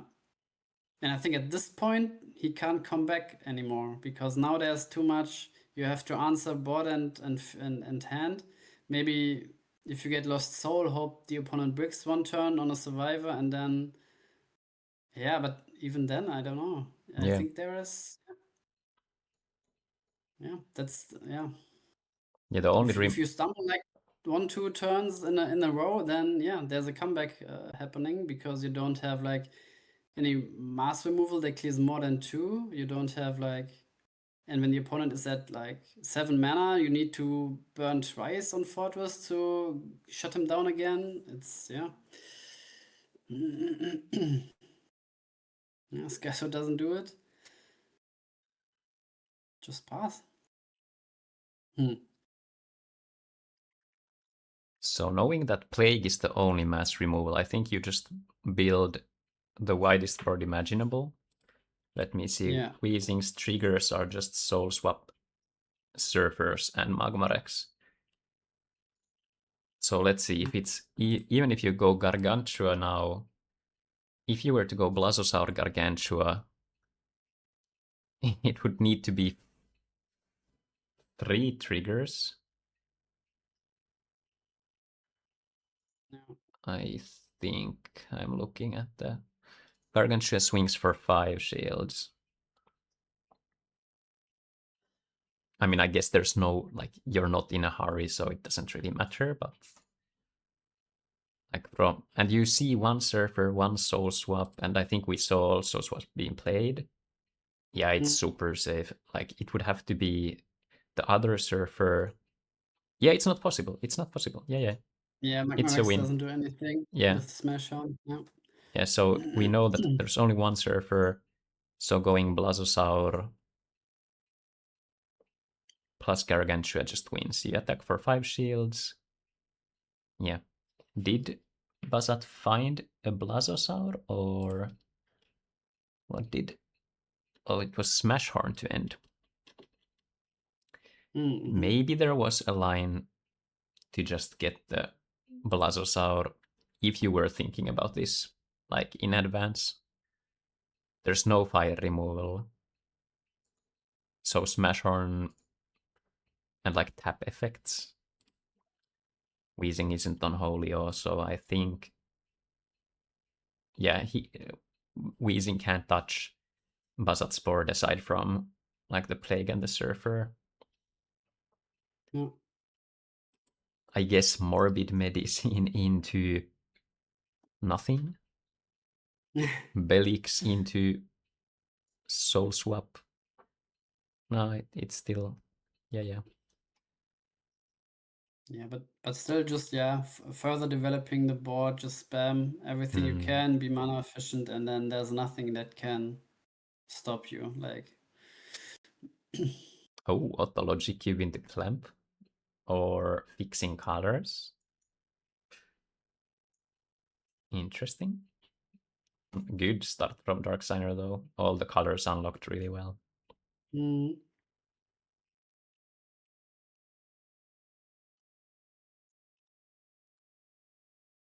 I think I would still... Okay, Terror Pit, so Clamp is in hand. yeah. I don't hate getting another Clamp, personally. Like, then if you draw a Darkness card, you can go Clamp. And now you signal to your opponent that, like, you need to be afraid of this. I don't think Darksigner, if you see, like, a Terror Bit being taken, it does not give you the idea that, oh, there's no Clamp coming. It gives you precisely the same information. Yeah, you can play around this information by either like charging a card and playing 2 cards and then only having 1 in hand, or like, yeah, just charge pass, or like, I don't care, I still play my Sky Sword or whatever.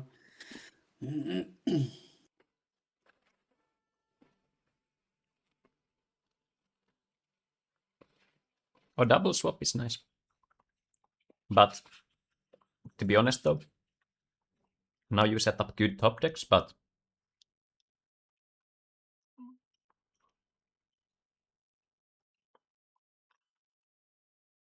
Yeah. Mm. I like the play Yeah. though, because now it's pretty much clamp anyway. Oh, it was Gigabalza. Maybe, was it Gigabalza from the start already? This was some big brain tech, like you expect your opponent to play around it, give the least amount of things.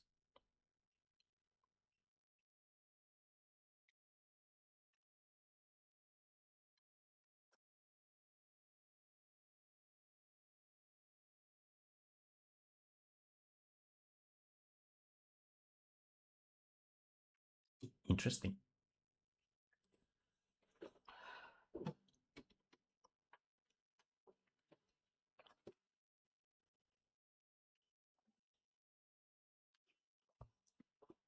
Okay, Otto is writing in the chat that the meltdown survival was the thing.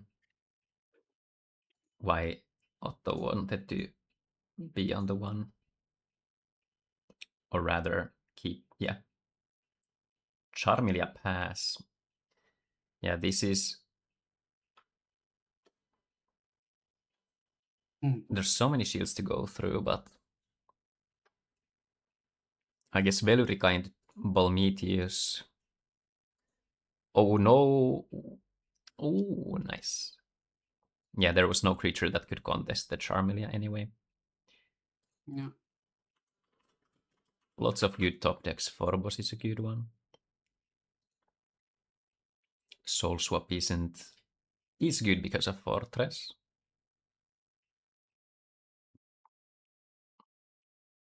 But I'm just saying. Yeah, Fadiga also great. Yeah.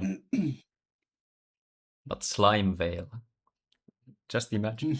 You draw into it, now you force your opponent to give you 2 cards, then you can kill one of their things. This is pretty akin to that. Very nice. Yeah. 3 is completely fine. I could even say 4, but depends on what Otto has. Because if Otto has like Velurica, then it gets easier. But I think you win the game with... I mean, you win the game with Soul Swap, so I think just taking 4, yeah. And now you hope you find Soul Swap Fortress, and things are looking good. Yeah, even Sky Sword is good here because Otto can Nice. play creature, play swap onto Bazagazil, and then he's working for shields, but okay. I kind of like getting the darkness mana out this time, because on 6 you don't have that many... I mean, I guess there's the soul swap angle, but I like getting the darkness more. You don't want your fortress to die. So I guess the best thing for Otto would be like charge Velurica and soul swap.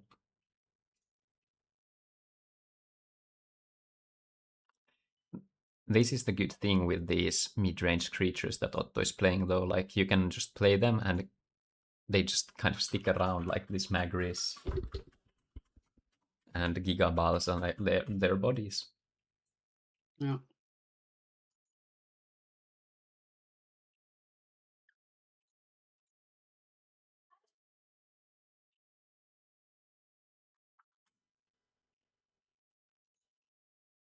Bazat with so many cards. Man, if this is the same game still, like Bazat had the win if they took the Blastosaur on the earlier turn.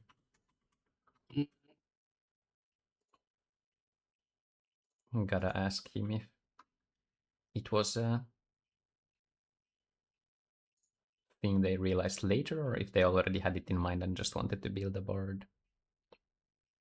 Yeah, I mean, Weezing only has 10 cards left in deck, and he needs to wake 7 shields, so he needs to start attacking soon.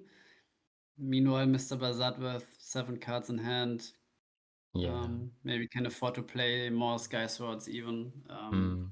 Yeah, uphill battle here for Weezing.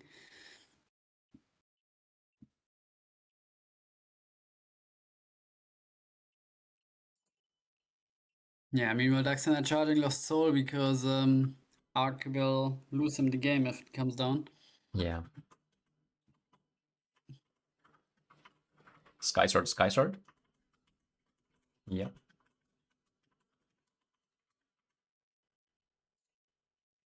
So 26 for Otto, 24 for Dark Signer.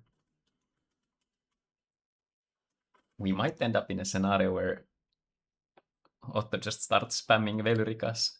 Yeah. And now you just No. force your opponent to be like deal with it. Oh, interesting choice between Bolmetius and Velurica here. If you hedge, like, let's go for the Velurica, okay. Yeah. I mean, the only thing that is like the best card for Dark Center would be Bazar Gazil here. So it clears the Valerica that comes on every turn. But if he doesn't have it, like he charge lost soul, so no discard maybe. Yeah. He definitely needs good top decks now, Dark Center. Like a Fortress would be great, another Fortress, like a swap on Fortress, obviously.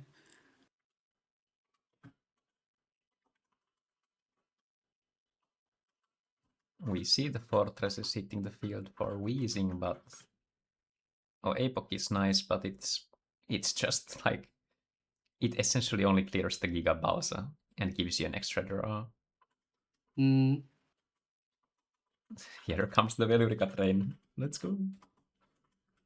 Velurica Yeah, is and such Dark Center 0 cards in hand, yeah, such a good looking card though. Velurica, like the foiling and art on it, the colors are immaculate. No. Yeah, Brosam Tribe top deck. Ay. Not ideal.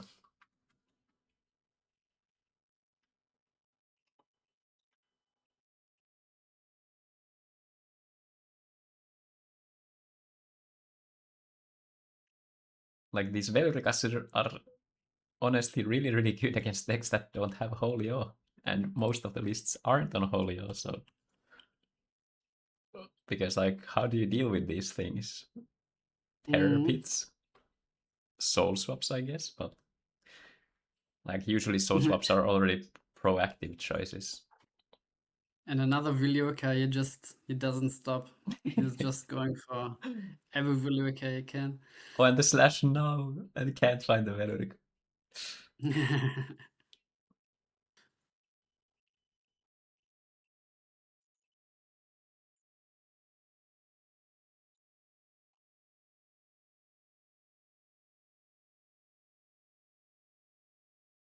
I wouldn't hate running one Yagals or Inottos deck though. It's probably not needed because you're just playing kind of similar to like Survivors, where you're just playing like this kind of resilient game plan where you just keep playing these things and then you do Dimension Splitter and you do it all over again. But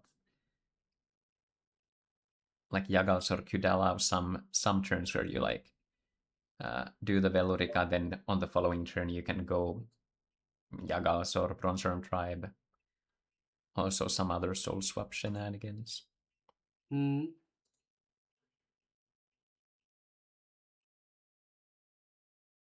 I really love, I have a 4-color Dolzark mid-range, and Dolzark is just, it's such a cool card and it's really fun to play with. But like when you get a Dolzark and another Dragonaut, maybe 2 Dolzarks even. Yeah, yeah. I mean, and it curves nicely with Kokolupia even. Yes, precisely, yeah. Then next turn Yagalzor and Magma Dragon Melgard if you're playing it, I guess. Whoa! This is so funny, and it's like you just, hey, how about I have all these creatures? What are you gonna do about them? Nothing. Invincible Abyss meta when needs it, right? Yeah, I think Darksender's win condition here is like some sort of meltdown Yeah. plan, so Otto needs to be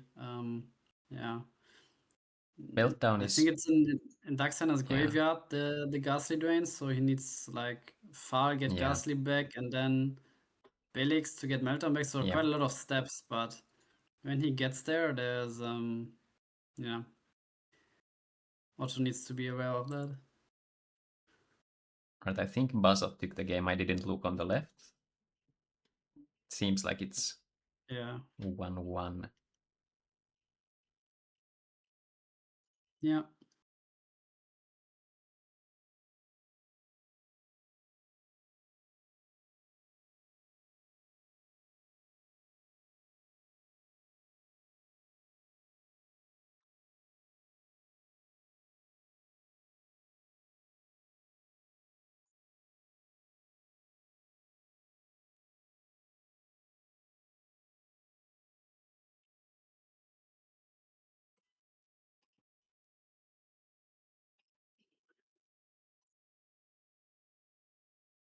You went there? Yep. Look at these menacing guys. Just chilling here. Roar. But just look at that art. It's so cool.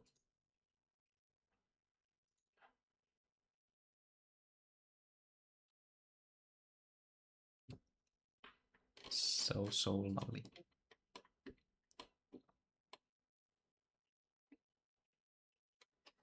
Yeah, I don't think Otto can really lose this. It's just the meltdown thing, but it would have to be set up for one turn. Otherwise, Otto will be incentivized to just swing anyway. But let's see, it would be like 2 for... First, you need to now get the Ghastly Drain, I guess. It needs to not be discarded to Otto. So next turn, you would need to like charge Bazagazil, swap and meltdown, yeah. It would still require all of those things to happen. So Iga, Ghastly Drain. Okay, so swap.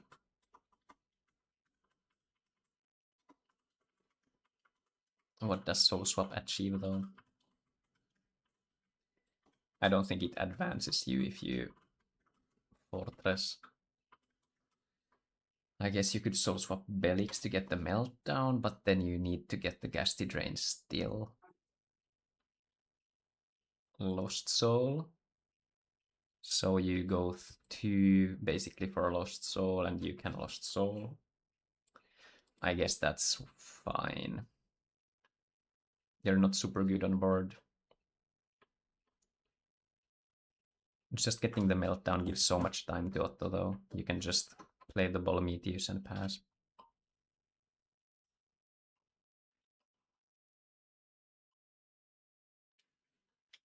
At least I think that would be the case.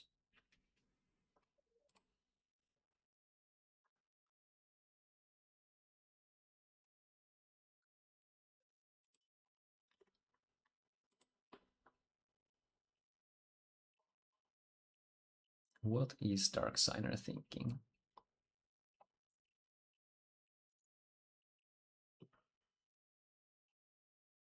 Soul Swap Belix. And Lost Soul, probably.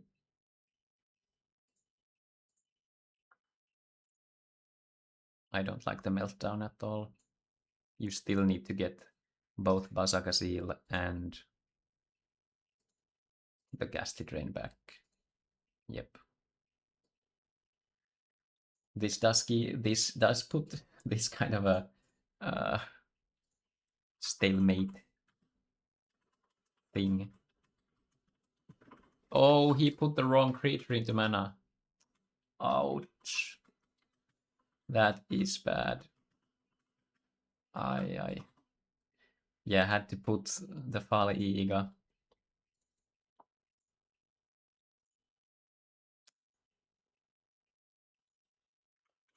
Oof.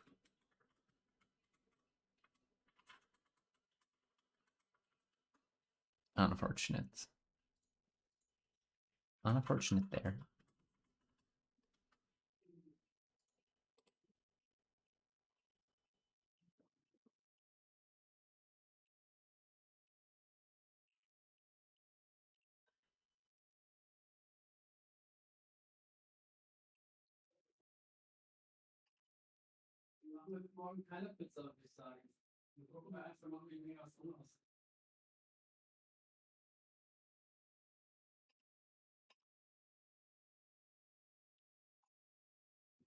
40 degrees for Muhammad, oh my lord. That is big oof. Now let's see. Okay, Otto charges De La Serna. Do we have soul swap angle? No, it was just bodies onto the board.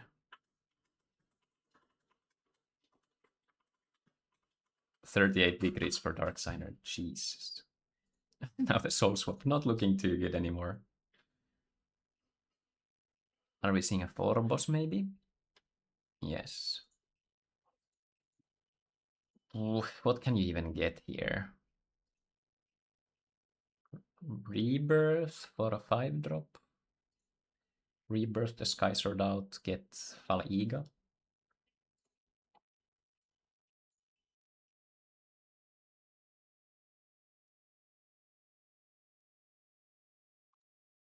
I don't think there's really that many win conditions for Darksigner anymore.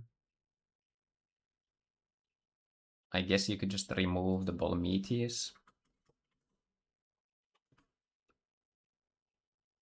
Yeah.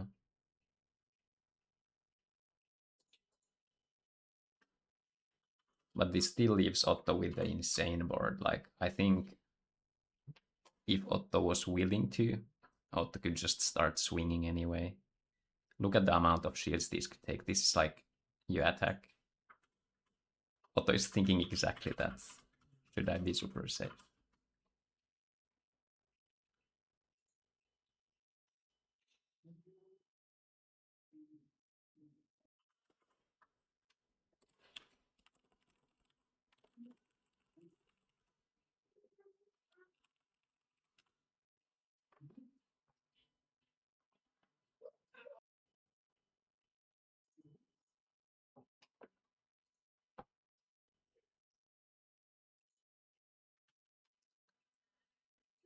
Yeah, he can lose. That is true.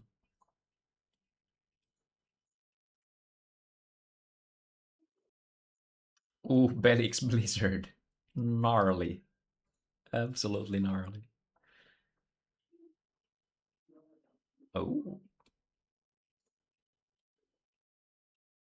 One angry Bajula. Oh, we're going in. Bajula has been summoned, my guys. Woo. But Bajula evolution, I don't know. If you just get the Blizzard and you just Blizzard, your opponent is left with the Fortress out. And you still have your 3 Velurikas. Now the meltdown risk is much lesser, right? I think you now put the meltdown away because Belix is less mana invested than a Soul Swap or Faliga.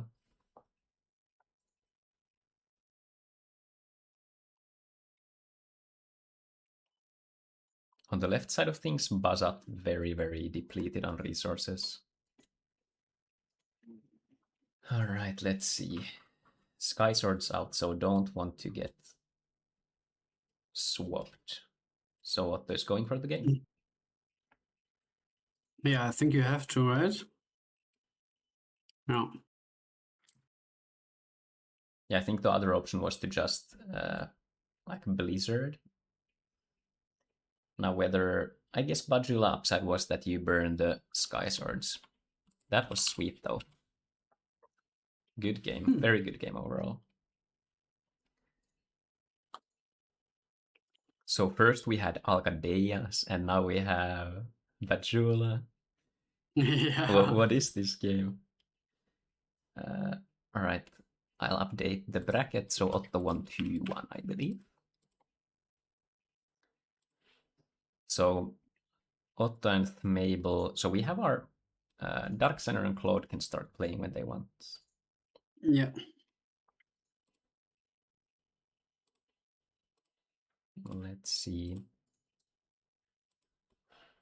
I will wait for that game to fire and then I'll have a small break myself. Let's see, Dark Signer Otto. No, Dark Signer Claude is what we want.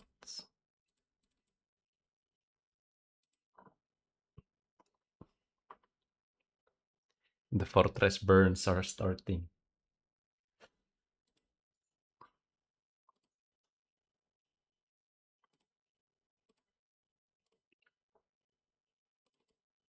Alright, we have the game online for Claude and Dark Signer.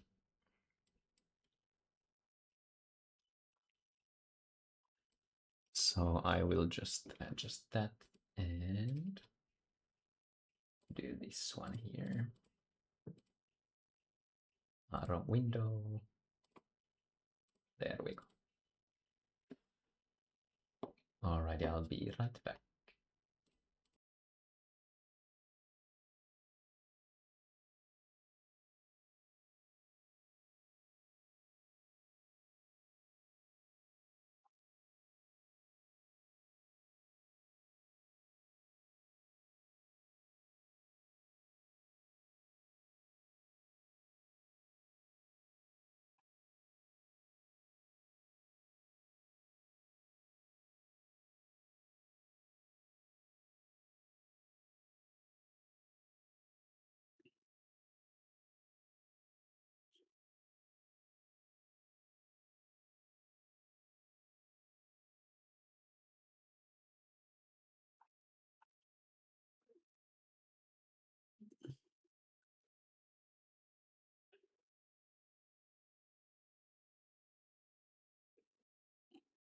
So Claude beat a forwards player in the losers round in Macke. Let's see if he can do it again against Dark Signer.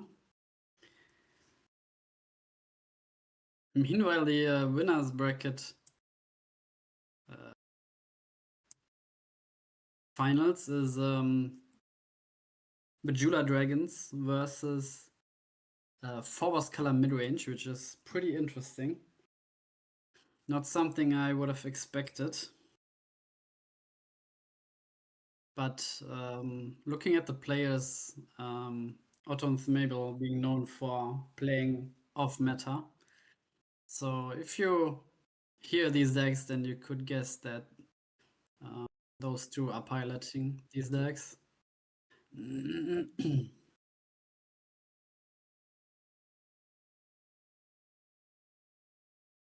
Let's see if Dark Signer has an answer here.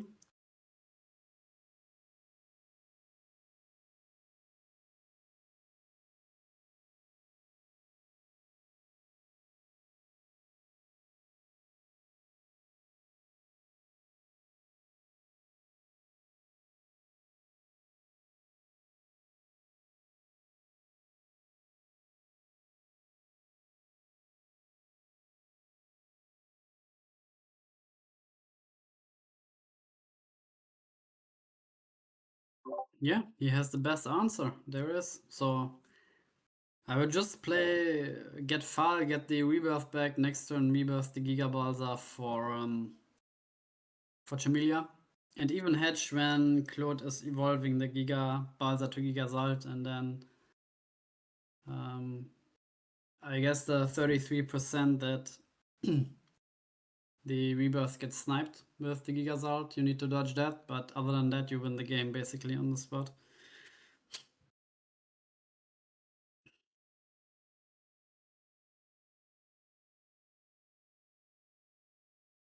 Oh, third forwards here. Fortress from Weezing. But still, you can't really attack because the Grave Worm is at 6k, so... Huh. Yeah.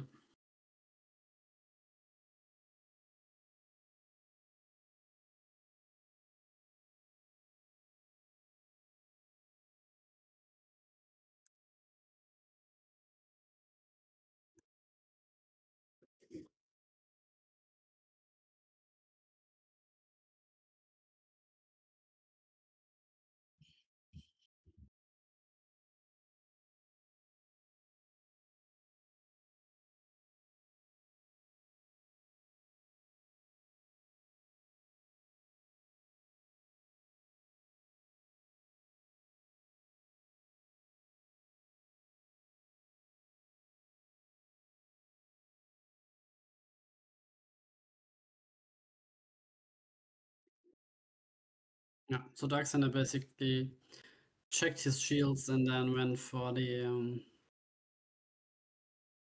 play Clone Nightmare. Hmm.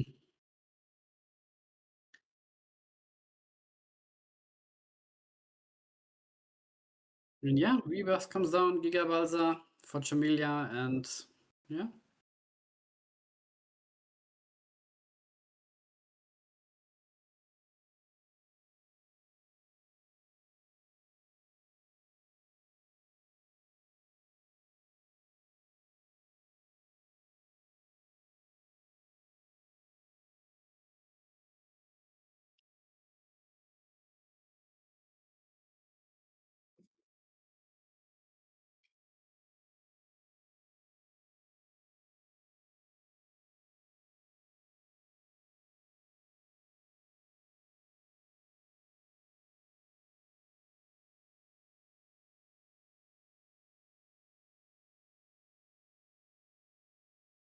Oh, Darkseid has the Chamilia either in hand or in the shields. Yeah, just Terror Pitting a Giga Balsa feels bad. Not sure if I would have done it. I think I would have just committed that Chamilia onto the field.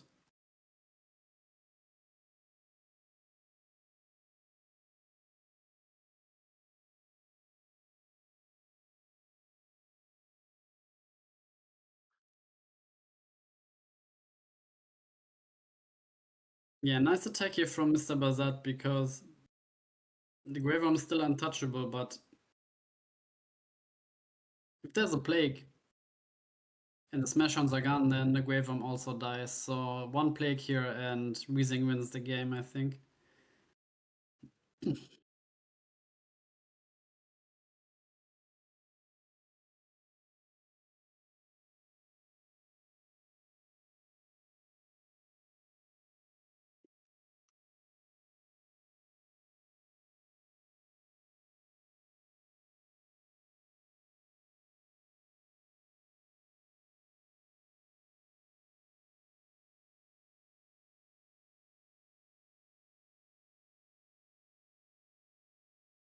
Oh, nice.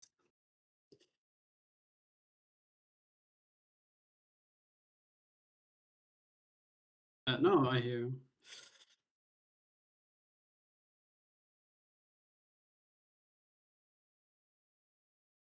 Mm,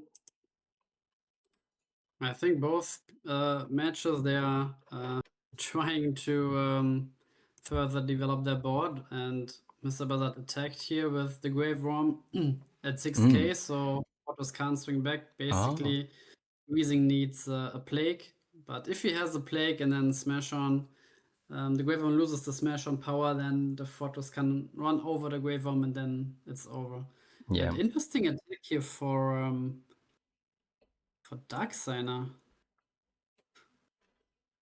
Oh, pressuring already. Yeah. Oh. I don't get this attack, maybe. Yeah, I think now with like Ria's been at 8k now. Claude with 5 cards in hand. It's gonna be Giga's outlook very, very soon.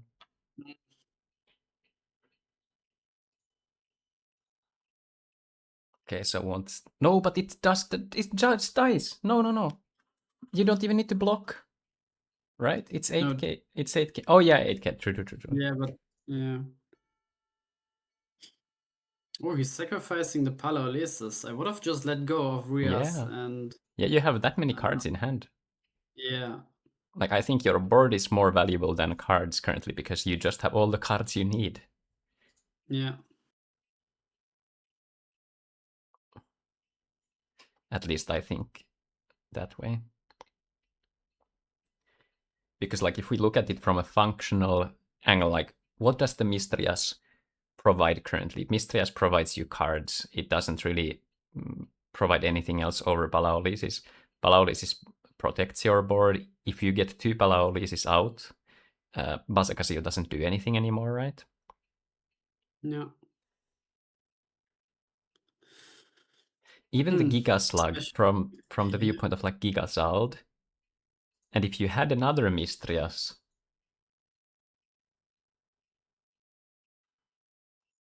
yeah, especially with the second Rias. Now they are at 6K and can't trade with the Basagazil anymore. Hmm.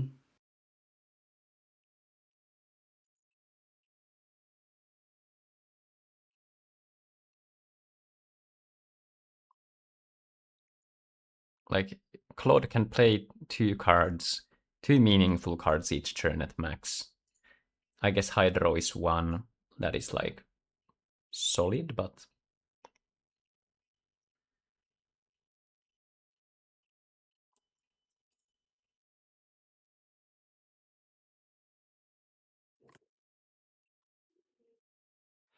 I honestly don't like. I think this would require players to play the card, but just one of Slime Veil in Forboses could be really good because in the mirrors with like Bronze Arm Tribes and Sky Swords, it just draws you cards, and if you're playing the Forbos into Slime Veil, you can then backswing one of their creatures down. Like it fulfills kind of the same duty as Ghastly Drain. Yeah. And also the blockers usually don't have a target to attack, so Yeah. Also another card that I've the fastest block, like without even announcing what yeah. it's attacking.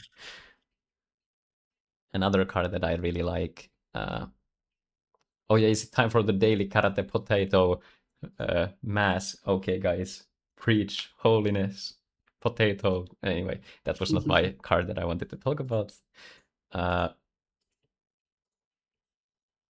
Throomis was the card. I think I've talked about this in the previous CIDC. But I think in a toolboxy creature type of a list, it can provide a lot of value because of Forboses and these. If you rebirth that and you get the Throomis out and you have like any other creature, you usually need to poke at one shield, but still it's like a persistent Holio, so it's really hard for your opponents to like stabilize. Mm. Sasso saying, haven't talked to you in a year and you're still going on about Karate Potato. Dude, it's just such, it's like, like, a water darkness, nature centered karate potato, 4 deformer, 4 fortress shellist is super good. I even built the stock list. It's in the IDC Discord. It's really good. Thinking anything else during this time? Mostly just uh, CEDH and my Angbrew, which is currently the primer for it. I think is like 114 pages that I've written. So that's like the main thing. So I haven't really thought about Duel Masters that much, but just like these single card things. Like I think uh, like Ghastly Drain should be one of in almost all spell-based control lists. Deformer one of at least in almost all Fortress burn lists. Slime Veil just as a card in general for these slow mirrors, because like if your opponent builds a board, now you can like clog it up, you can force them to attack, you can backswing, you draw cards. Because usually these stalemate situations are like broken apart by getting access to more cards. Winner bracket final game. We have 3 matches. I guess I guess we hop in there.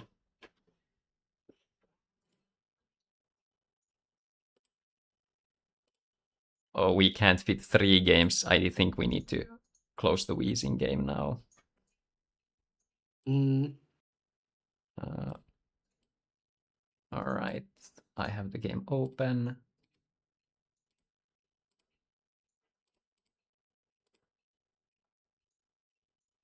There we go.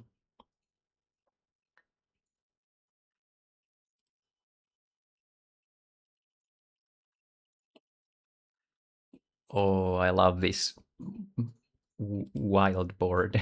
Like we have Ikats in the mana. 3 early Mistrias. What? Oh my god, Soul Swap, Mistrias. Ooh. That is pretty heavy.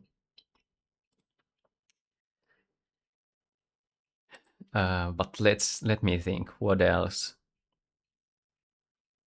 Just Karate Potato, because like, and Karate Potato in these Mistrias lists, it's just really good. It's good against FN Rush if you have fire, because it allows you to stabilize. It's a soul swap thing. I think Hurricane Crawler Loop is a very good deck to play in this 50 card plus environment. You just play all the good cards and you have an inevitable win condition. Oi, Vils! Good to see you. Actually, I think, assuming you still live where you previously lived, I will not dox you, but I think I saw you at a big supermarket. I walked by and I think it was you, but I realized it only afterwards. Oh, Blizzard. That is... But Mail still has 3 cards. But Velurica contesting the board is good though. Yeah, but still, if there's a Jagalzo in the hand, it's dangerous. Oh, there's a Yagalzor? Ooh. So yeah, just take 5 shields. Just take 5 shields and see what your opponent can do. I mean, there is no, like Belix and Soul Swap, right? I think that's like the only things, because you need to kill the Cryptic. But then if you stabilize with the Sky Sword, no, Jagalzor still helps, the body is coming down. Fists of Forever. Just need it. But I hope Vils, everything is going fine. I live, we moved back here, so it's nice to see. Wishing you everything the best. Ooh, double Belix, that's good because Yagalzor is now not online. So now you just take... Oh, Blizzard! Do we have the removal? Palaulis is double swing. Okay. Oh, and I don't think Mabel was on the Blizzard. I just got hyped. Mabel... Galek. Oh, Galek and there were actually a fair bit of outs. But Otto is still under big pressure, so Sky Sword Soul Swap. Ooh, do we have it?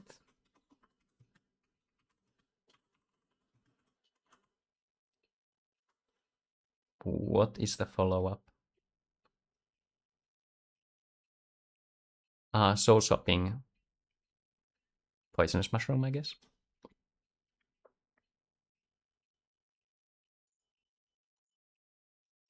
Just does wants to get rid of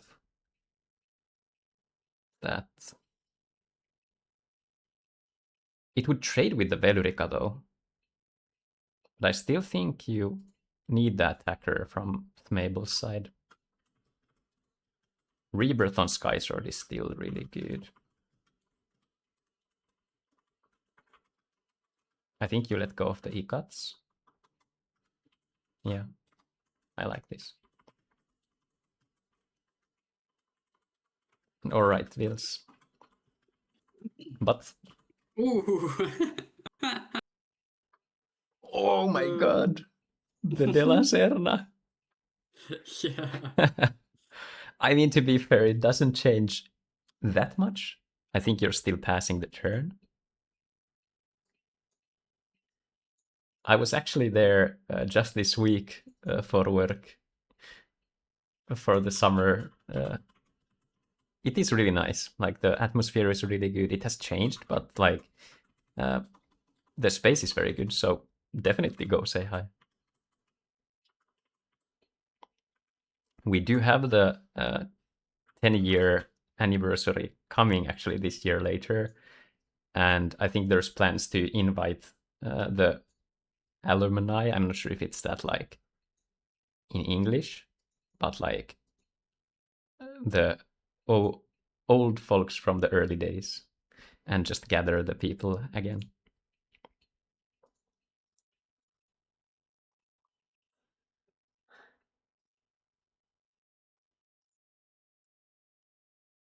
So what does Otto need? Something to stabilize, so Sky Sword?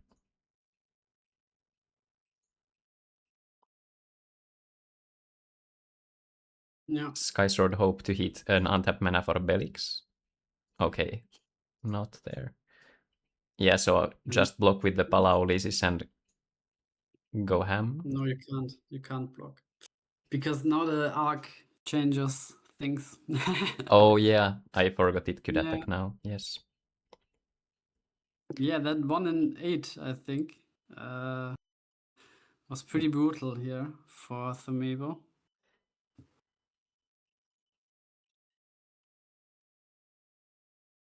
But a lot of live top decks though.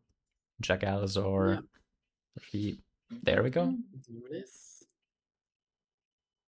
All right, the dragons versus dragons. Let's go. Is it 1-1? Do you know? I think it's Or 1-0 here for Thumebo, but I'm not sure. I'll ask.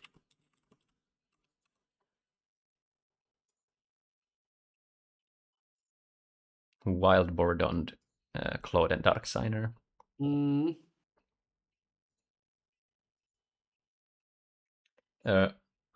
I'm working for the city, but I'm working at the school. So different. But for the summer, I was there for this week and then some odd Wednesdays. Due to my request, I wanted to just see how it is.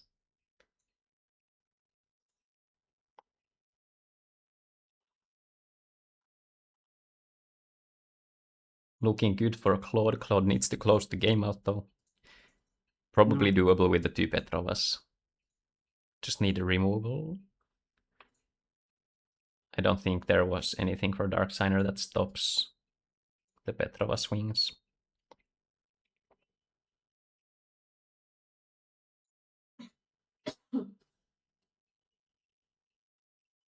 Yeah.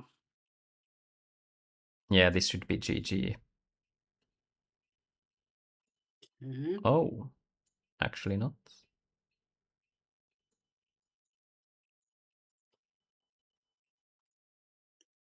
Oh, so dude, if there was like a mill effect for Darksiders, 2/, Yeah. I don't know. Yeah. Yeah. So ramp, Yeah. turn 3 ramp for both on the left side.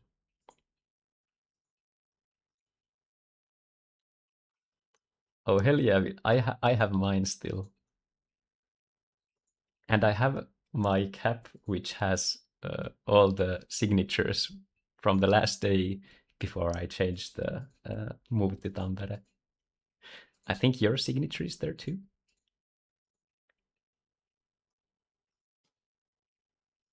Energy stream. Which signature do you From referring to?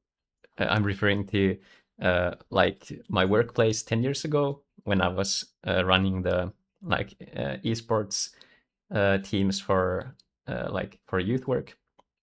I had the players' signatures. Like I have this white cap with the like organization logo, and then like just it was a white blank cap, and then there's like different colored signatures from all the players. Ah, I see. I see. Mistrias on the curve. Rebirth for Darksigner? Question mark. Would be really really good. Yeah, probably. Also interesting, Darkseid charges Photo Sight pretty early on, which is Mm, one of the best cards here against Hydro Hurricane. yeah. Ooh, Mysterious. Maybe at 0 cards though. Rebirth. Oh, Mecha Dragons, that works. Functionally a Terror Pit.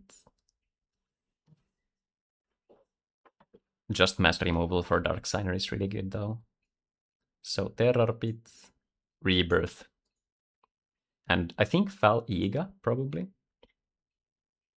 Yeah. Photo Side in the deck would have been nice for this moment, but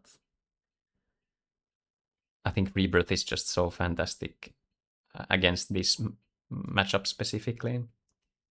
If your opponent finds a Gigatzald, what happens then? It's basically the same situation as last game where he searches far, gets back Rebirth, and then Rebirth onto the Giga Balsa, but had the Chameleon in hand, and then it went downhill from there. Yeah.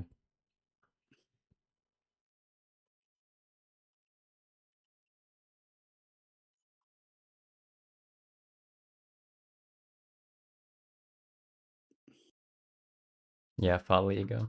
I like that. Now if Claude goes for Gigazald, then you kind of just hope to hit it, I guess. The other option is Petrova, but Petrova doesn't really do much. Ooh, and Otto sniping the Bazagazil from Mabel's Sand, which could have answered every Valerica he plays. Oh, Bazagazil and start churning away. Mm. It's not the worst for Mabel though, like. Yeah.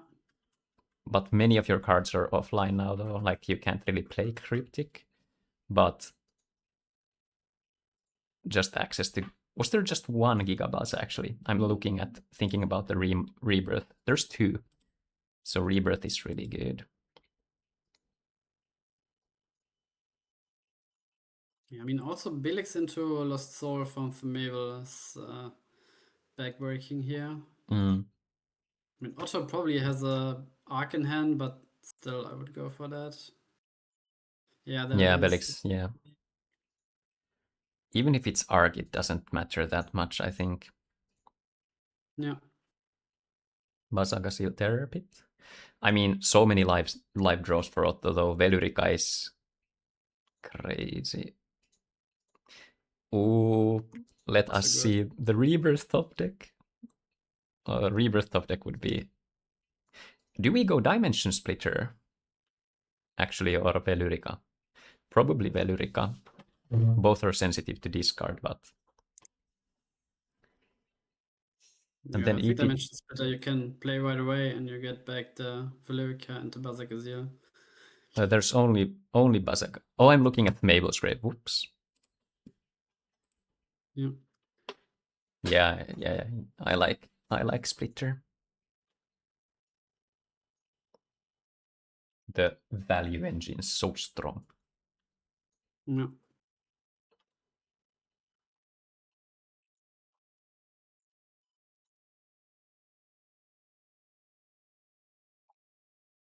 Maybe Dimension Splitter also something to consider for 60-card Highlander format when your Bombazar gets slashed and then you play Dimension Splitter.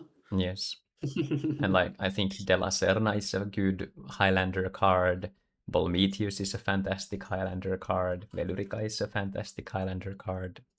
Yeah. I think there's a good number of good things. Yeah.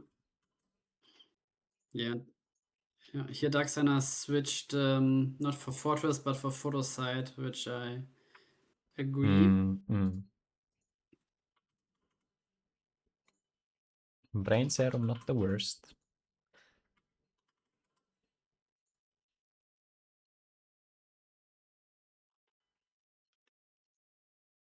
Mistrias Belix.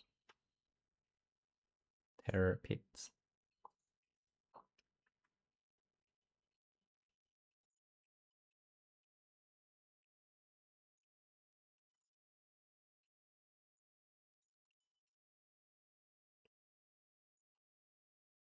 The Bajula, let's go. Get cashing in the value while you can, I guess. Mhm. Hoping to not hit darkness mana, I guess. With 3 cards in hand, I think you just block this. Like 3 shields is so much. Otto still wants to win by combat. Maybe he's at 13 cards though. But I don't think Otto can like stabilize that well. Oh, does let it through. In before we just have a backswing with Yagalzor, that would be insane. Yeah. Double soul swap, cryptic plus. No way, Oh, are we oh, oh. gonna do it? Oh, that Yeah, would be so amazing. One yeah. Belix. Yeah, for Cryptic. Yeah, Huh. yeah. And then But Jagger's Belix, on hand. I like the Huh. Belix. I guess you're afraid of going too zip. Yeah, I mean you would lose if you have no triggers in 4th and 5th shield. No, but there were still only 3 attackers. Yeah. And 2 you have Yeah, 2 yeah, Belix on yeah. board. Yeah, right. But I guess it depends if there was the Yagalzor in hand. There was not. Okay. You could get... Yeah. Breaking 4 shields? I think I would go Oh, for this is so 2 cool. shields. Hmm. The photo side grinding value on the right side. Yeah. Claw definitely needs a miraculous snare here. Yeah, Or you yeah. pretty much can't play, or maybe Giga Slug or something.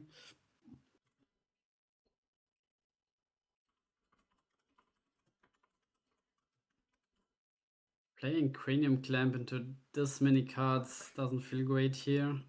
No.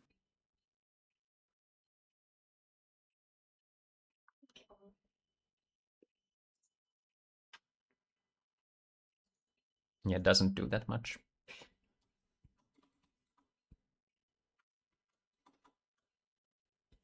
6 mana.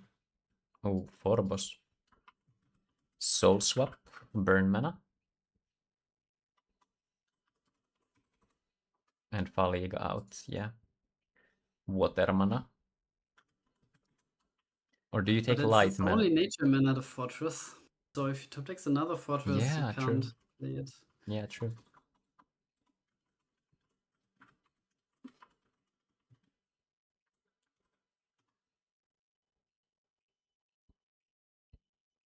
I guess that solves the issue, but... No. Palaolis is, yeah. Oh, there's so many good draws.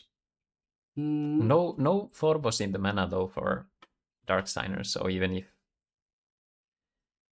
Like, obviously Forbos draw is crazy good.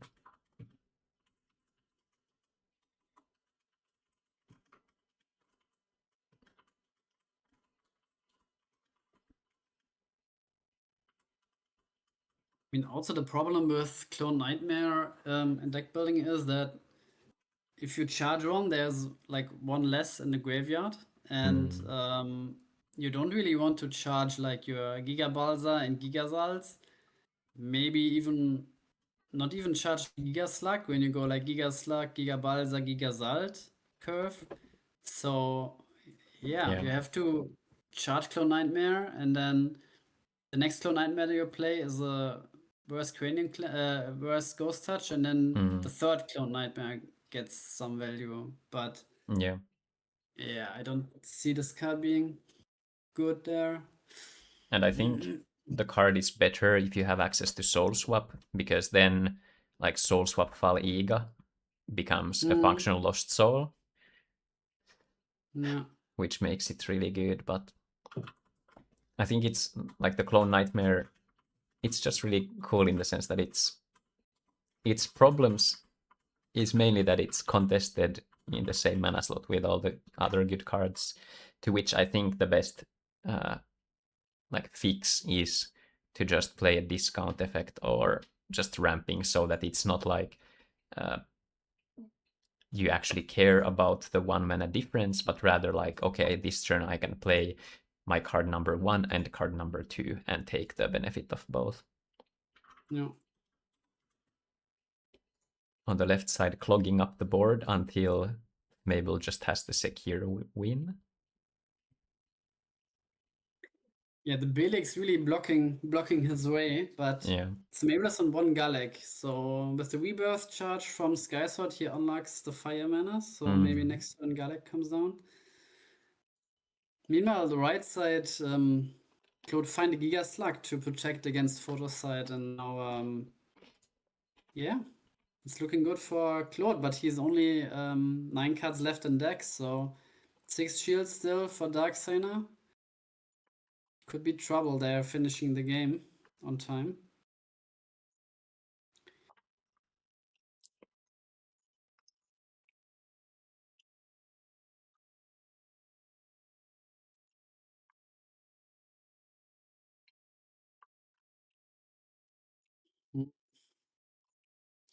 Yeah, cost for Petrova, I think you can even draw like once here.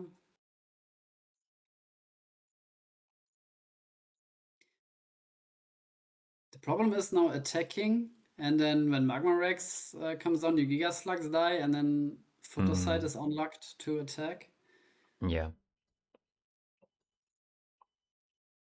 But the other Petrova is in the mana, and you don't have any way to get it back, so yeah. Calling Guardian definitely better than Chimera here.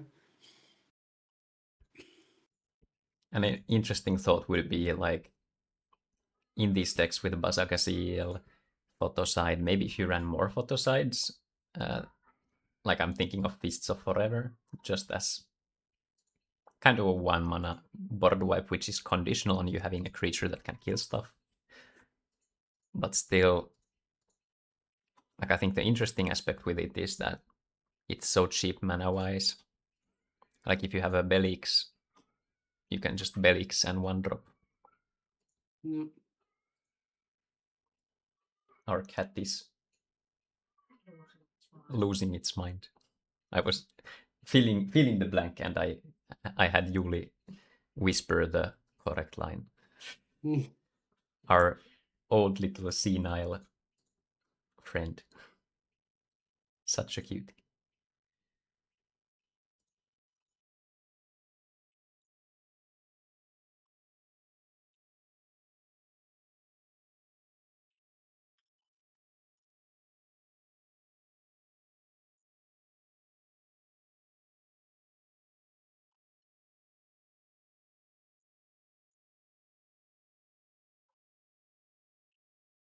All right, let's see.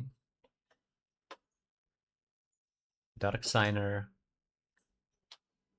Phobos, Fists of Forever.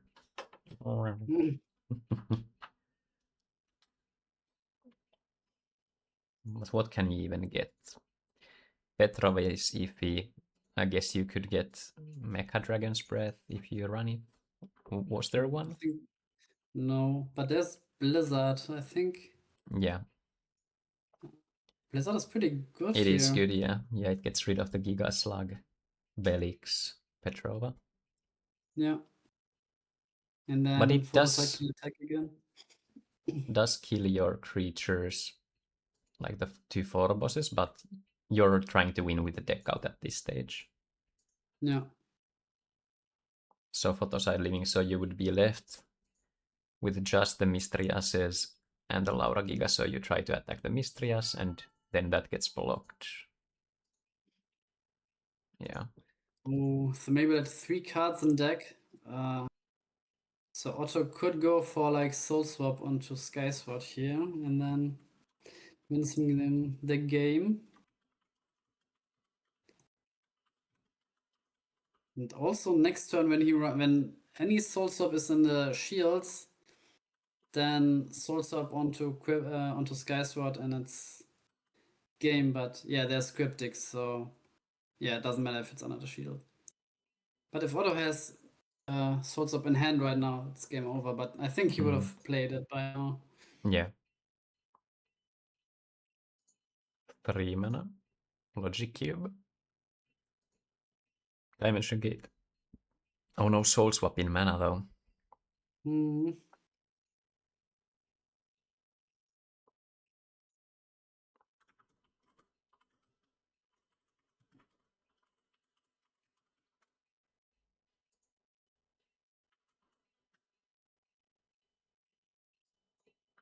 Do you just have to find a blocker or something? Does it change anything? Belix is 1 block. No. There's 1, 2, 3, 4, 5 attacking creatures. So you block those. So it's not yet lethal. Mabel has to get 1 more attacker this turn. Or remove something. I mean, there should be Galax somewhere, but maybe Yeah. it's in the shields. Still no rebirth? Or what is happening? Oh, there we go. So that's just GG, right? Cryptic gets blocked. Cryptic 1, 2. Oh, even, nice. Yeah, GG. This is yeah. Very cool.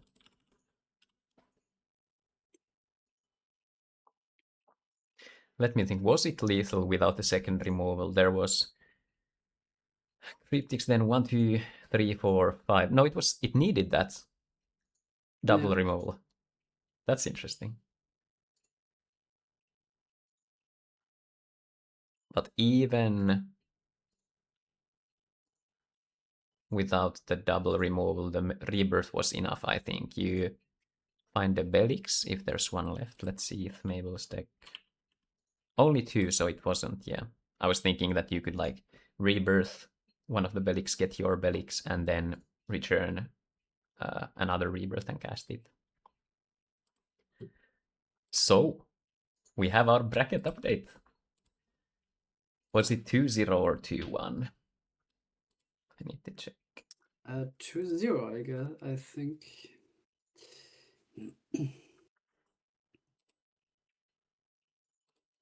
And we will fix that if it's incorrect. But so Thmabel is our winner's bracket finalist.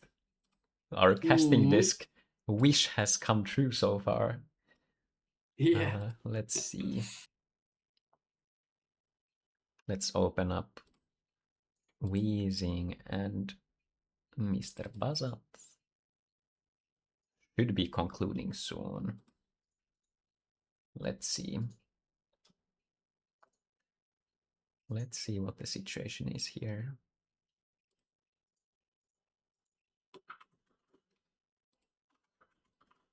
Probably game 3. Let's see. Yeah.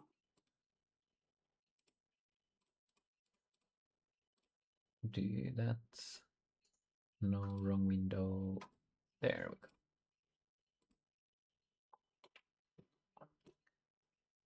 Oh, so much mana. Let's ask 1 question mark. Look at the amount of cards out here. Holy, like for both the players. I need to adjust the window a bit. Ba -ba -ba -ba.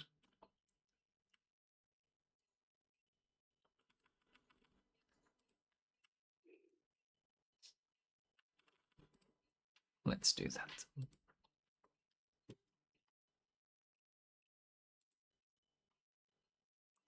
Claude versus Dark Signer.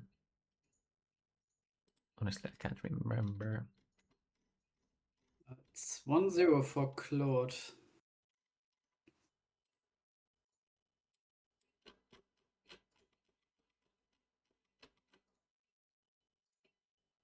Oh yeah, it was the Petrova attacks, I think. Yeah.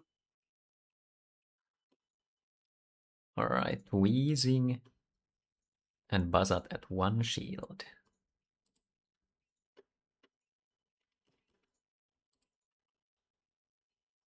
Not looking too good for Bazat here.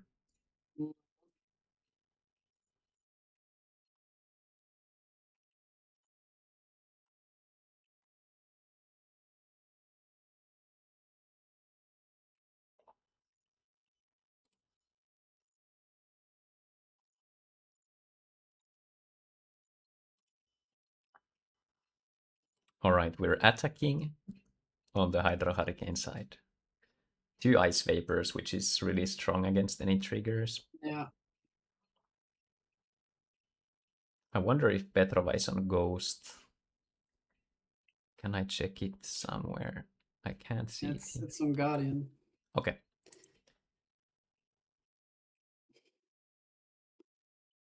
So Dark Signer would need Belix, Ghastly Drain, Meltdown, hope for the best, maybe? Yeah. Yeah, Basant versus Wheezing and attacking for the game.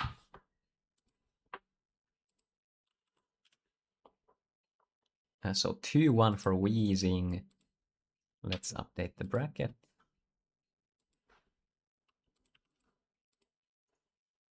Claude Dark Signer is ongoing still.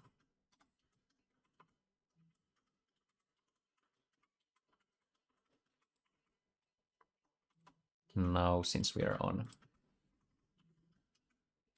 only one game at a time, we can switch over to the luxurious widescreen view. I guess we can even do this.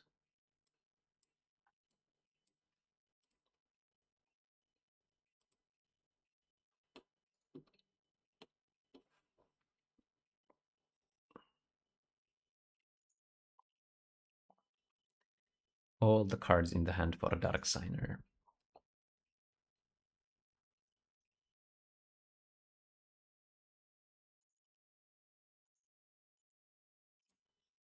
He's probably thinking about Soul Swap. Or not sure what else he would think about there. Maybe Dimension Gate, because the Ice Vapor tax is pretty huge. Although he doesn't really care about cards in hand, but mana obviously.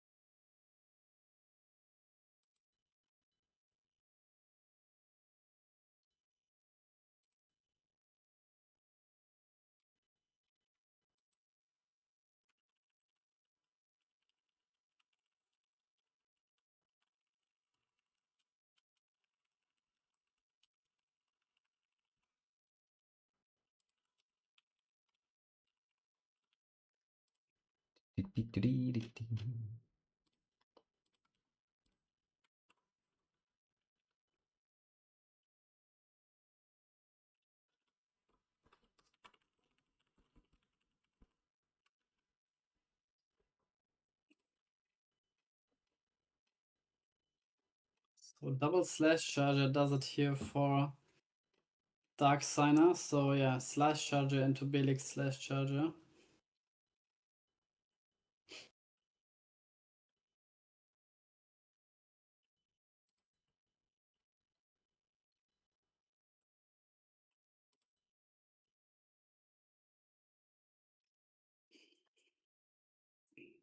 Yeah, also no attack because Belix into Meltdown is also an option.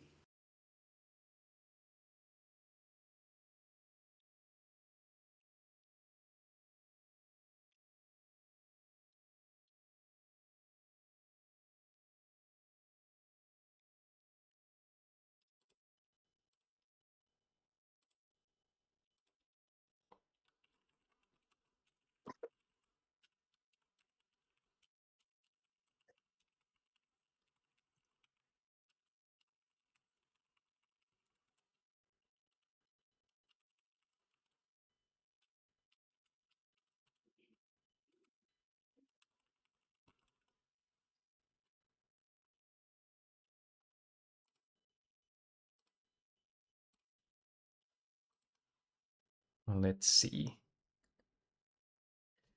Claude on 3 cards. Mhm.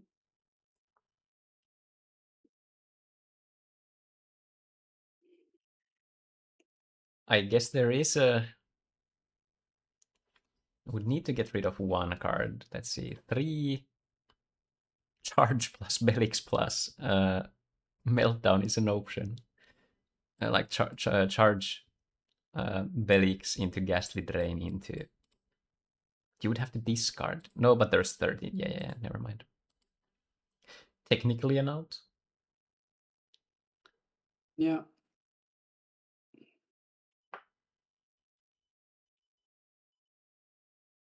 Let's see it. You start with the Belix.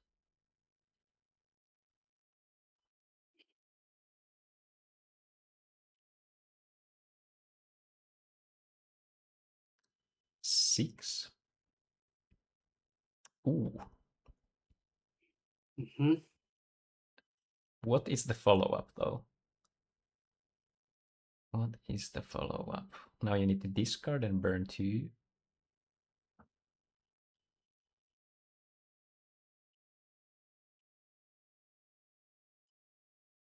Interesting. So you just need to delay. So you can swing one with the Fortress.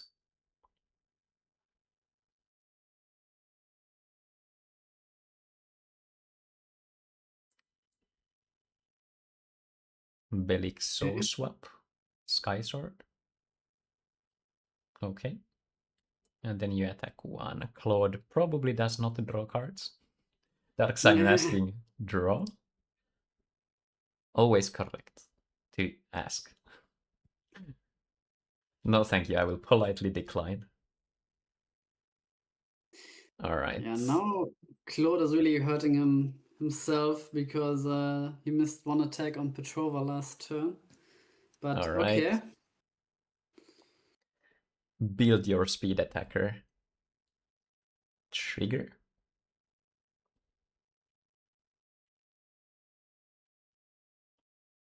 Oh, the Magma Rex. The GG. wrong one.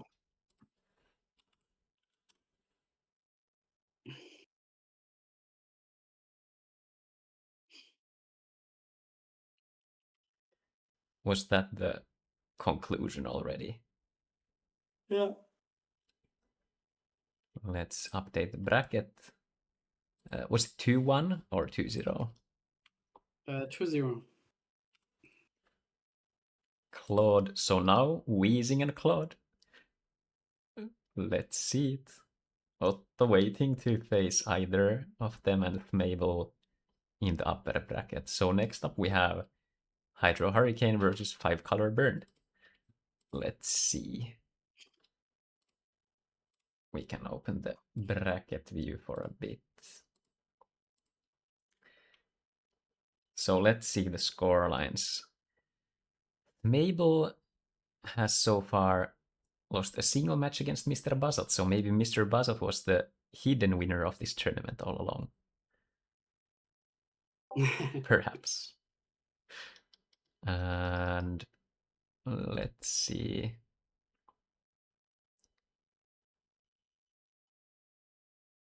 Buzzot 2-0-1-1. Claude lost to Mabel 2-0, like 0-2, and then Claude has been doing 2-0s consistently. For Wheezing, it's been 2-1, then 2-1 as well, 2-1. We will have to see. All right, let's see.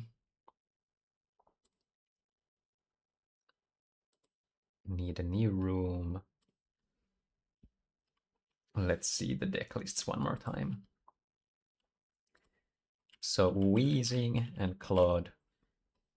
For this matchup, I guess the no mass removal aspect can hurt, but overall I think this is not that bad of a matchup for this deck because you burn mana very efficiently and your opponent has a lot of 3-drops and they have no access to any ramp. So if you land a curve with like Bronzeworm Tribe into the Reap and so super strong. But notably, only the only 3-drops that ramp are the Bronzeworm Tribes Oh wait, never mind, Mystic Treasure Chest. So you're very consistent in that aspect. So Yeah. I guess the Magmarex can be actually pretty good in this matchup as well, because it can snipe the Giga Slugs and Giga Balsas. And also the Vapors. This is like more importantly against Fortress. Fortress True. struggles against Vapor, and that's like the Magmarex basically against FN Rush, which Fortress struggles and Vapor. So it's better than Burst Shot in that regard. True. Yeah. Also gives you your own body to attack, to soul swap. So yeah. And yeah, I think just like against Survivor, when or basically against any deck, when Weezing starts burning mana early, like the Brosam Tribe into Weapon Soul into Plague or something, then the game is over pretty much. But again, if he stumbles like 1-2 turns and then suddenly Claude gets the Vapor down, gets the Rias down, then it gets hard. Yeah, definitely. Cloud Nightmare can hit pretty well here because Weezing's deck doesn't really draw cards. It's more of a like play on a curve kind of a thing. So Gigaballs and Cloud Nightmare are good in this matchup, but honestly depends a lot on the early curve. If Weezing gets to ramp into a place where you know you can just play your top decks, then that gets really good for them, but it's not completely one-sided at least. All right, Claude and Weezing firing up. We're hopping in to the losers bracket quarterfinals, I think. Yes, or rather like losers bracket semifinals. I guess this is the losers bracket final. But the third last BO3, or second last actually because of the BO5. Hopping into the game, guys.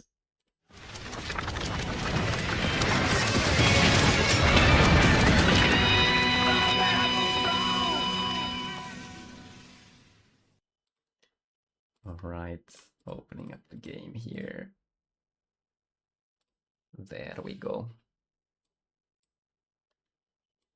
The multi is charged for both of the players.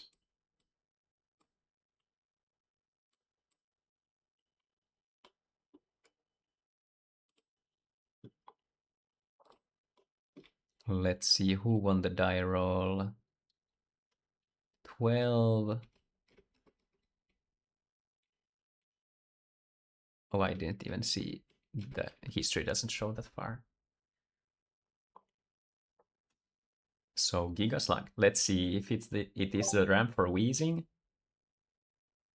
Then we could have some action here.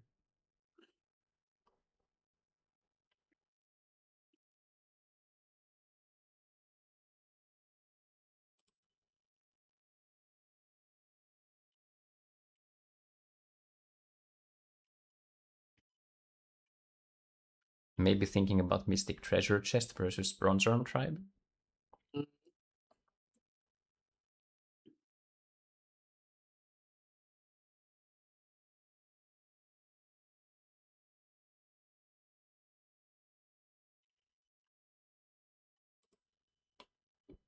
think when you have Magmarex in hand, you go for Mystic Treasure Chest and search another Magmarex here to put into mana. Yes. And then when the opponent is playing Giga Balsa, pretty good.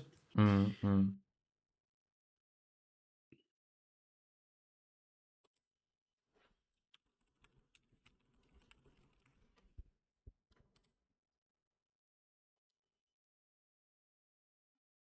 right. Maybe there was no, or maybe thinking about some soul swap options. Thought about energy stream versus ramp. I mean, always ramp in this matchup, I think. Yeah. There's no clamp to be feared here.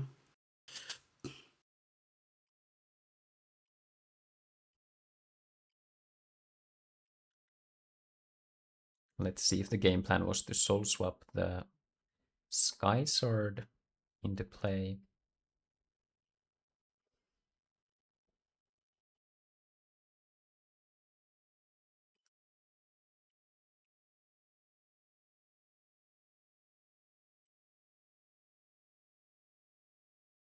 Ooh, 2 soul swaps used. Oh, so okay, so decides not to soul swap yet. If we see the evolution, Yeah. ouch, and double discard. That is so lost Wait, soul. Yeah. Yeah, he had another soul swap in hand and didn't swap the Magma Rex to kill both baits. Okay. Interesting. I mean, now you're kind of forced to just charge mana every turn. Yeah. It's not the worst because Claude doesn't have a draw engine, but now you should just kind of charge to 8 mana, 9 mana. Yeah. Okay, decides to draw cards, but you can't use these cards. You can't charge. Like, I think the end result here is the exact same. You set up your mana zone. If you just put that energy stream to mana, you're at 7 mana. What would be the difference maker for 3? You could soul swap something, but you don't. I guess you could soul swap the Gigasalt out. But I 3 don't soul know. swaps are left already, so. Yeah.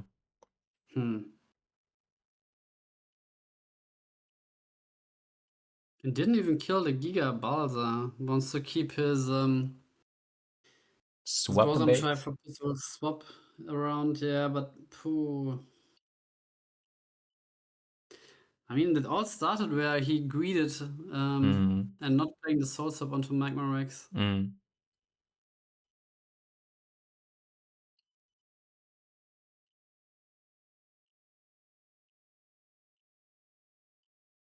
And there were enough nature cards. I was thinking if the other one had to be charged, but there was the Sky Sword already.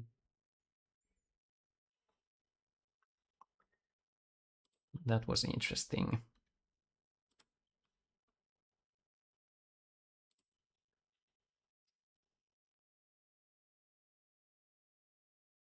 Oh, Zelena, nice to see you. Long time.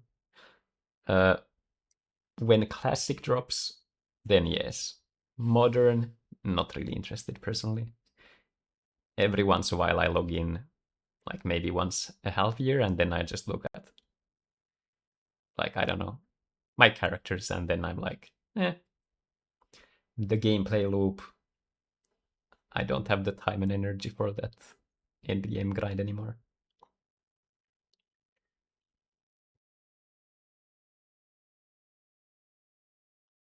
Reaper comes down now with protection from Palas, so Magma Rex not enough.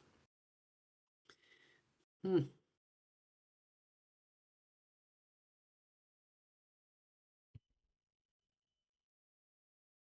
second one even. Yeah, we're gonna be seeing the Hydro fairly soon, I think. So Weezing's best draws. I mean, Plague is the only mass removal, so it's okay. We do get the scoop, and then you lose like 2 mana. I mean, Plague is even worse for yourself against 2 Vapor. Yeah, absolutely.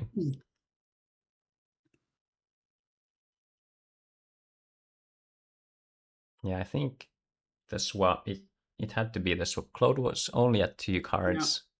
Yeah. I guess. But even like I'm thinking, even if it's like Petrova, then it is. I'm not sure if you care about the creatures though. If it's like, I'm thinking about like if you'd buff Chimera, but like Mistrias is usually the card you'd keep in hand, and Gigazald. What are you greeding towards? There was the Lost Soul, right? But then your opponent already develops the Mistrias. Like, I think you need to answer when you can. Yeah.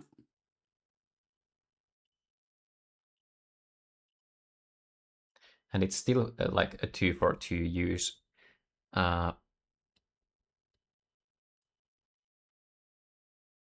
The bronze, I mean, you get the value from the Bronze Worm Tribe.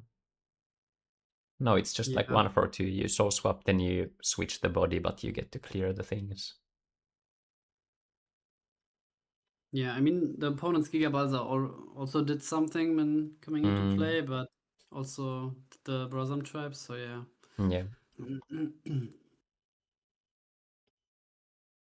Belix does not want to draw into that naturally, I think. I don't hate the idea of cloned into cloned if Cloud has access to it. Yeah.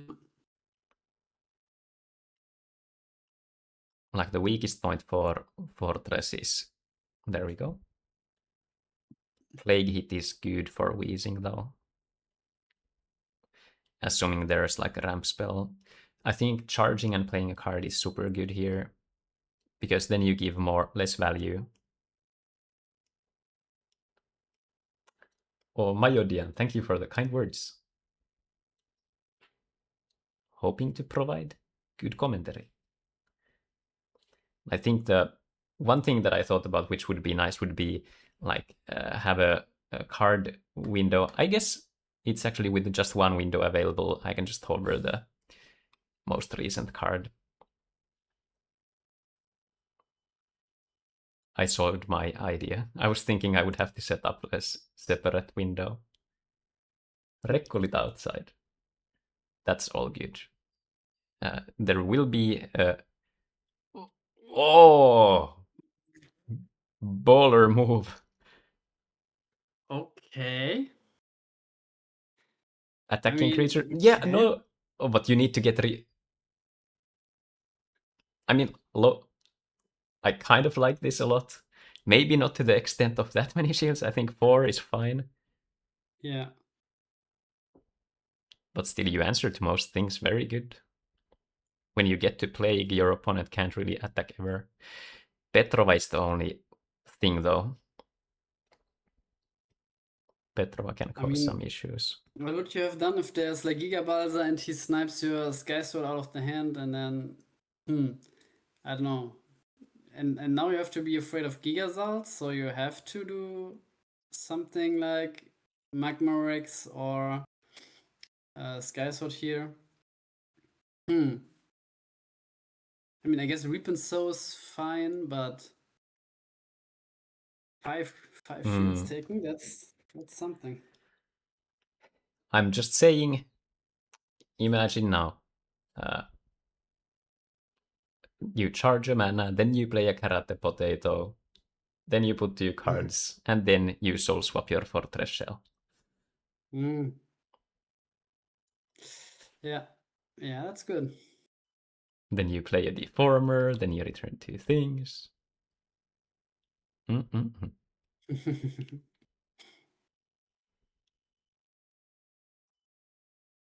But that was the fastest Ghastly Drain for 5 I've seen. Yeah. So good. Thank you very much. I would like access to these cards I have here. I think every time I see Ghastly Drain, I'm surprised by how many cards are taken. I mean, every time I take a guess how many cards you should take, the player always takes 1 or 2 more than I would have taken. So that's kind of interesting to me that I'm maybe not a good Ghastly Drain player myself.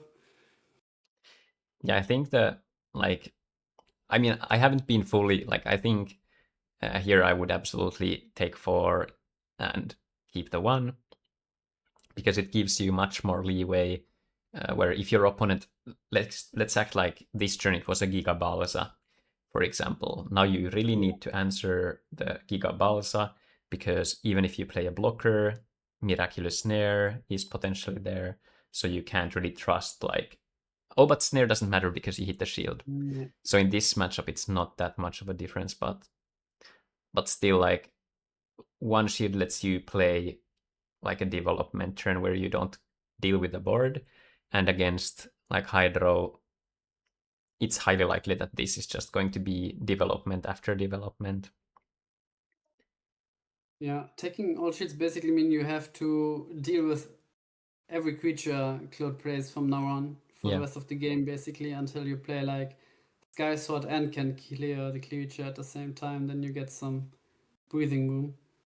I was about to say that, like, Reap and Sow is one of the reasons why, like, if it wasn't the Giga Slug, Reap and Sow is offline. Like if it was an attacking creature, you couldn't do anything now. Yeah. But now you have the freedom to do so. So Clone, did it hit anything good? Sky Sword, Mystic Treasure Chest? Those are decent, but I think we're getting plagued now for... Oh, but needs the water mana though. Needs to be Surfer or Stream. Yeah, interesting there was no charge last turn for Weezing, so he must like every card he has in hand.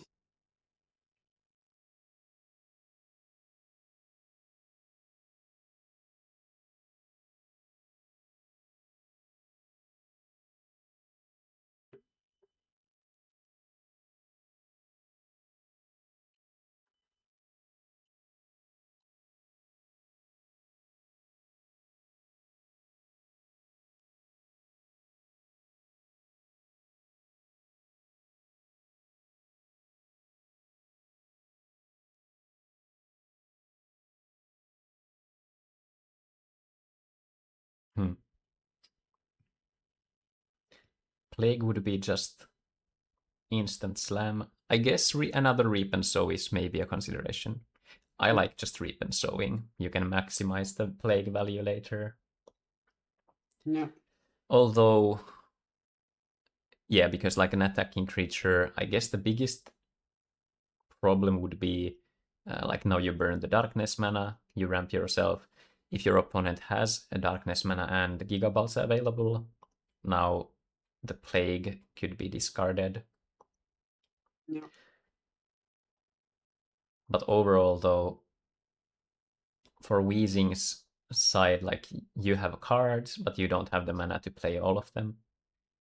So, like, ramping while you can still do it fairly safe just like gives you more options, because then it could be one turn's difference where you now can do like Belix plus something else, or you can do like Magmarex and a Belix, stuff like this.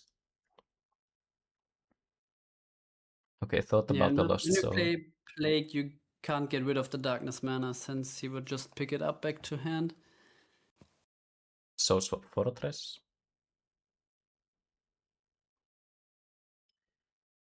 Darkness Water mana. Another option could be the Laura Giga to have a worse play. Oh, but this is interesting though. Weezing one card in hand. Obviously, it's looking bad for Claude. But if Weezing were to just draw absolute blanks, technically a small he can't chance. even poke the shield slowly because of Gigabalsa. Yeah. Marrows would carry. True.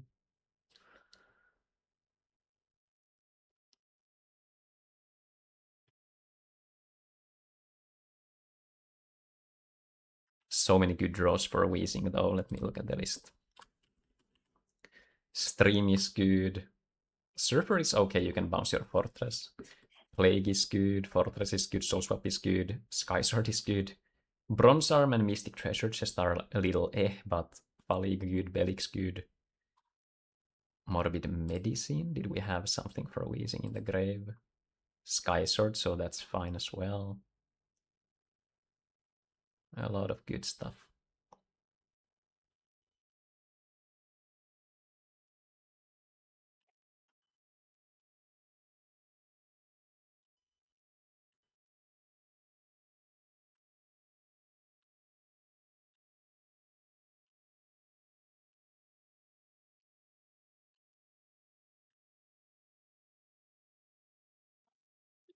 Yeah, Ghost Touch would be good in this situation. Because you want to be maximizing a Fortress burn and don't burn when the opponent is at 1 mana.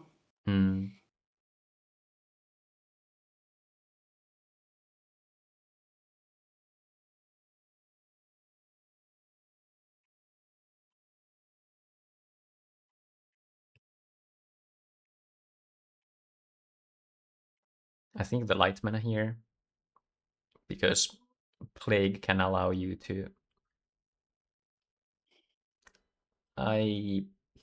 I don't know. It's so unlikely that Claude would draw, like you would draw such blanks that you can't ever do anything before it's relevant. Whereas I think the Laura Giga as a blocker can be relevant. Mm.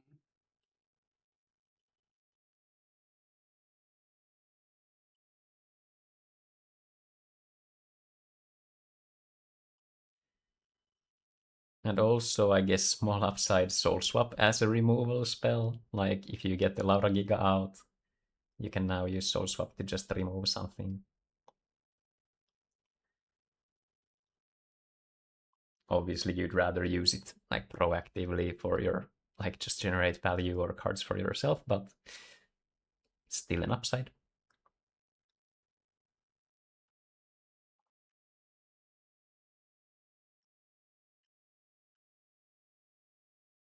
Sky Sword, maybe?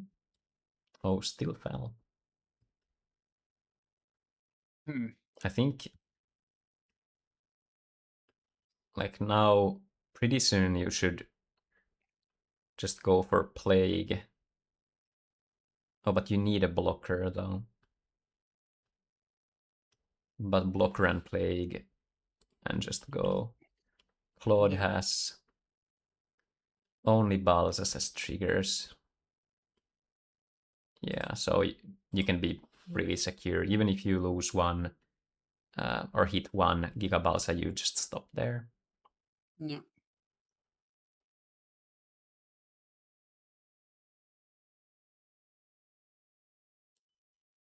But both Bilixes are in mana, so... And he wants to use swap onto the fortress. Like, there was this Surfer mana, so you could have soul swapped one Fel into Belix and then Plague.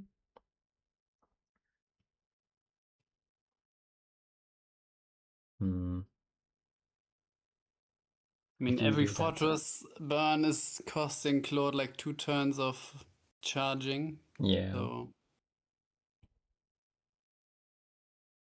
I mean, just drop passing here would be fine for Wheezing. Then Claude needs to charge. He can't like play anything on 1 mana. Lua Giga, it's not enough.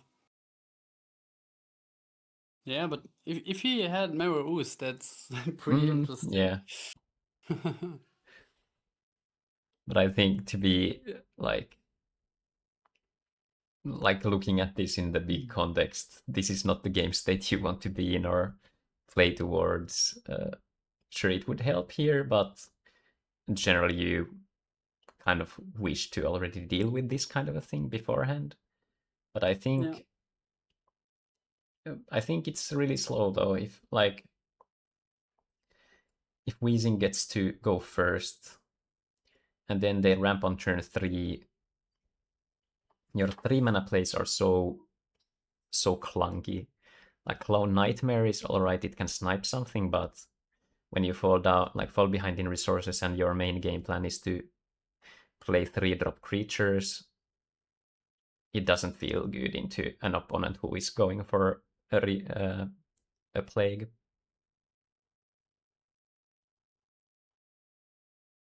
With Claude's deck, he's not playing any defensive triggers. So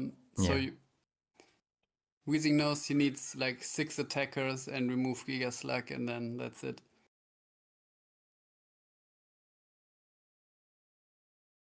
So 1 more attacker and then remove the Giga Slug, go for game. Yeah.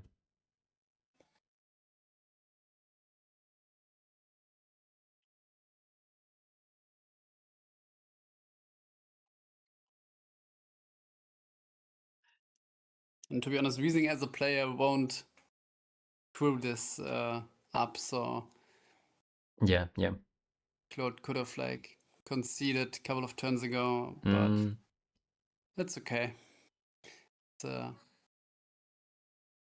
Championship IDC, so even if there's like, I don't know, 0.5% chance, you still take that chance. Maybe your opponent Alright. something up.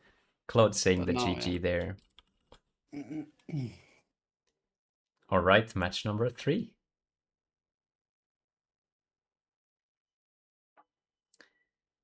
So I guess on Claude's side of things, I think cloned into cloned is probably the best curve. Yeah. Like, energy stream doesn't really matter because you're getting mana burned. And if you're playing stuff like Palaulisis into something, it doesn't matter.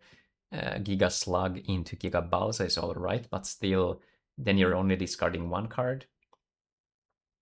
So I think cloned plus cloned is the biggest upside.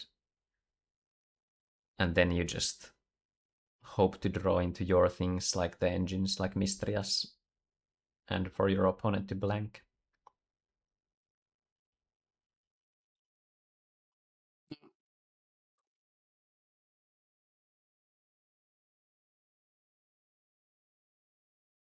All right. Rip and Sow an alright hit. Obviously wants to hit the 3-drop ramp if it exists.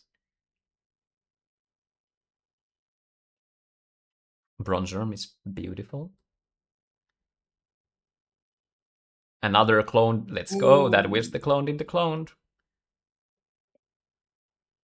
Very cool, very cool. Hit the stream and the Rip and Sow. Good hits. But although I think like all cards should be of a pretty good quality for Weezing anyway, assuming the charges have been like the worst cards, and also like it's so good.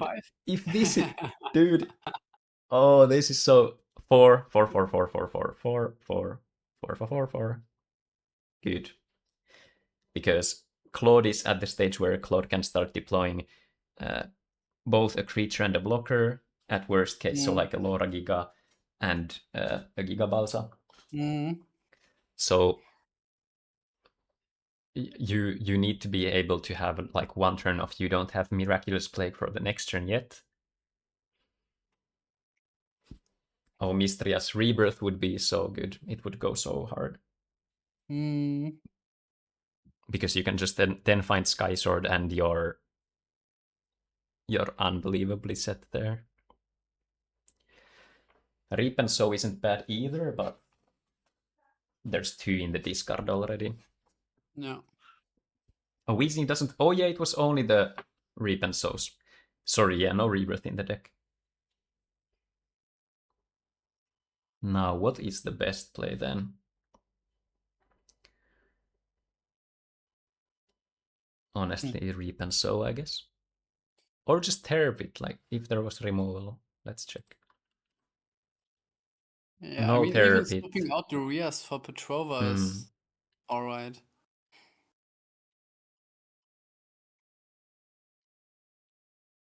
I mean, Petrova's annoying, but when Rias sticks, it's more annoying. So. Yeah.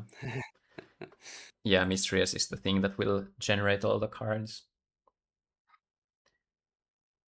Like, you need to answer it pretty much. Yeah. Because if you're soul swapping your own Sky Sword out, your opponent now draws as well. Yeah.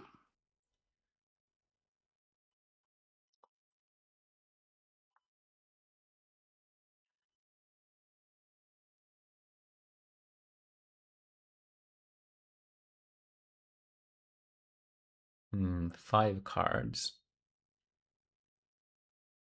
So the average hand, let's think.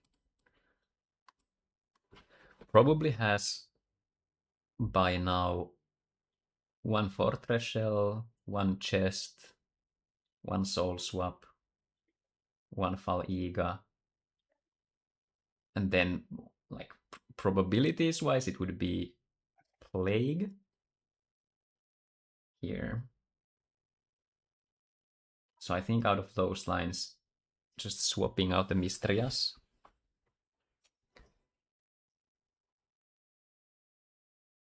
And then next turn Plaguing.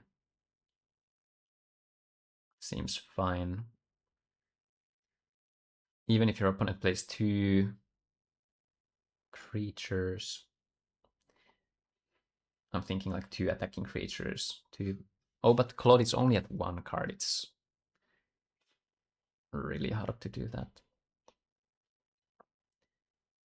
So it was the Bronze Arm. Do we have a Soul Swap? Mystic Treasure Chest.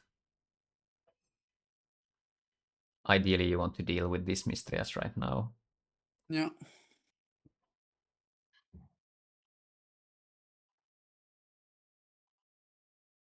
Like Petrova is annoying, but then you just hope to stabilize with Sky Sword. But if you do not have the Sky Sword or a Soul Swap, then like a second Soul Swap that is, then that is unfortunate.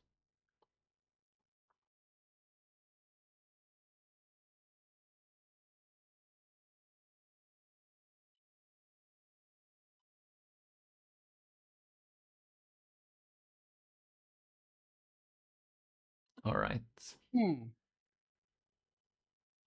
he probably has Fortress Shell in hand and. Ooh. Oh, that is rough. Yeah. Although top deck quality is fine, Plague now is okay. Now Claude can probably develop 2 creatures. No. Another clone being charged. Wait, not keeping Light Mana open? Yeah. That was a mistake. Yeah. Because if you find it, you 100% play it, I think.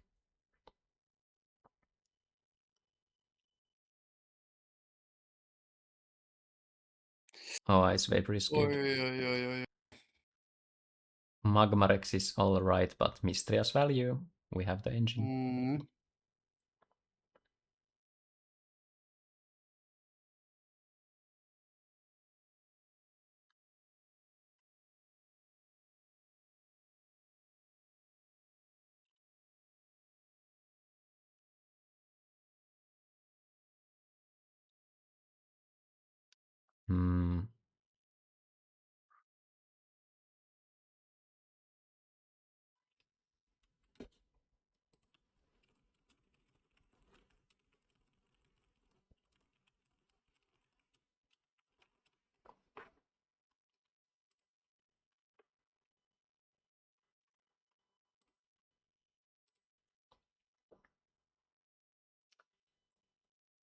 I think I need to, Spaulding, is it roll die for the final still? And it starts 1-0? Or does the opponent start? No, the Themable starts 1 game ahead, and then the other finalist will start the game. Yes, yeah. So it's like you imaginarily played the first game and you won. So your opponent gets to go first in that game. Which is actually nice. Like you have the point advantage, but still both players, assuming it goes to 5 games, start 2 games.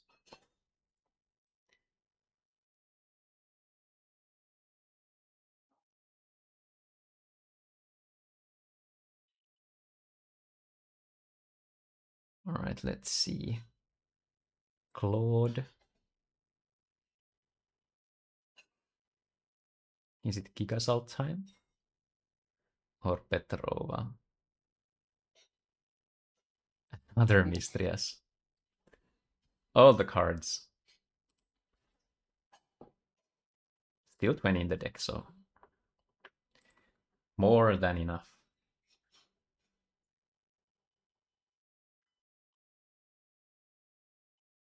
Yeah, and both Lost Souls are, one is in the grave, one in mana. Ooh, I like it, I like it. Yeah, just go for game. Nice. I didn't even see that, to be honest. GG. I didn't pay attention. Make them have it, make them have it. Alright, guys. Now, the bracket advances on. Claude 2-1 over Weezing, as far as I recall. Or 2-0? 2-1, I think. 2-1, yeah. Yeah.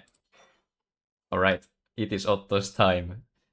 1 set of dragons, aka just 2 dragons, wait in the finals. Otto with more, and Claude with none. I guess the question remains, What is the best strategy to play? A lot of dragons, some dragons, or no dragons? We will find out. Go ahead and set the match, and we'll be hopping right over into it. Let's see. I'll update the games here. Waiting there. We can have a glimpse of the deck lists. Still like so. So this is what we saw from Claude. Nicely rounded build. Some one-off cards, but the base functionality is there. You play a lot of the cards you want to see, so that works. And Otto, the 4 clamp madness. Notably, Claude has a good play pattern against them, which is the energy streams, because it kind of nullifies them, but still Otto does have the ramp options, which is really good against the Claude's deck.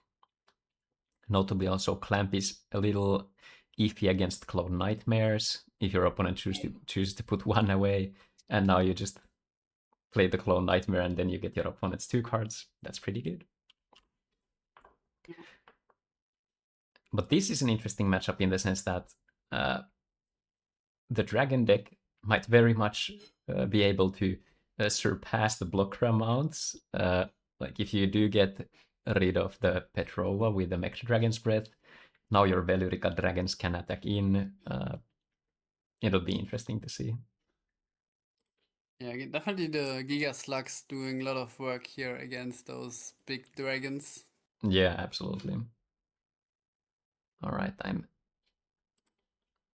let's see, that room is there. Probably jumping into the live games. All right, guys, who do you think? What is the winning strategy? A load of dragons or no dragons for this game? All right, Claude's game. Hopping into the game.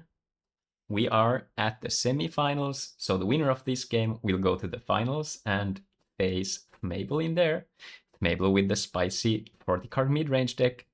40 cards wonders. Let's see what happens.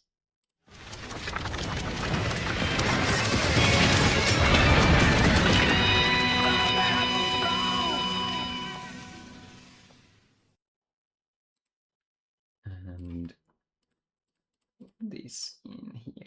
There we go. And we're off.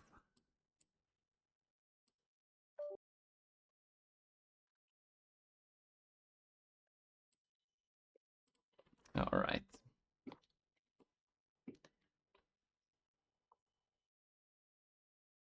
Oh, the volcano charger. That's crazy. Nice. Yeah, volcano charger pretty good against Claude's deck, hitting like pretty much everything except when Paralysis is around. Oh, Gigabalsa discarding Gigabalsa. Oh, Rebirth would be really good. So does not charge a mana, just plays a card. Oof. Oh, Rebirth is so good. Oh, randomly discards Terror Pit. Yeah. I mean, if Otto does have the Rebirth, then imagine a world where Crazy Valkyrie would be here. That would be fun. Or Kizar Basiku. Alright, what is Otto thinking? Maybe a soul swap option? Yeah. I mean, he can swap Gigasalt out and I'm thinking Gigaslug back in. Yeah. I'm thinking We of could getting a also just go Velurica. for Velurica. Yeah. Because now Velurica challenges the Gigasalt on board. Although the sad thing is that if Claude has a Petrova or like a Gigaslug, then it becomes much iffier. Ooh. But I like this. Definitely the riskier play. But I like this. I like this. Claude still could, you know, go Mistrias something, so then you have another problem to deal with. But this is weaker to oof, Ooh, the almost terror pit. Aggregate. Okay, 6 mana discards spell here. Velix. So I think we're just playing this back out. Velurica into Velurica.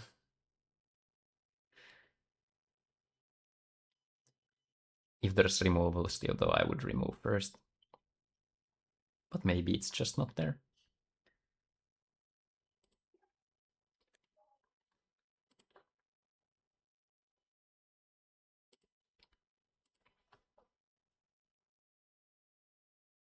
Hmm.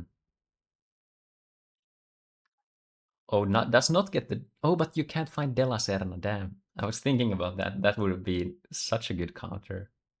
Yeah. Oh, there was the Petrova, but not playing the Petrova?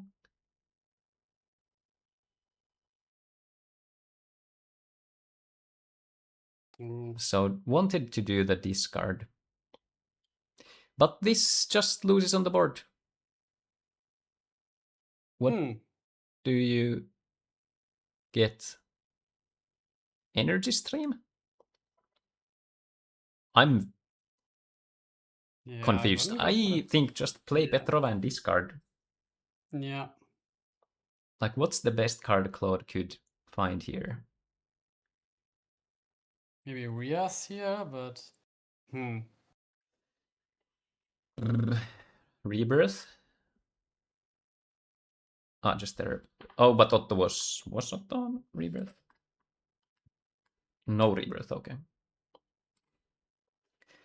Now we just see a Petrova.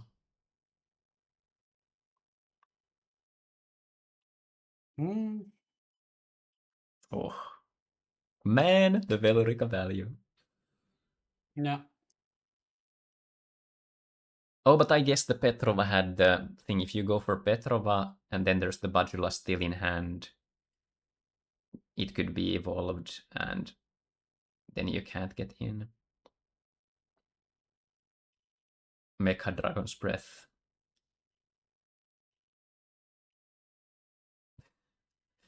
Oh, this board is so more good. Darien dragons, more dragons. This board looks so good. Claude's best draw is Mistrias, I think. Hydro doesn't do that much. Ooh. I mean, it's still an 8k blocker. Yeah, but now Bajula comes down and there's no defensive trigger. And what does it even do? Miraculous Snare doesn't work against it. Yeah. The only option is blocking it with Giga Slug. Otherwise, So, Entire Hurricane, but there needs to be a yeah. Darkness creature on board. And That's Petrova. huge trouble. I liked getting rid of Petrova, I think.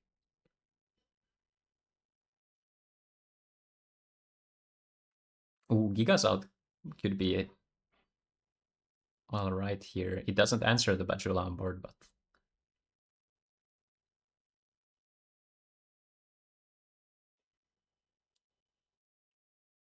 I mean, all those things, they don't matter. Like, Yeah, Bajula is still attacking. This is what we talked before the game, which was that the power difference can just outright matter here. Yeah. Like, 10k Laura Giga, but you just have a big bad dragon. Let's go! Burn all that mana, just destroy those shields. Scarlet Sky Terror and go to town. Whoa! Even charging Bazak is here. Yeah, doesn't do anything, I guess.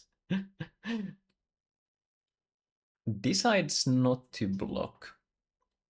I guess wants the Giga Slug. Yeah, he needs an out here. Yeah.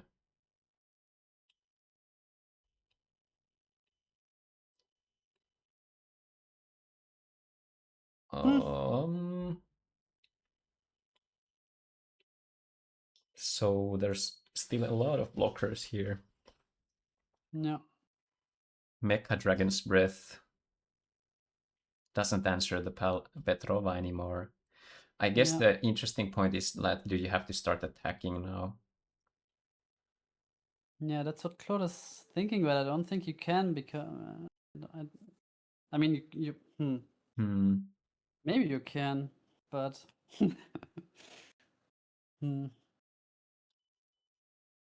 Yeah, tricky. Yeah. I guess as long as Mistrias leaves, you just... Because now you can most likely just find... I mean, it's just 2 cards. Oh. Okay, so there was no darkness mana. But the question, I think there is... You hold it, no? Yeah, then you burn 2 though. So just charge Laura Giga Yeah, maybe. and not play anything, and then you hope to hit. Oh, does that... Is that a 5 attackers? GG, yeah, that's Let's GG. go! The colon one-off. I think it was just one colon doing in... putting in work. Oh, hell yeah. What a game. All right, let's see. Hydro benefits so much for being on the play because you kind of skip the requirement for ramping, and you, if you go Giga Slug into Giga Balsa into Giga Tsald. Okay, so good against Clamp, but still you need something proactive. No ramp for Otto this time either. Next turn maybe Magris. Charging all the Giga Slugs. So we did You needed them last turn. Yeah. Last game. Giga Balsa discarded from Otto. Mm. If there's a Clamp, I would just value Clamp here, even if it's Giga Zald. Just take away, like, cards in hand for Claude is basically taking away... Oh, no play? Oy. Not ideal. Sasu making the remark, this is what happens when you build your deck against FN Rush. Pajula decks start kicking your ass. Alright. Let's see the Volcano Charger. Maybe it was held in hand. Wow. Whoa.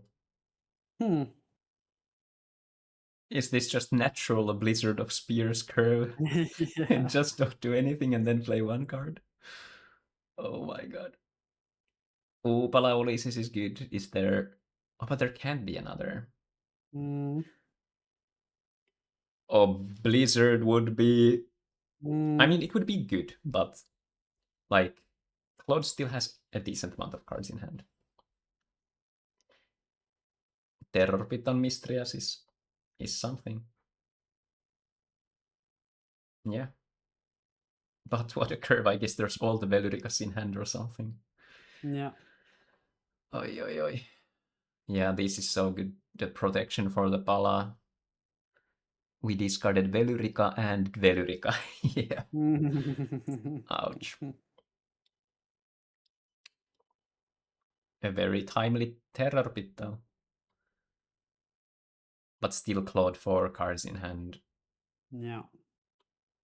I would be surprised if Claude doesn't win this game. Yeah. Very good board for Claude.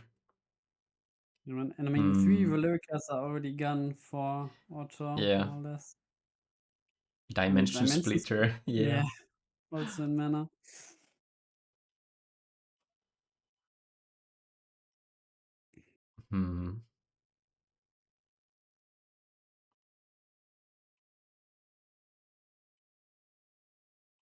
So not logic cubing. Alright, we do see the soul swap. Alright.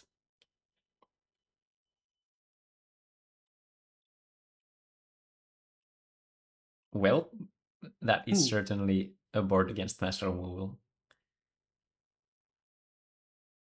Oh no, the Mecha Dragon's Breath. 1 turn too late. Yeah.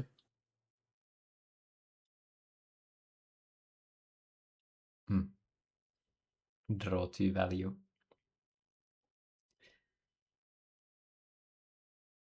I would have hold this in hand. Like, what does it do on the board now? Yeah. I guess it's not attacking, but I don't think that's Bajula Evolution. I think it's that. Yeah, Bajula, yeah, true. Because you will end with it on board regardless, I guess. If your opponent discards, then they can't Miraculous Snare it, but yeah, I think just playing towards the Bajula is better. Not that many cards that help Otto, aside from Bajula. Yeah. And even at this point, like, a Hydro Hurricane can bounce the Bajula back again, so... And you almost are at the threshold of getting off Bajula mana. Let's see, 3, yeah. Really close. Giga Balsa. Yep. Oof, Soul Swap hit.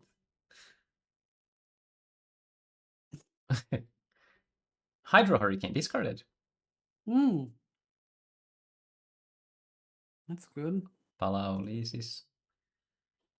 These palace are just like 8,500 without anything.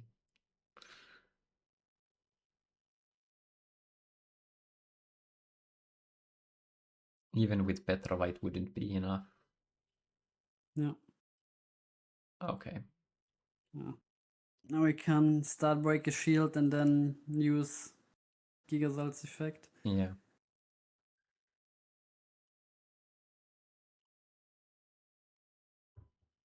How afraid are you of triggers, though? I mean, the one colon is in mana, so I guess you can start poking shields. Also, Arc is on board, so Yeah. Let just me get look at. values there. Like Otto could hit Dimension Gate, doesn't matter. Soul Swap. I guess Soul Swap is something to consider, but what is the Soul Swap count? 2 in the grave, 1 in the... Because I think Otto kind of could reach a point where if Otto can just play enough creatures, this Palace could be... Oh, okay, never mind. Okay, now you definitely wait and play your Hydro Hurricane Yeah. next turn, and then you can... Giga Balsa snipe time. Mm. And even protected against Clamp. But if you have the Clamp, you just... Oh, but you have the Ice Vapor. Double burn.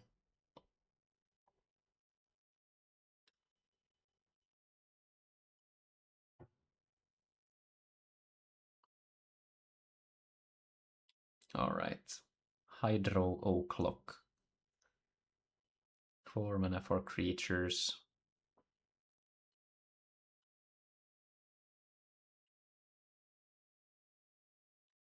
Gotta start attacking soon though.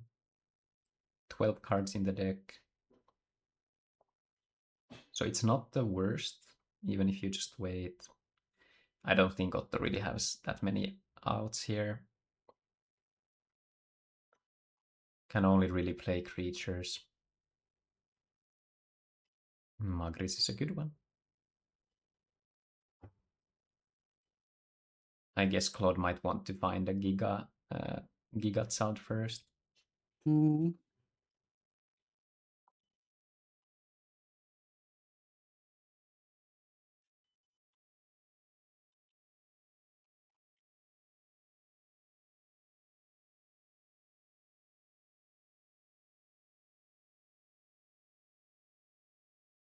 Not even bothering playing the Clamp.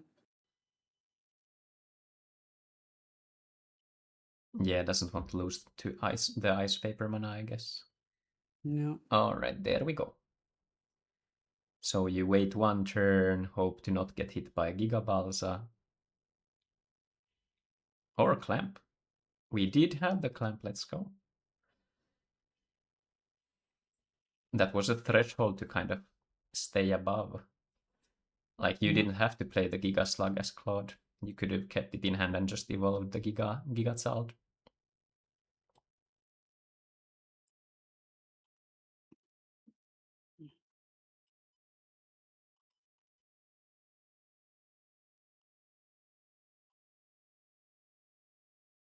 Bajula, looking for you. solid draw.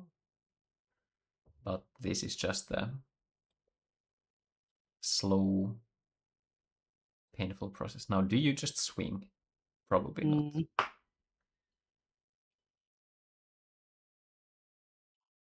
Yeah, I think you're not in a hurry. Then next turn you just swing.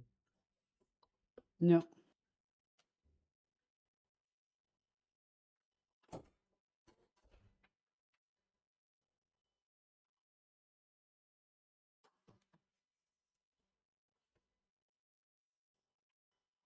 Careful not to deck yourself, Claude.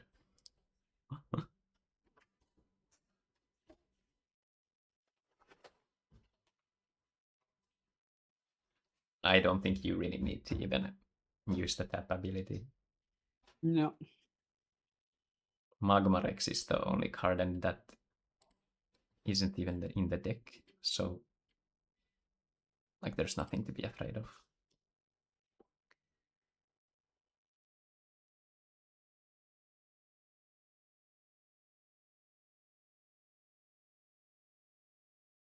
Another soul swap? No. Alrighty. Third game. Let's see if Otto hits the ramp this time around. Both these games. This one, Otto played Otto's first card on turn 6, I think. Yeah. Maybe, preferably playing something on turn 3 this time. Green mana?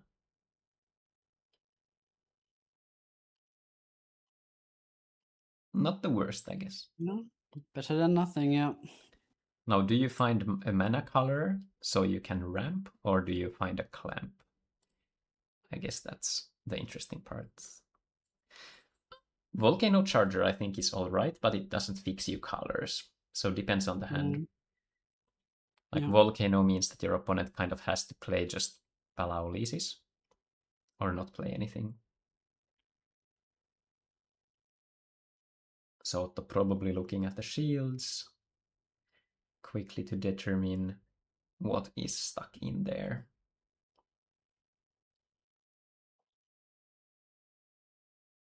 Does take the clamp.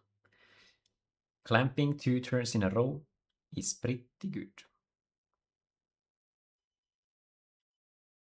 Unless that happens, I guess.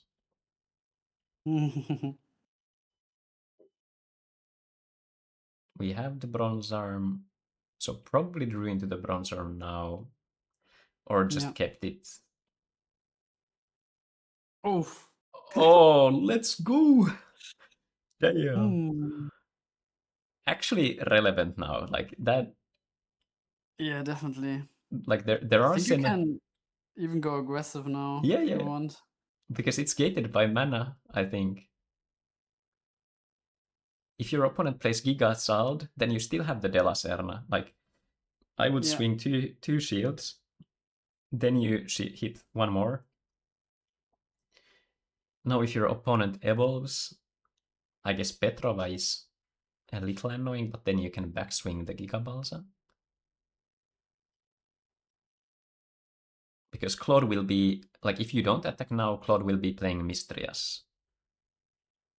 I guess it depends on Otto's hand. Like, if there's a removal spell, then...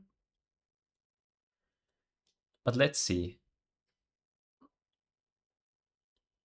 I mean, Claude is on 4 Miraculous Snares, and that could hurt.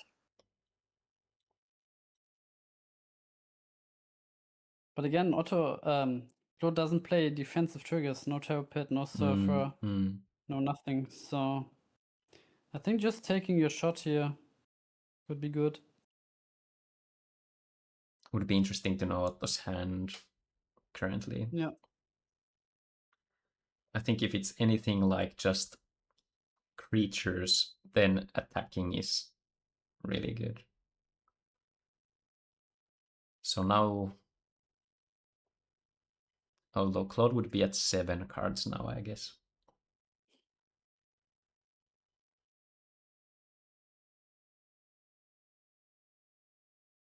Hard to say. I think the big risk is that if Claude does have like some discard,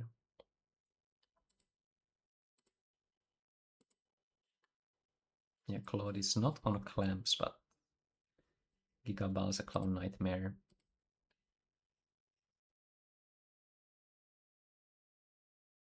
Alright. Rebirth. Oh, Gigasalt discard.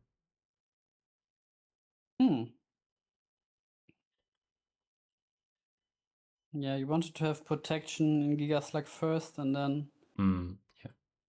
Oh, Stream is a really good draw though. Obviously gives Otto like an extra turn in a way, but... Clamp? They're just streaming and clamping back to back. Oh, the Clone Nightmare though. I think it's probably Mystery as found for Claude. Alright, decides to discard. Oh, if there's any sort of removal, this is super, super good for Otto. Like, if you can remove the Giga Slug. Yeah, like Volcano Charger. Yeah. Nice. I guess even Soul Swap, but then you can't attack, but... You could Soul Swap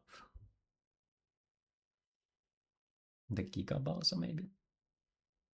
Like, just Giga Balsam for Giga Balsam. You want to get rid of the Giga Slug, though. But I think the big thing for Otto is that if I was Otto, I think I would want to charge mana every turn until I'm at 7. Yeah. Yeah. Ooh. Yeah. A Bajula charge? Yeah, doesn't want to... Yeah, I mean, okay, there's no Gigasalt value then, yeah. Yeah, and Bajula into Gigaslug, it's a little annoying. Yeah, the Gigaslugs are like really gatekeeping here. Yeah. Because even Velvika is not great. Just getting discarded. The Surge is getting discarded and the Slugs are protecting. Ooh, Corpse Charger, nice. Do you get Paralysis or... Yeah. Yeah. Paralysis protecting Gigaslugs from Volcano Charger. I mean, Blizzard of Spears here for Otto would be... Yeah, I mean, he's losing a lot of his own creatures too, so... Yeah.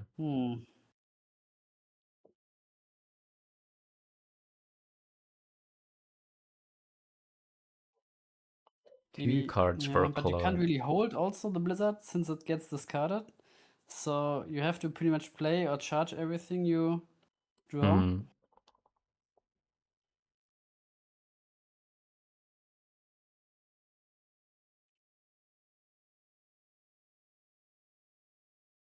The Dimension Splitters can cause an interesting dynamic where you could start force like attacking with the De La Serna to the Gigasald, and if it gets blocked, you would... Oh, but you would have to lead with the... I guess you could top deck the... No, I don't think it matters that much, because then you have known information. Crystal Memory. I think you search for Rias, maybe? Yeah. Rias or Petrova for Chimera, I think.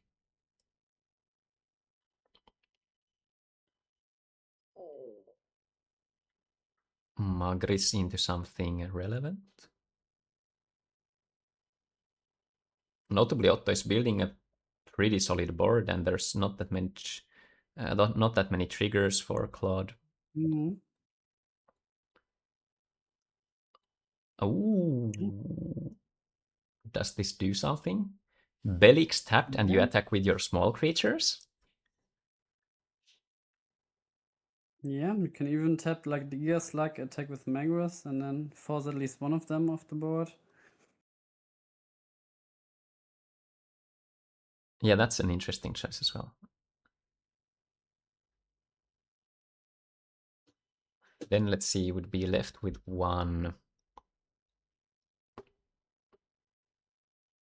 So the options, if you go hyper aggressive, you Tap the Belix and you can swing with 4 creatures. Then next turn Belix, if it attacks. I think the tough part is that if you give that many cards, there's 2 Laura Gigas that we don't know of. There's 2 Belixes. I think it was 3 for Claude. No, 2. So 1 Belix. And then the Palaolis is... Yeah, 1 Palace in hand, yeah. If he plays like double Pala, lower Giga or something, then it's tough to beat. I think Claude searched Rias, so if you don't do something proactive now, Rias comes down next turn, you're in big trouble, I guess.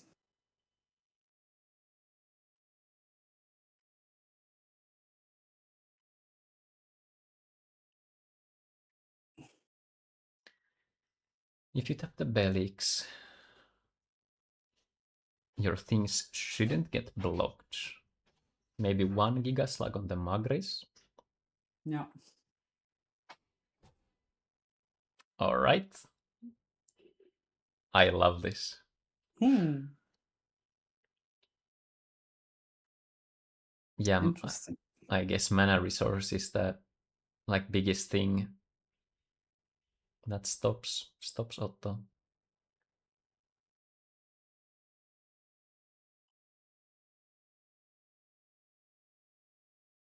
Attack with the Sky Sword, yeah.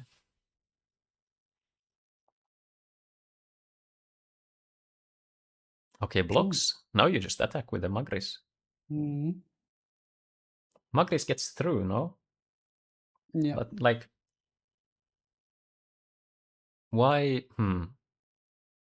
I guess you could see that Otto would stop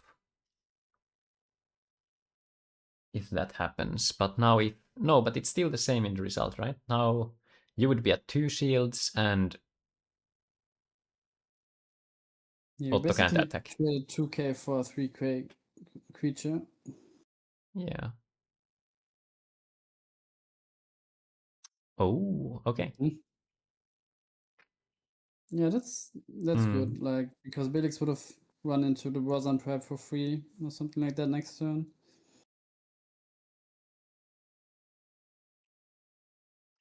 So best thing for Claude would be like Laura Giga and Hydro Hurricane or Laura Giga blocker, I guess. Yeah, just light mana church, double Pala, 1 lower Giga. You get rid of 1 attacker anyway with Gigazald. Miraculous Snare isn't bad either. Yeah.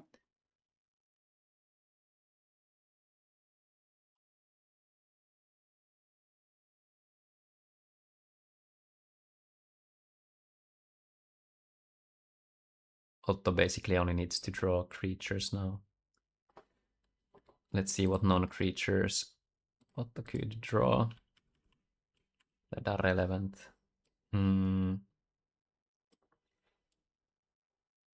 Any removal spell?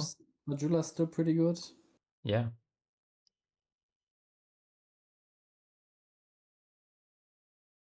Basakasil is gone. Bolmetheus is clunky. Velurica would be alright. It forces a tap at least.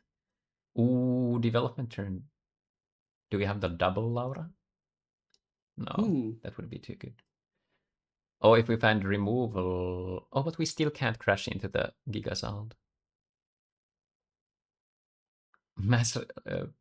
Blizzard? Press button or not? Soulswap Basakasil?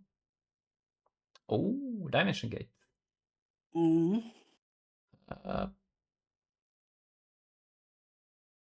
Belix. Mana. No, Belix doesn't matter. I guess you could get Burst Shot with Belix, but you can't play it outright.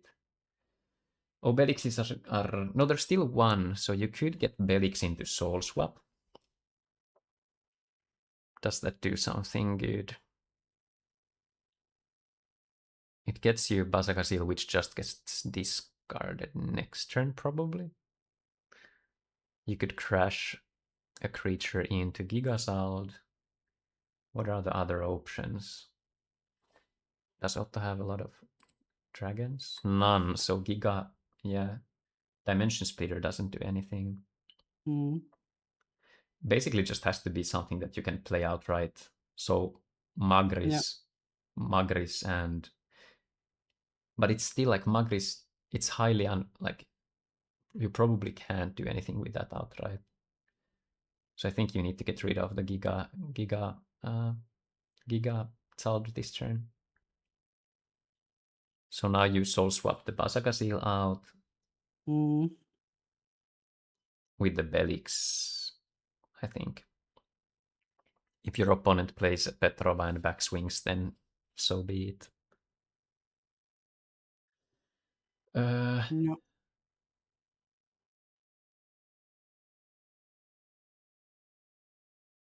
Yeah. So you get Giga. All right. Let's think. If you attack both at the shields, both blockers are gone, yeah? You could also soul swap your opponents. Oh, but it's still a blocker anyway, so... Yeah. So I think you attack... Do you attack Della Serna into the Gigasald now? I think you can just go for shields here. Yeah. Attack with Magris first. Oh, yeah, the small creatures. Yeah.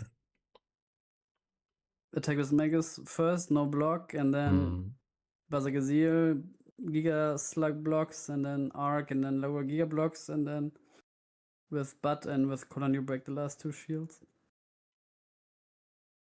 Something like that. Yeah. Oh, that is... Hell yeah, Otto. Tight play. So let's see, if you block with the Laura Giga... I guess this is an interesting choice, because now Della Serna sticks around. Whereas Basakasil would go to hand and you discard that, yeah? Yeah, but he could just, like, not attack after... when he blocks with lower Giga. Oof. 2 creatures, you get 2, you need to have Miracle Snare and a blocker. With 9 cards, it's very, very doable. Yeah, it should be doable, yeah. Also Hydro Hurricane, I guess.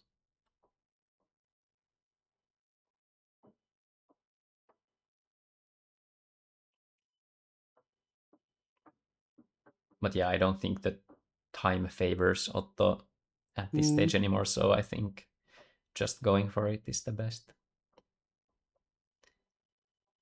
Giga Slug or something. Snare. Then you need something to stop your opponent. Now, what is Otto's best draw? Dimension Splitter, can't find... can't get the Basakasil either. That's good. Another blocker. Oh, this is gonna be hard for Otto, I think. How many? 16 cards in the deck for... Yeah, this is tough. Was there an APOC for Otto? No, there was. There's just removal. I mean, if you find the match remove spell, I think you just need to press the button anyway. Yeah, Magris into something would be good. Not sure. Dimension Splitter? Man, the Mistrias is so... so unfortunate to play against.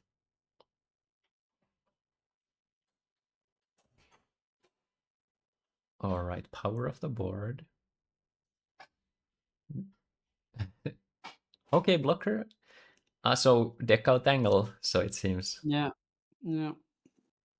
But with 14 cards left and 10 cards in hand, it's And Hydro is known. So we could see just a light creature and Hydro Hurricane into Belix into Hydro Hurricane or something.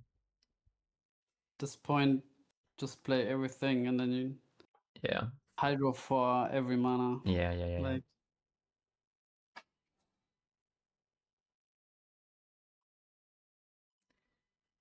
a little too late. no.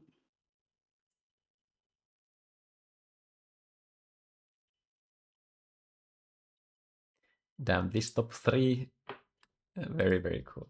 The Hydro Hurricane, which is like the most standard thing, and then we have these 4-color mid-ranges with a slightly different like axis on how they play, I guess. One is more aggressive, and one is more resilient.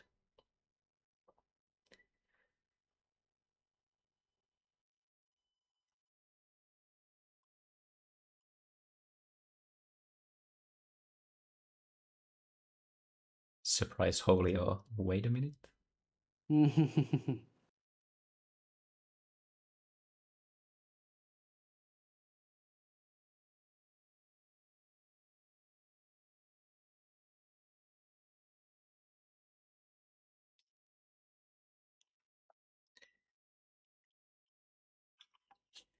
Yeah, I think Otto doesn't really have outs anymore.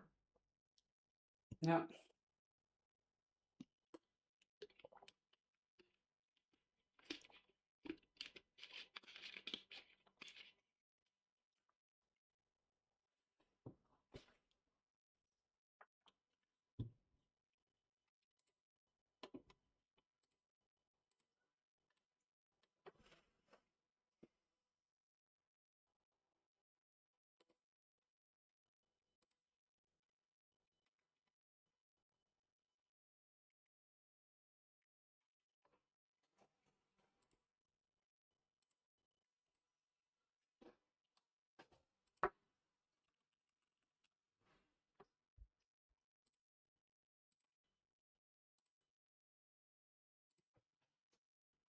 The Hydro Hurricane.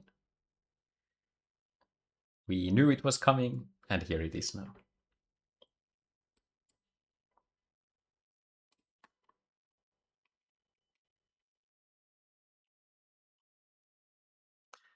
But I thought Soul Swap was the most broken card in this game.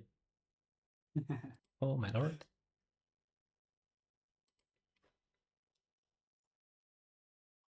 I think this was 1-1. I think Bajula won the first one.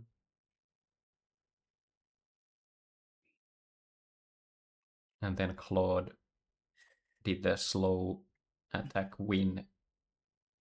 Mm. And now game 3.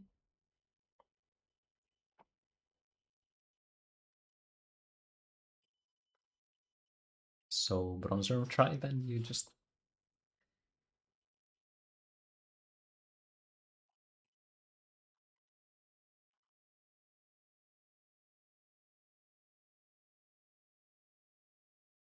One more attacker. Alright, everything back to hand. How kind of Claude to collect opponent's cards ahead of the game. Oh!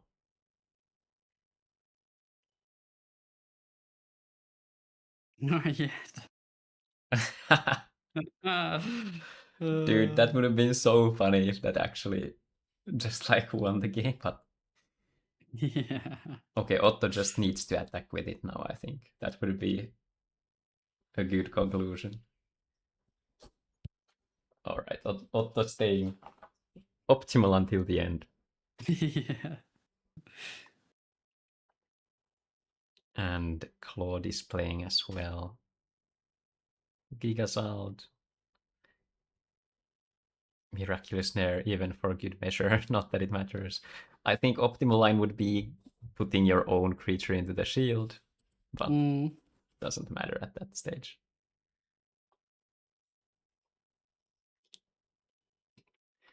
Very good game, very good game. So long break for Mabel. Let's see if he's here. Yes. So 2-1 for Claude, right? Yeah. Let's see.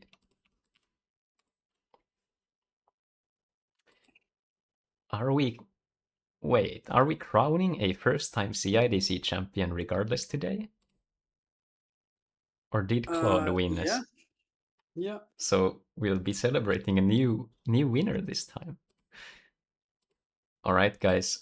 Mabel and Claude. So just as a reminder, this time, similar, I think it was the previous time we did this first, where the winner will start 1-0, and it will be a best of 5, but the first game is won with the upper bracket finalist. So since Mabel hasn't lost the game yet, they get a small edge in the finals. But we are not going the full way, which would be like you have to beat your opponent twice. So the one who hasn't lost twice would win. But this way, it takes a little bit less time while still giving an edge to the one who hasn't one who hasn't lost yet. So, for Color, Spicy Meatball, and Claude's Hydro Hurricane, one loves Soul Swap, one does not play it at all. Let's give one last view to the deck lists here. Otto crowned as the 3rd place. Oh wait, why is that? There we go. So Claude's deck,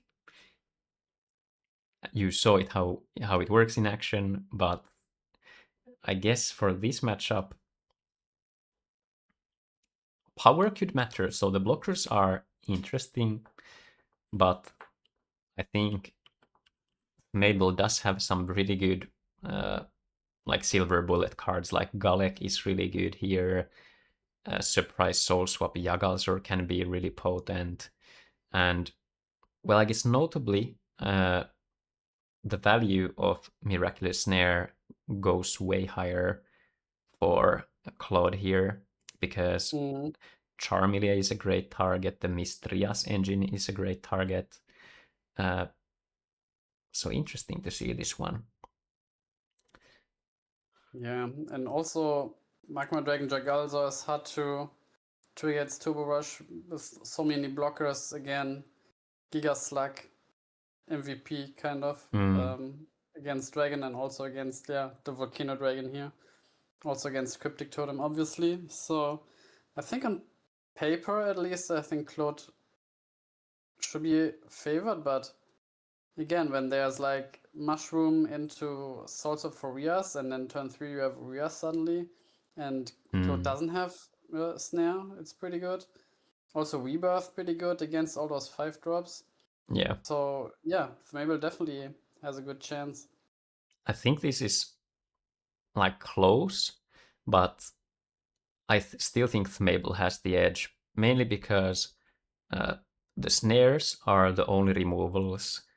So if your opponent has them, then sure, it can hit something, but the rebirths are just so valuable here. Your opponent isn't going to be stopping your mana development, so I think this deck just has like enough threats to be played every turn, where it kind of ends up in the scenario where you need to answer those, but if you're answering them, you can't really build your board. So, but overall, like, really interesting. This could go one or the other way, but yeah, I think Clamp, Clamp would be good against this deck, but there's no Clamp for Claude, so the discards are just basically one-time use. Notably, Gigabalsa played here, which is optimizing for the tournament context because Petrovan Chimera could come up. So I guess you could play Locomotiver because you could Petrova your own Locomotiver if you're expecting a lot of Hydro Hurricane, but yeah, still the better card to run. Yeah. All right, guys, it's time for the finals match between Mabel and Claude. Mabel starting 1-0 and Claude starts the first game. Last time for the transition. Let's see how it shapes out and who will be the glorious champion of the CIDC 10.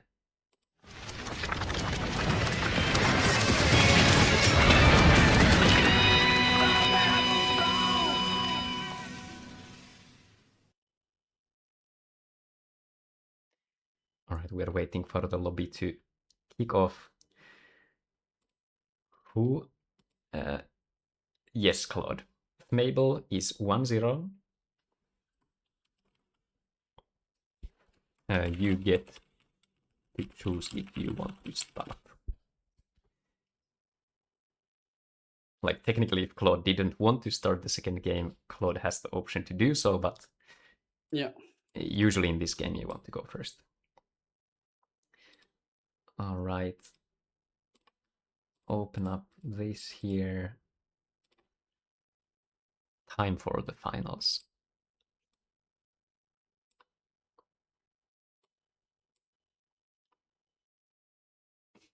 I guess we can even just go like so, and then I'll just squeeze this a bit.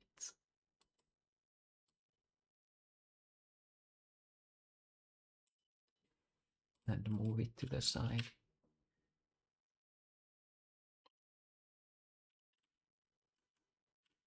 Alrighty. No, I drag it to the upwards. Well, doesn't matter. Fixed. So Claude starting 1-0 for Mabel, best of 5.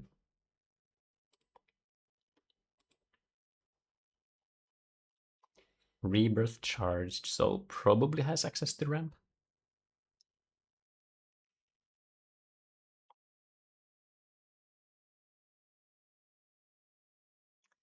Surprisingly enough, no turn to play. So, yeah, 3-drop city. Poisonous Mushroom and Charge Mistrias. Do we have it? So card negative, but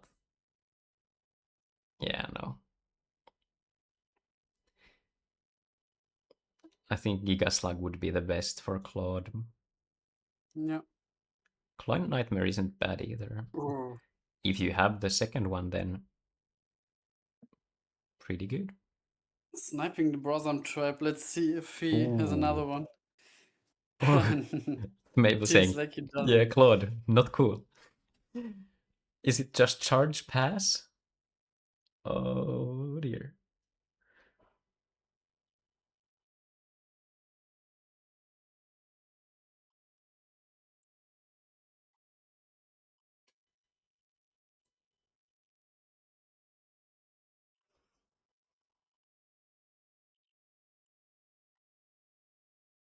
Is there no play for Mabel?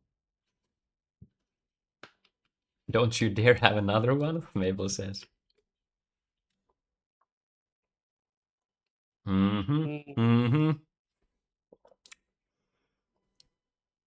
Mistrias in the hand. Gigabalsa. Okay, Rebirth. Oh, but we need the light mana. Like, Ice Vapor isn't the worst, but it's not that good in this matchup. Yeah.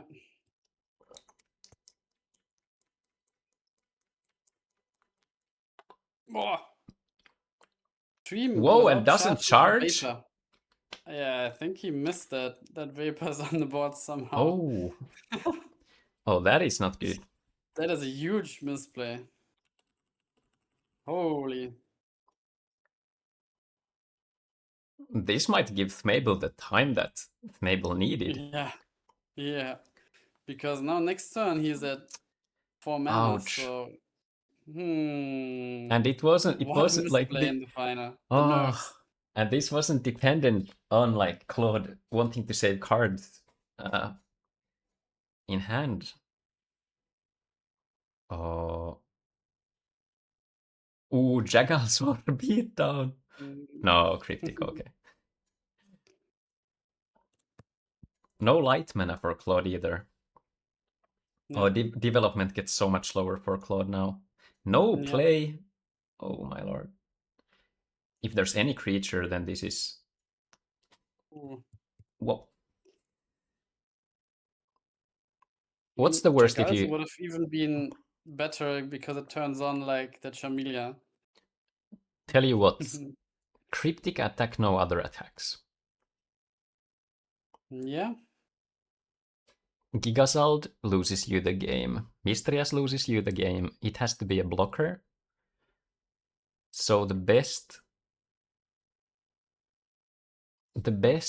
outcome for Claude would be like, I don't know, Laura Giga and something to develop.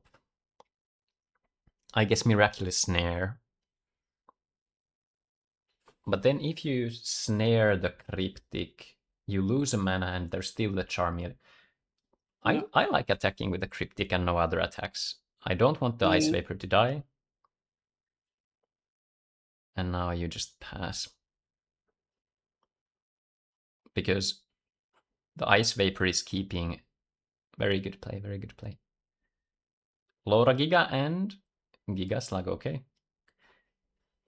Do we find Galek? Yeah, Galek would be GG almost. Hmm.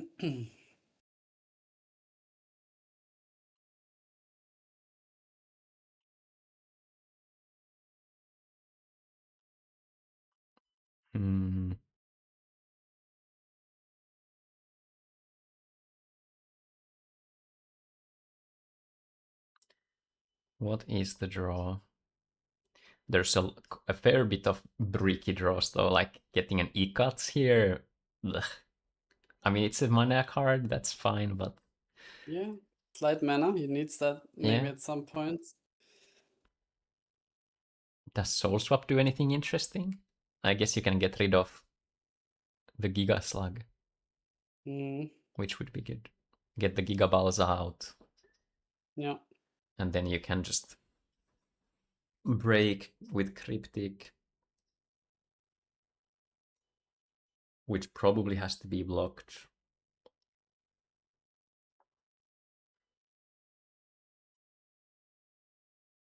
The Charmeleon is also very good. Like the mana burn is actually all the difference here.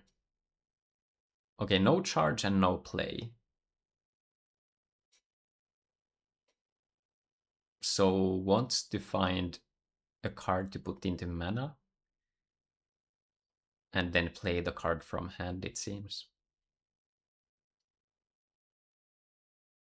Do you Maybe he's searching Galek now, Yeah. which forces Claude to evolve Giga Slug and then double discard probably, and then Cryptic is blocked by lower Giga, something like that. Because otherwise you would evolve the Giga Balsa into Giga Salt, so Giga Slug can block Cryptic. Yeah. Let's look at the list here. Yeah, and he searched Galek, yeah.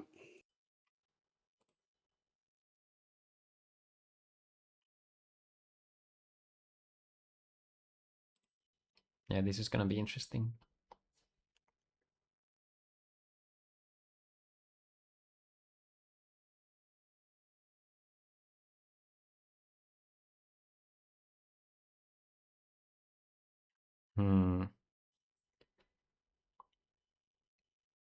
Is the best case scenario... No, Clone Nightmare isn't the best either. Gigasalt. Okay, Petrova, Chimera. But there's still the Galek here. That's really good. Play Galek, kill Giga Slug. Then you just double attack. Oh, no, single attack actually, yeah. You don't use the Ice Vapor. Gigasalt follow-up is good then though. But this also discards a card. Clone Nightmare, not a good, like... Has to be the worst card out of these, but... Yeah. You could attack the Giga Balsa. I like that, yes. And no other attacks. Now it has to be Gigasald. Kind of a Gigasald or bust. Oh, does have it. Okay. But the game is still on. Rebirth is offline now, though.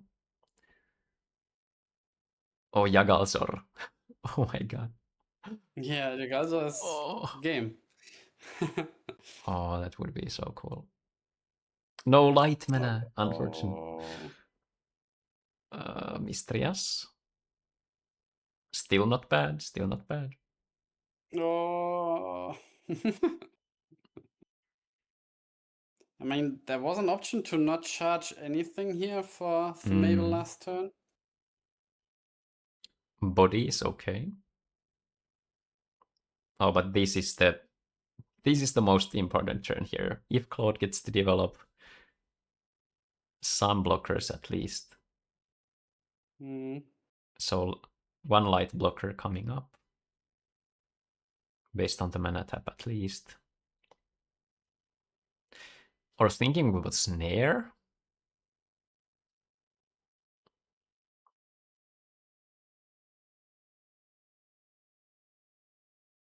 Yeah, thinking about snare, yeah. Yagalzor or bust, I think. Oof. Oh, Rebirth though. Rebirth is good still. Yeah, yeah. Soul Swap is good. 6. Terror Pit. It's still good. Yeah.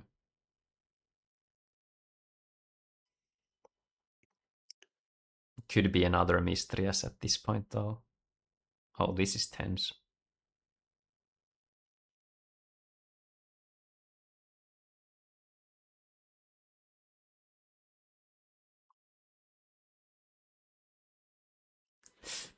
Nailbiter game. Yeah.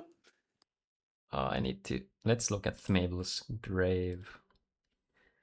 Yeah. A lot of Maybe good the one cards. turn, yeah, maybe the one turn where he charged the Rias was like, maybe he could have hold onto the Rias, and if Gigazal discards like Rias, he plays Rebirth onto Claude's Rias, and if he discards Rebirth, then you can still charge the Rias after. Ice Vapor can be swung at though. No. Oh, that's a little unlucky turn. Galek into the Ice Vapor.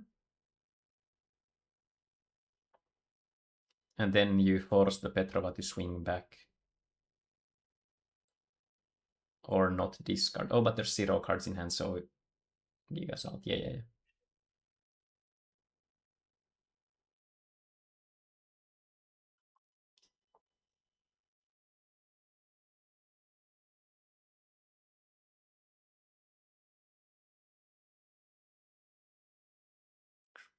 Is it oh, Corpse Charger. What is there to get? Mistrias, right? Yeah.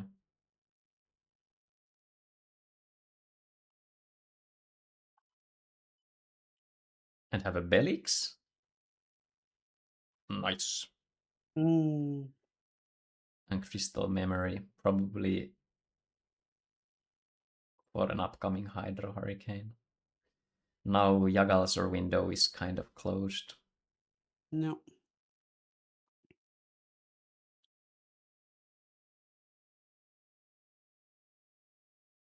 Not bad, not bad. But still Mistrias needs to kind of draw the Rebirth. Good back and forth though. Mistrias Hope and Pray.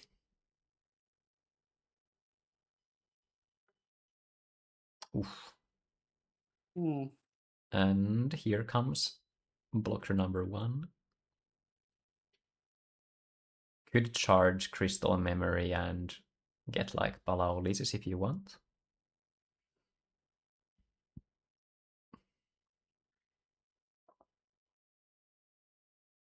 Alright, just churning through the deck manually. Wanted to see the information from the random draw first. Probably didn't find a creature to play. Do you get Hydro Hurricane already? I'm not sure. Yeah, Depends what the last card is. Maybe even just get the lower Giga. One Yeah. mana, draw a card. Yeah. Pretty good.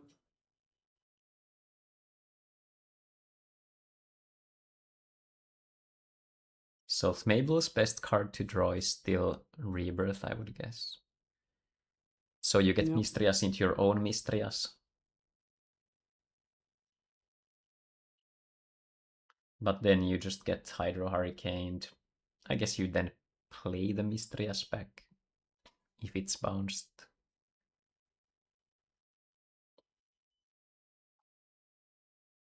Okay.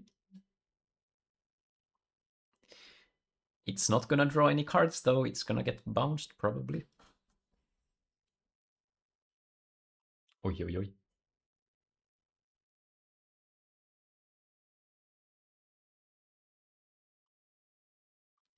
Claude says enough Mistriases for me. Alright. Claude does still need to... Oh, but Thmable is losing the deck out race currently. I think the windows are closing in. Yeah.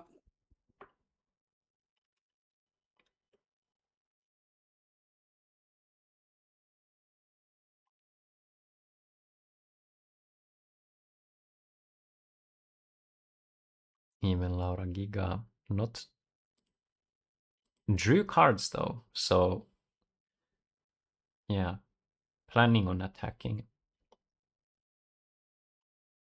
Calls it GG, recognizes that Claude won't blunder this, so Claude will take the game. So 1-1. Quote, game 3. Mabel starting.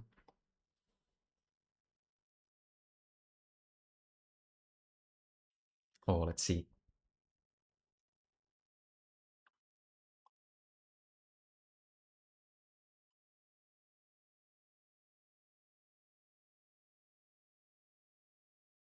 Claude in the think tank. Maybe a Belix angle. At least it feels like that. Like if you're thinking about the charge that crucially, I think it's probably like Belix Gigaslug and you want to protect your Gigasalt. At least that would make sense to me.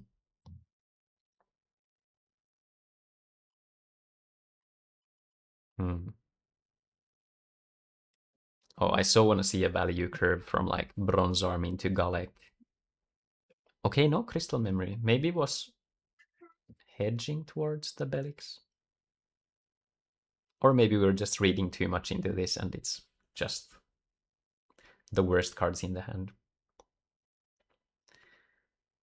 If you're a Thmable, you want to see the Bronze Room Tribe now.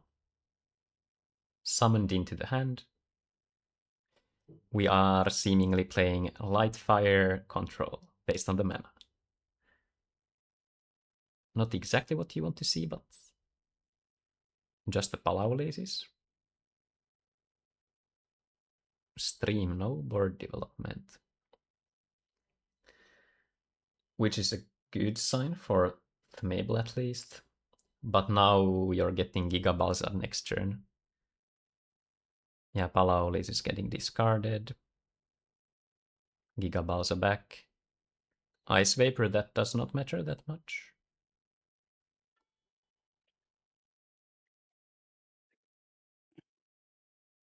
I mean, we thought Ice Vapor didn't that much last game, but Claude played right into it, so. Yeah, true. That's true. That's true. So true.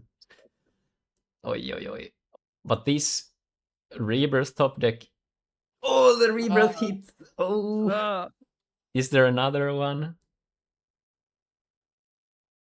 Yes, there is. Okay. Well played. I think it was the setup already. So Mistrias, 100%. Give me Mistrias right now. Surprise Gigasalt for yourself. That would be... Yeah. But Claude hasn't signaled, or rather like hasn't charged Miraculous Snare, so I think we have a decent probability of just snare and pass. But the positive side for Thmable is though that top deck quality is pretty good. So snare, yeah.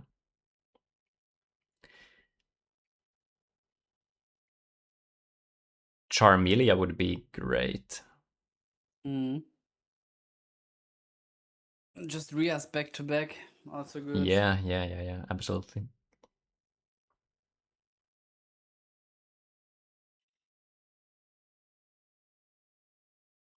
Any creature pretty much you play. I'm looking at the list. Ancient Horn you would play. You don't need to sandbag cards in your hand unless you're trying to like bluff something to happen. Cryptic you would play. Right, Belix. Yeah.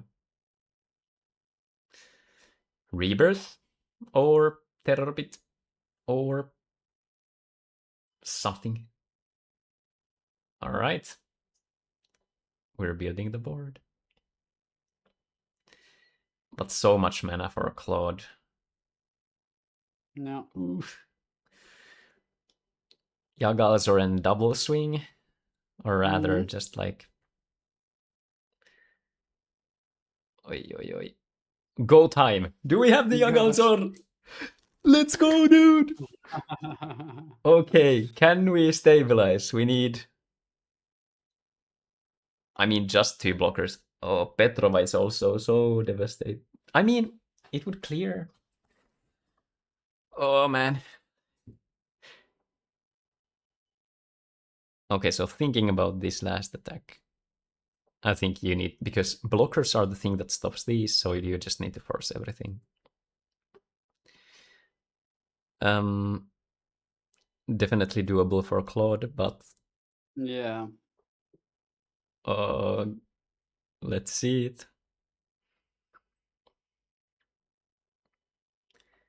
Two light mana. Oh, even charging the Laura Giga. Not a good sign here for Thumelo. Yeah.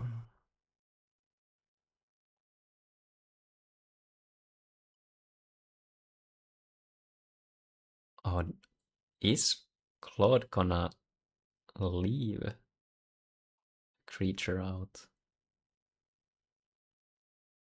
The Jagalazor. I think that was not correct. Think you need, if you're planning on doing the Laura Giga, you want to draw first. All right. Yeah. Galclive Dragon. Oh! Okay. Can we blank? Do you blank one turn? No, it's not possible. Any creature. Oh, that's the worst. That's the worst. Oh no, oh no! Stop. Oh, but 13 cards left in deck. I'm just saying. Still needs to attack. When you lost Soul the opponent and he still has 7 cards in hand. When you bust turn. I thought this card was supposed to discard 7 cards and not end up with your opponent having 7 cards. Oh my. Oh my. This is one of those stop, they're already dead moments. We have not yet seen the proper ramp with the 40 card though in this finals. No. Time to play laser whip or whatever it's called. Yeah. Can't be blocked at this turn.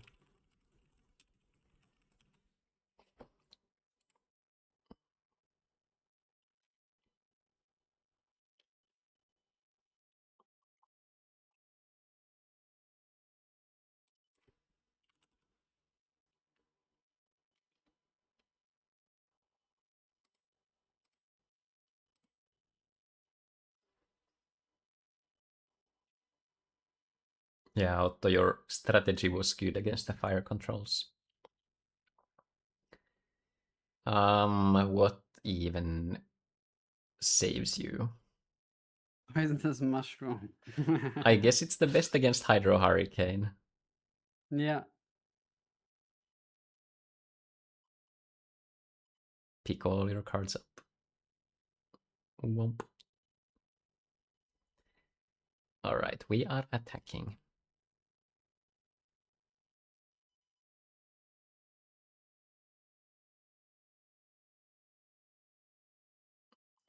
Mabel charge pass.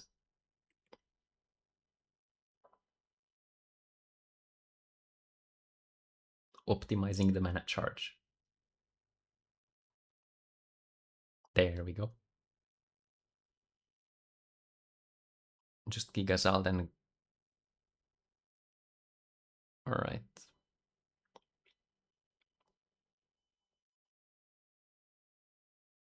So little attacking creatures though. I remember I won against Claude in the Mega Meet with Miraculous Snares. Basically, I knew, like I had seen like how many creatures he was on that could attack, and I think I put like 3 or 4. And then I just won with the deck out because they couldn't kill me, which was really, the game was crazy. Like I should have absolutely lost it, but just didn't have enough. What were you playing?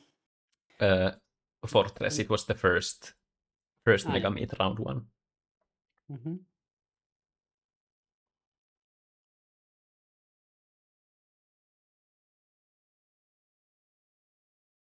It was a really good run though. Like, didn't lose in Swiss and didn't lose in Top Cut. Just clean cut swings here. 2-1 for Claude. Guys, we are at match point. Will Claude become a champion this time around, or are we going to the last game? Let's see. I think Mabel is just channeling all the possible turn 3 Bronze Worm Tribe energy. Did have it actually in the game 1 where Claude sniped it, so technically it was there. Let's see the Poisonous Mushroom. Okay.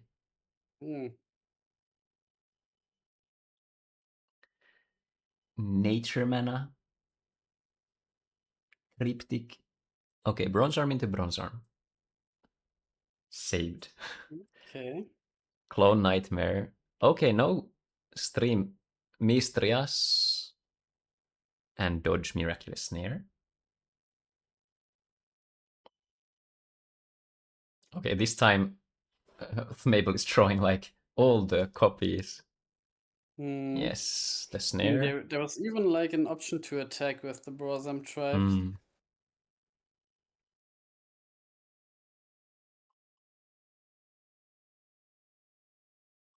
Alright, what is the play? Ooh, charging. Charge Rebirth. Oh, Mistrias. Nice. If there's another, it feels so bad. I don't want to see this.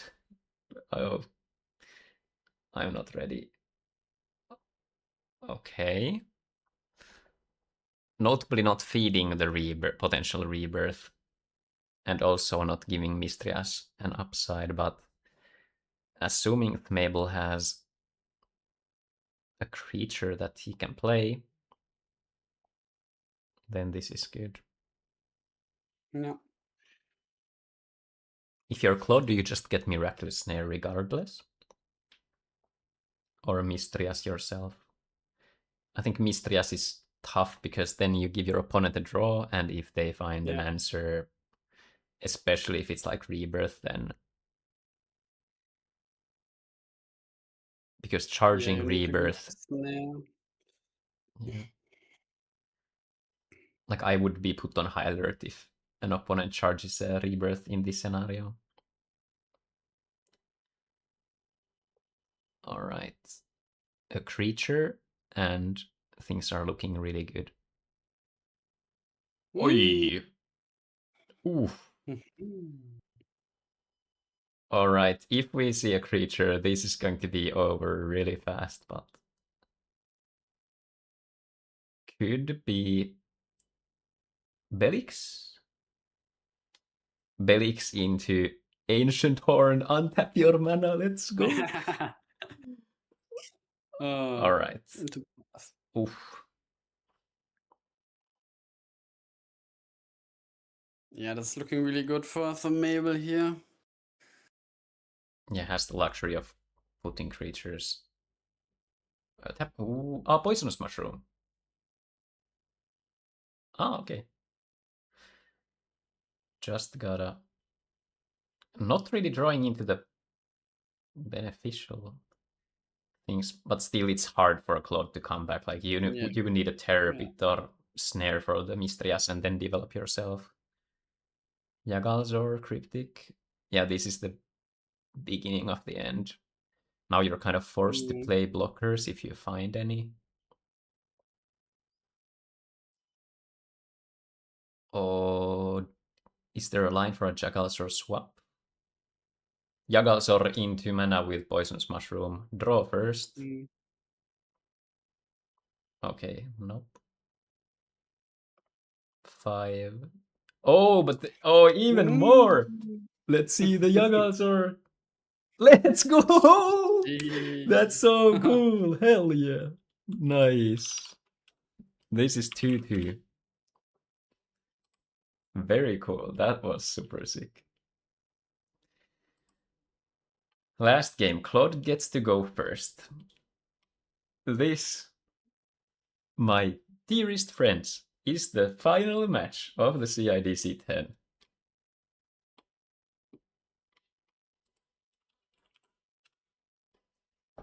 Oh, this has been a really good final. This has, like, both decks have showcased their good qualities. Man, oh man. The only thing that we didn't see, which would be so nice to see, would be the, like, brute force soul swap Mistrias on turn 3 and just hope for the best. Yeah. Ooh, Poison Mushroom discarded. That's probably good for Mabel, I think. Yeah, because he would have played it. He charged one, had another in hand, opted to not play it, so Bronze was Arm. probably here. Yeah. Ooh, Jagalzor charge is good as well. Oh no, play! Mistrias would be so good. Yeah.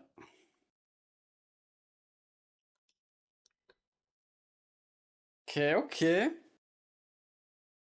We do have the snare. We do have the snare. Is there a follow-up, dude?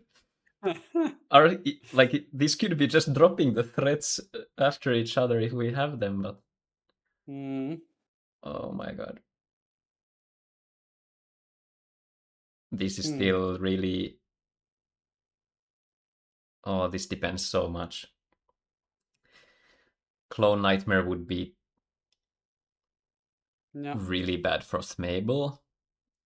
If Thmabel has like Rebirth, I think ideally you just want to put something on the battlefield this turn. Like Charmilia Mistrias, obviously you would have just slammed it, I think. Yeah. Ooh. Okay, ends the turn. Oh, whoa.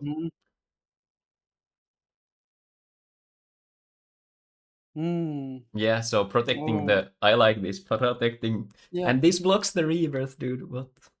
Yeah. Oh my god. But Claude, just one card. So probably Mistrias and pass. Yeah. He's going. Yeah, it's Mistrias pass. Man, I want to see the Soul Swap Jagalzor and just send it. Soul Swap... No, the Soul Swap, dude!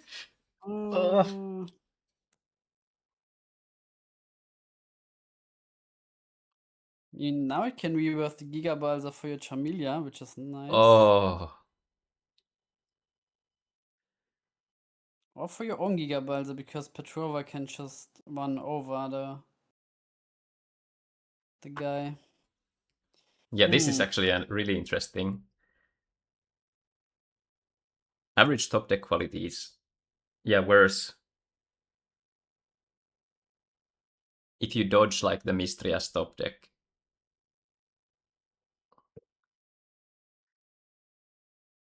Oh, the souls of getting discarded, dude. This is so tense. But has to... Whoa. Trigger.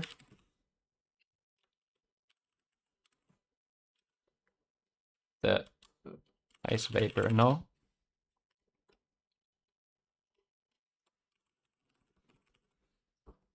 I didn't see them put the mana away.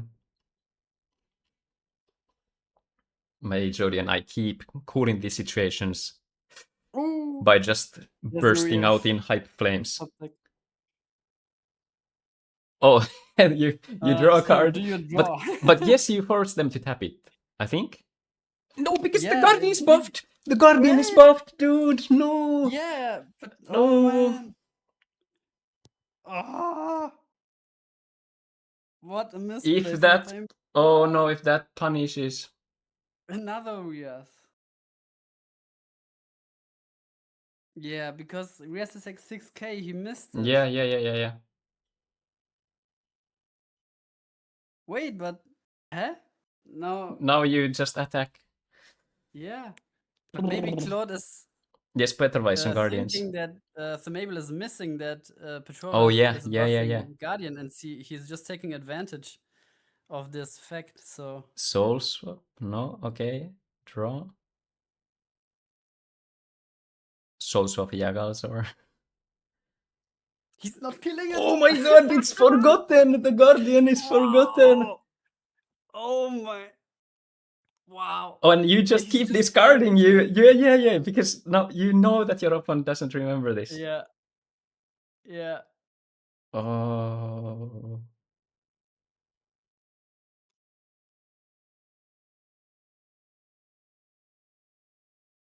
Yeah, but it's GG because there's no defensive trigger here. But let's see the attacks. Yeah.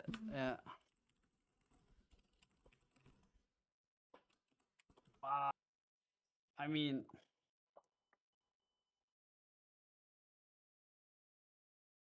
All right, Claude is showing that no triggers here. Attacking there.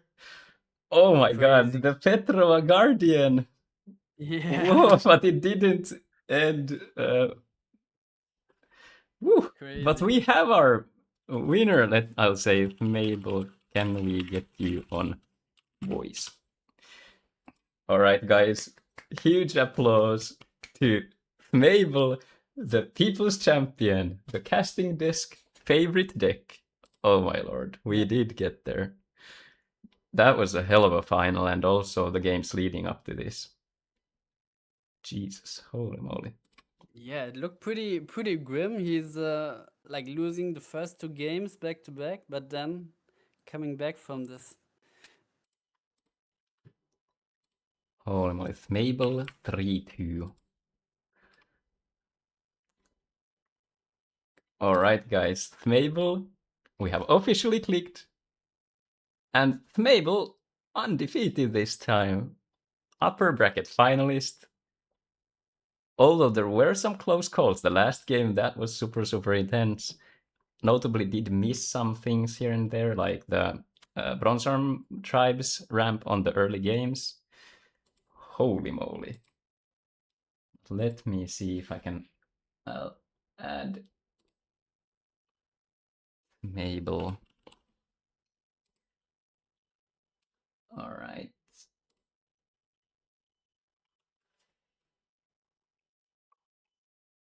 Let's see to get both of them in the audio. All right, we have Spaulding here. Let's get Mabel in.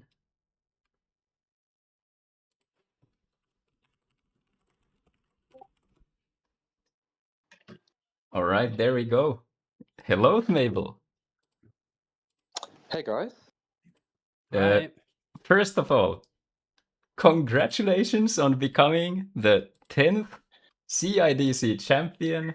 You have now officially reached the title. You performed so well, 4-0. You didn't drop a single best of 3 or 5 series.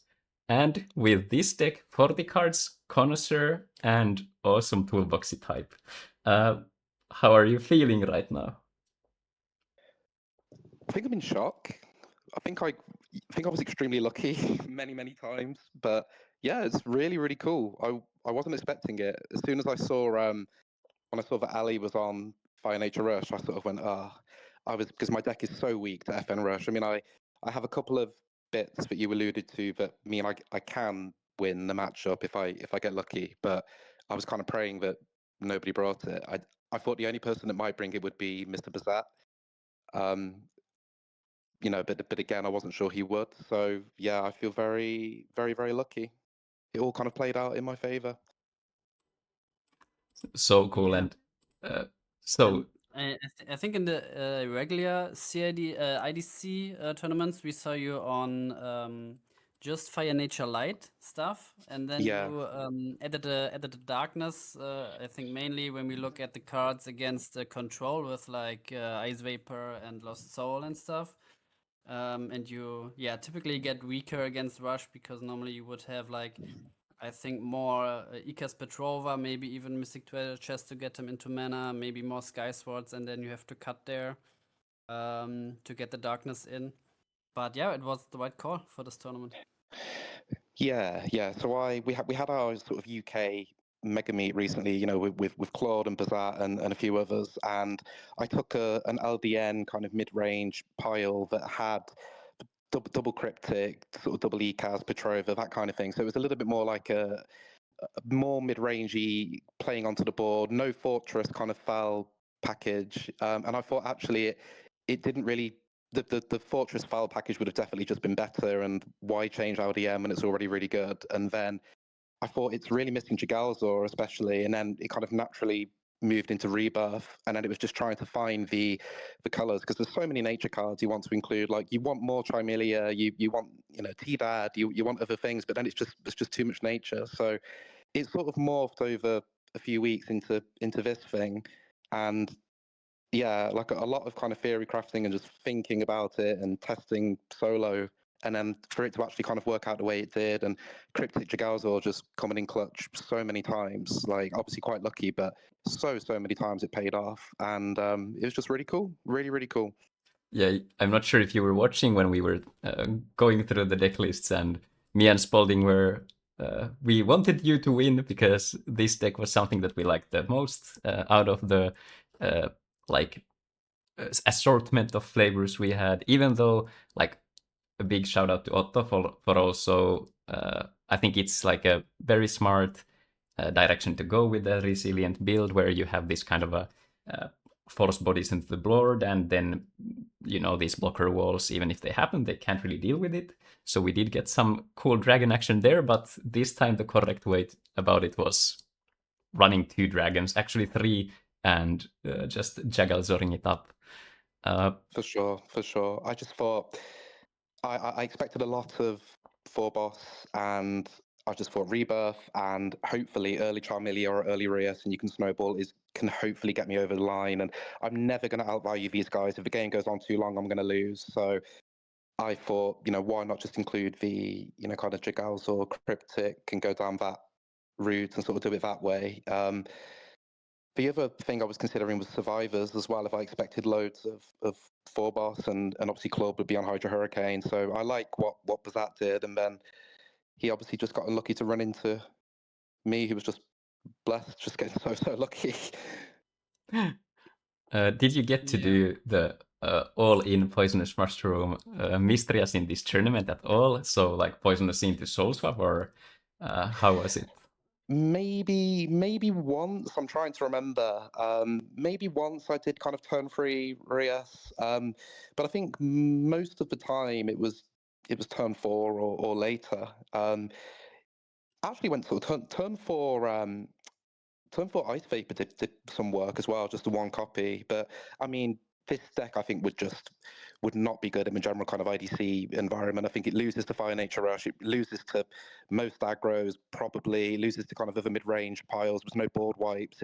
It was very much designed to try to be good against 4-boss, Hydra Hurricane, maybe get lucky against Fire Nature Rush, and then I think it worked out.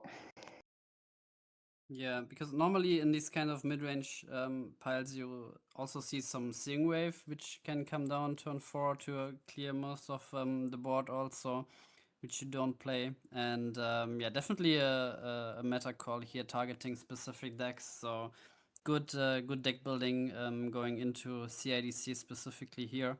Thank you. And yeah, just like the Cryptic Jagalza combination, bring the opponent down to 0 shields without any like counterplay with shield triggers. was enough. There was no like coming back, even though some people had like, I don't know, 7, 8 cards in hand. There was no combination to get rid of Cryptic Jagalzo and another attacker.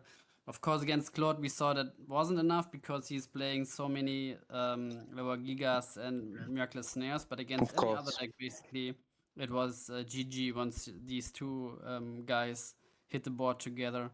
And yeah, definitely in all these Phobos color decks, only Darkseid played Meltdown, so you didn't have to fear anything, setting the opponent down to 0 shield and then Yeah. a Meltdown coming down. So yeah, I think also the Ancient Horn was also huge with your Mysterias, resetting all the mana, getting going, and yeah, it was a pleasure to watch the deck unfold his true like potential. Thank you. Yeah, again, it kind of started originally with the idea of just Rias and Horn being just, pretty good against control decks that aren't going to break shields. Obviously, the danger is if people know that you're running 1, 2, 3, 4 Horns or whatever, they can just poke with their bronze arm or whatever. Yeah. I guess you have Belix and Pala to maybe try to mitigate that if you need to. But I think just the one copy was pretty nice, actually. I think even just playing it so I could play 2 5-drops in one turn. I think I did that in one of the first, I think it was against Claude in round 1, which was, you guys, I don't think you saw the first games, but they were just, it was crazy. Like, Claude just didn't get to start his game plan at all. I think I went Horn into something, and then I had the Cryptic Jagalzor just literally for the win the next turn, and just things like that. It's nice. Obviously, the dream is having Rias on board, and then you rebirth something important, and then go Horn, and then just go crazy. Kind of happened like that a few times. It's pretty cool. Yeah, and it can reach some thresholds that you wouldn't otherwise reach with like playing a creature out, like say Bronze Arm, then you swap that out, and then you can play Jagalzor or something, and then you get to do like this additional body, or even just like play Ancient Horn and then untap, play Jagalzor. So it's really cool there. Some things that like I'm thinking, was there any other 6-drops you were interested in? Obviously, you want to get like Jackals or Cryptic out, but just like throwing it out there, like were there scenarios where you would like to have a Phobos so you could maybe go for another rebirth? Or so it was a very, very last minute change. Like there was always one copy of Phobos, always one copy of Phobos. So, and that was when I had more Charmelia as well. So if I bricked on Rias, but I had Charmelia, I could tap Charmelia, hopefully develop something on 5, go Phobos on 6, and then I used to have Vice as well, so it gave me the flexibility to maybe search Lost Soul or Vice or whatever, and sort of they have to choose whether they deal with board and which threats on board or hand, and it puts people in tough spots. But I think ultimately Phobos dies to Rebirth, which I don't really like. I ended up Phobos ended up becoming sort of, I think it was ECAS, to give me just a little bit more game against Fire Nature Rush. Because in testing, I was doing okay against other things, but Fire Nature Rush was just kind of running me over fairly consistently. So I thought, okay, ECAS even by itself, even without Petrova, if they don't have arrows or Gonta, can just, I can survive for a turn or two, and it gives me time to get to Jagalzor, so that can happen. So yeah, Phobos was there for sure. Ended up just going for the kind of 6-drops that can't be revenge killed by Rebirth.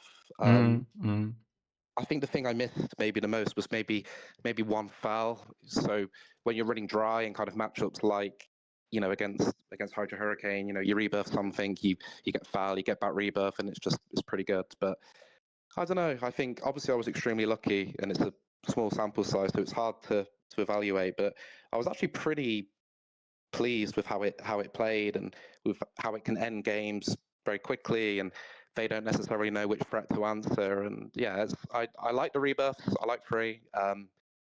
So yeah, other than the rebirths and the Cryptic and the Jagalzor, I don't think I would add Phobos, but I don't know. What do you think? Yeah, I think the build is very good as it is. I think something that I guess could be considered is wanting to run the 4th Poisonous Mushroom if you're afraid of the FN Rush matchup specifically, because that allows you to like reach mana thresholds where you can maybe do something else, or like stabilize with like soul swap Sky Sword and soul swap it again.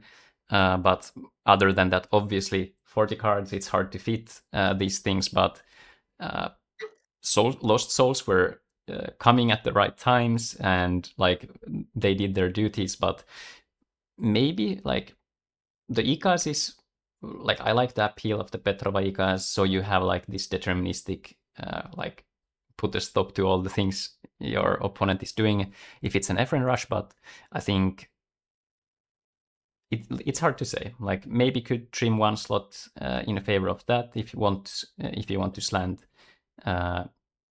towards a more aggressive build. Maybe then the second Charmilia, which apparently had been in, would be more warranted, because then you have like this sort of a game plan against, if you're hedging not to face Miraculous Snares, you're happier to just like throw cards out, and then you go like, okay, here's a Charmilia, what are you going to do about it? But of course, yeah, no, for sure. The thing was, every time I wanted to add another green card, it just took things away. Like I had 11 light as is, and when I went to 10 and I tested at 10 for a while, I was bricking too often on having the colors to play Rias consistently. So I went to 11, and it was working really well to kind of hit it pretty consistently. And I know you can always swap it out without the other colors, but yeah, I think I did have four mushroom for the longest time, but then I thought, I'm not really expecting Fire Nature Rush.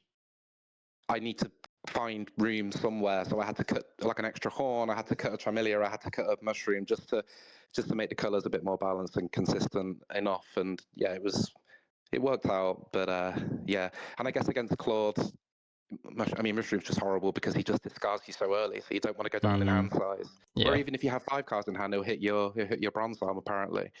Yeah, that was brutal.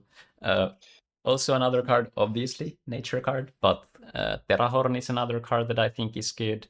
Mistrias kind of fulfills the same role here. Obviously, Terrahorn is better against fire removals, where you can just find the card you actually want to play instead of having to rely on the Mistrias. But I really like the way you trimmed it to 40 cards. It's elegant, it's sweet, and notably this deck could be played at the Mega Meet, so if anyone watching who's coming to the Mega Meet, maybe this is your deck to play. Spaulding, do you have any questions for Yeah, you Mego? have to cut 2 Soul Swap though if you want to play it at True. Mega Meet. True. That is true. So Yeah, 2 nature I slots. wish I could go, guys, but I'm not going this year, but I'm hoping to go next year. We will gladly welcome you then, so no sweat about that. Spaulding, do you have... Maybe from my side, like 2 gameplay perspectives, how do you feel when Claude you play the Ice Vapor and Claude no charge, play Energy Stream? That was like a situation. That felt good. I mean, I knew he'd probably had messed up, but so that felt nice. Yeah, I think he won that game anyway, right? Yeah, I think he still won the game anyway. So yeah, I'm not sure which game it was, but that was something. I think it was game 1. Like, so obviously I'm winning 1-0, right? But I'm pretty sure it was game 1. And he was like, "Oh, it's always against you." I think he just because normally Claude obviously introduced me to the IDC community anyway. So he was the guy that made me download it. I started playing. Somehow flukily came second in my first one, and then I got hooked. Even though my first ever game was against Wheezing, and I was like, "Damn, is this what all the games are like? I don't really want to play." Yeah.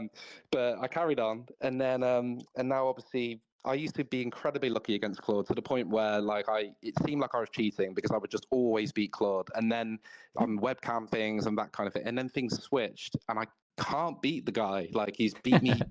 Every single IDC he beats me. In person he beat me. He was wearing a tank top, just looking good, and I was really upset. So I actually managed to beat him twice today, which is pretty cool. And there was also another moment we were losing our minds. Like, the last series was so hyped. Obviously, long games behind, lots of thinking. But did you notice, or when did you notice the Petrova boost on the Guardians, where there was the option to swing the Gigasal dead? I think a few people have messaged me about that, and I was just like, "What? No, I did not notice. No, I call it like finals adrenaline or whatever. Plus, I had to do a lot of sitting today, and I wanted to swear. It's really hot, guys. Really, really hot. So I was just Yes. sat like slowly baking, and then I had to keep an eye on things like just in case I'm called back to play. And then so by the time I Yeah. actually did play, I was just like, yeah, I think adrenaline and a bit of, obviously I should have noticed, but hey, I won anyway, who cares? Yeah, and there's always stuff happens, and like that one, maybe in some way it unfolded out in the way, and like things went in one direction because things happened, and whatever happened, still you had an undefeated run. So I think that speaks more than enough. Like seeing the lines, playing around certain things. For example, you keeping the 3 cards in hand in one game and not charging, and like I think it was maybe that you probably had like 2 rebirths in hand or something. I did, yeah. Yeah, so like playing around that aspect of your opponent discarding, which happened, and then, rewarded for the good play. So it was in the final game, I'm pretty sure it was the final game, guys, where I had Rias on board, 6 mana, and just a single Lost Soul in hand. And Claude had a full hand and played Crystal Memory. And I was sat there like, and I'm not religious, but I was praying, do not draw a multi-sieve card. Do not draw a multi-sieve card. Then I drew, I can't remember what it was, some yellow card. I think it was Magris, which was good, actually. It filled out my mana, and I could just slam the Lost Soul, and I was just like, okay. Unless he top decks like Snare or whatever, like we're looking good. all right. Spaulding, any last thoughts before we let Mabel go and celebrate and actually go probably just like, cool down because it's goddamn hot here.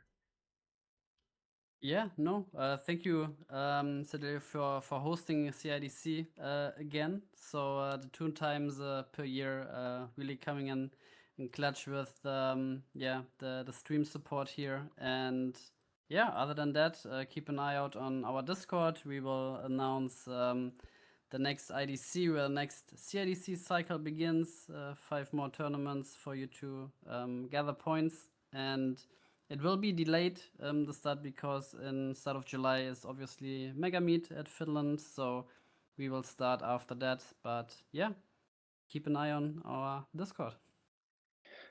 Thank you, Mabel, for hopping on to talk with us, and go celebrate your victory. Go drink some water, go stand up and walk, go ventilate, whatever it is.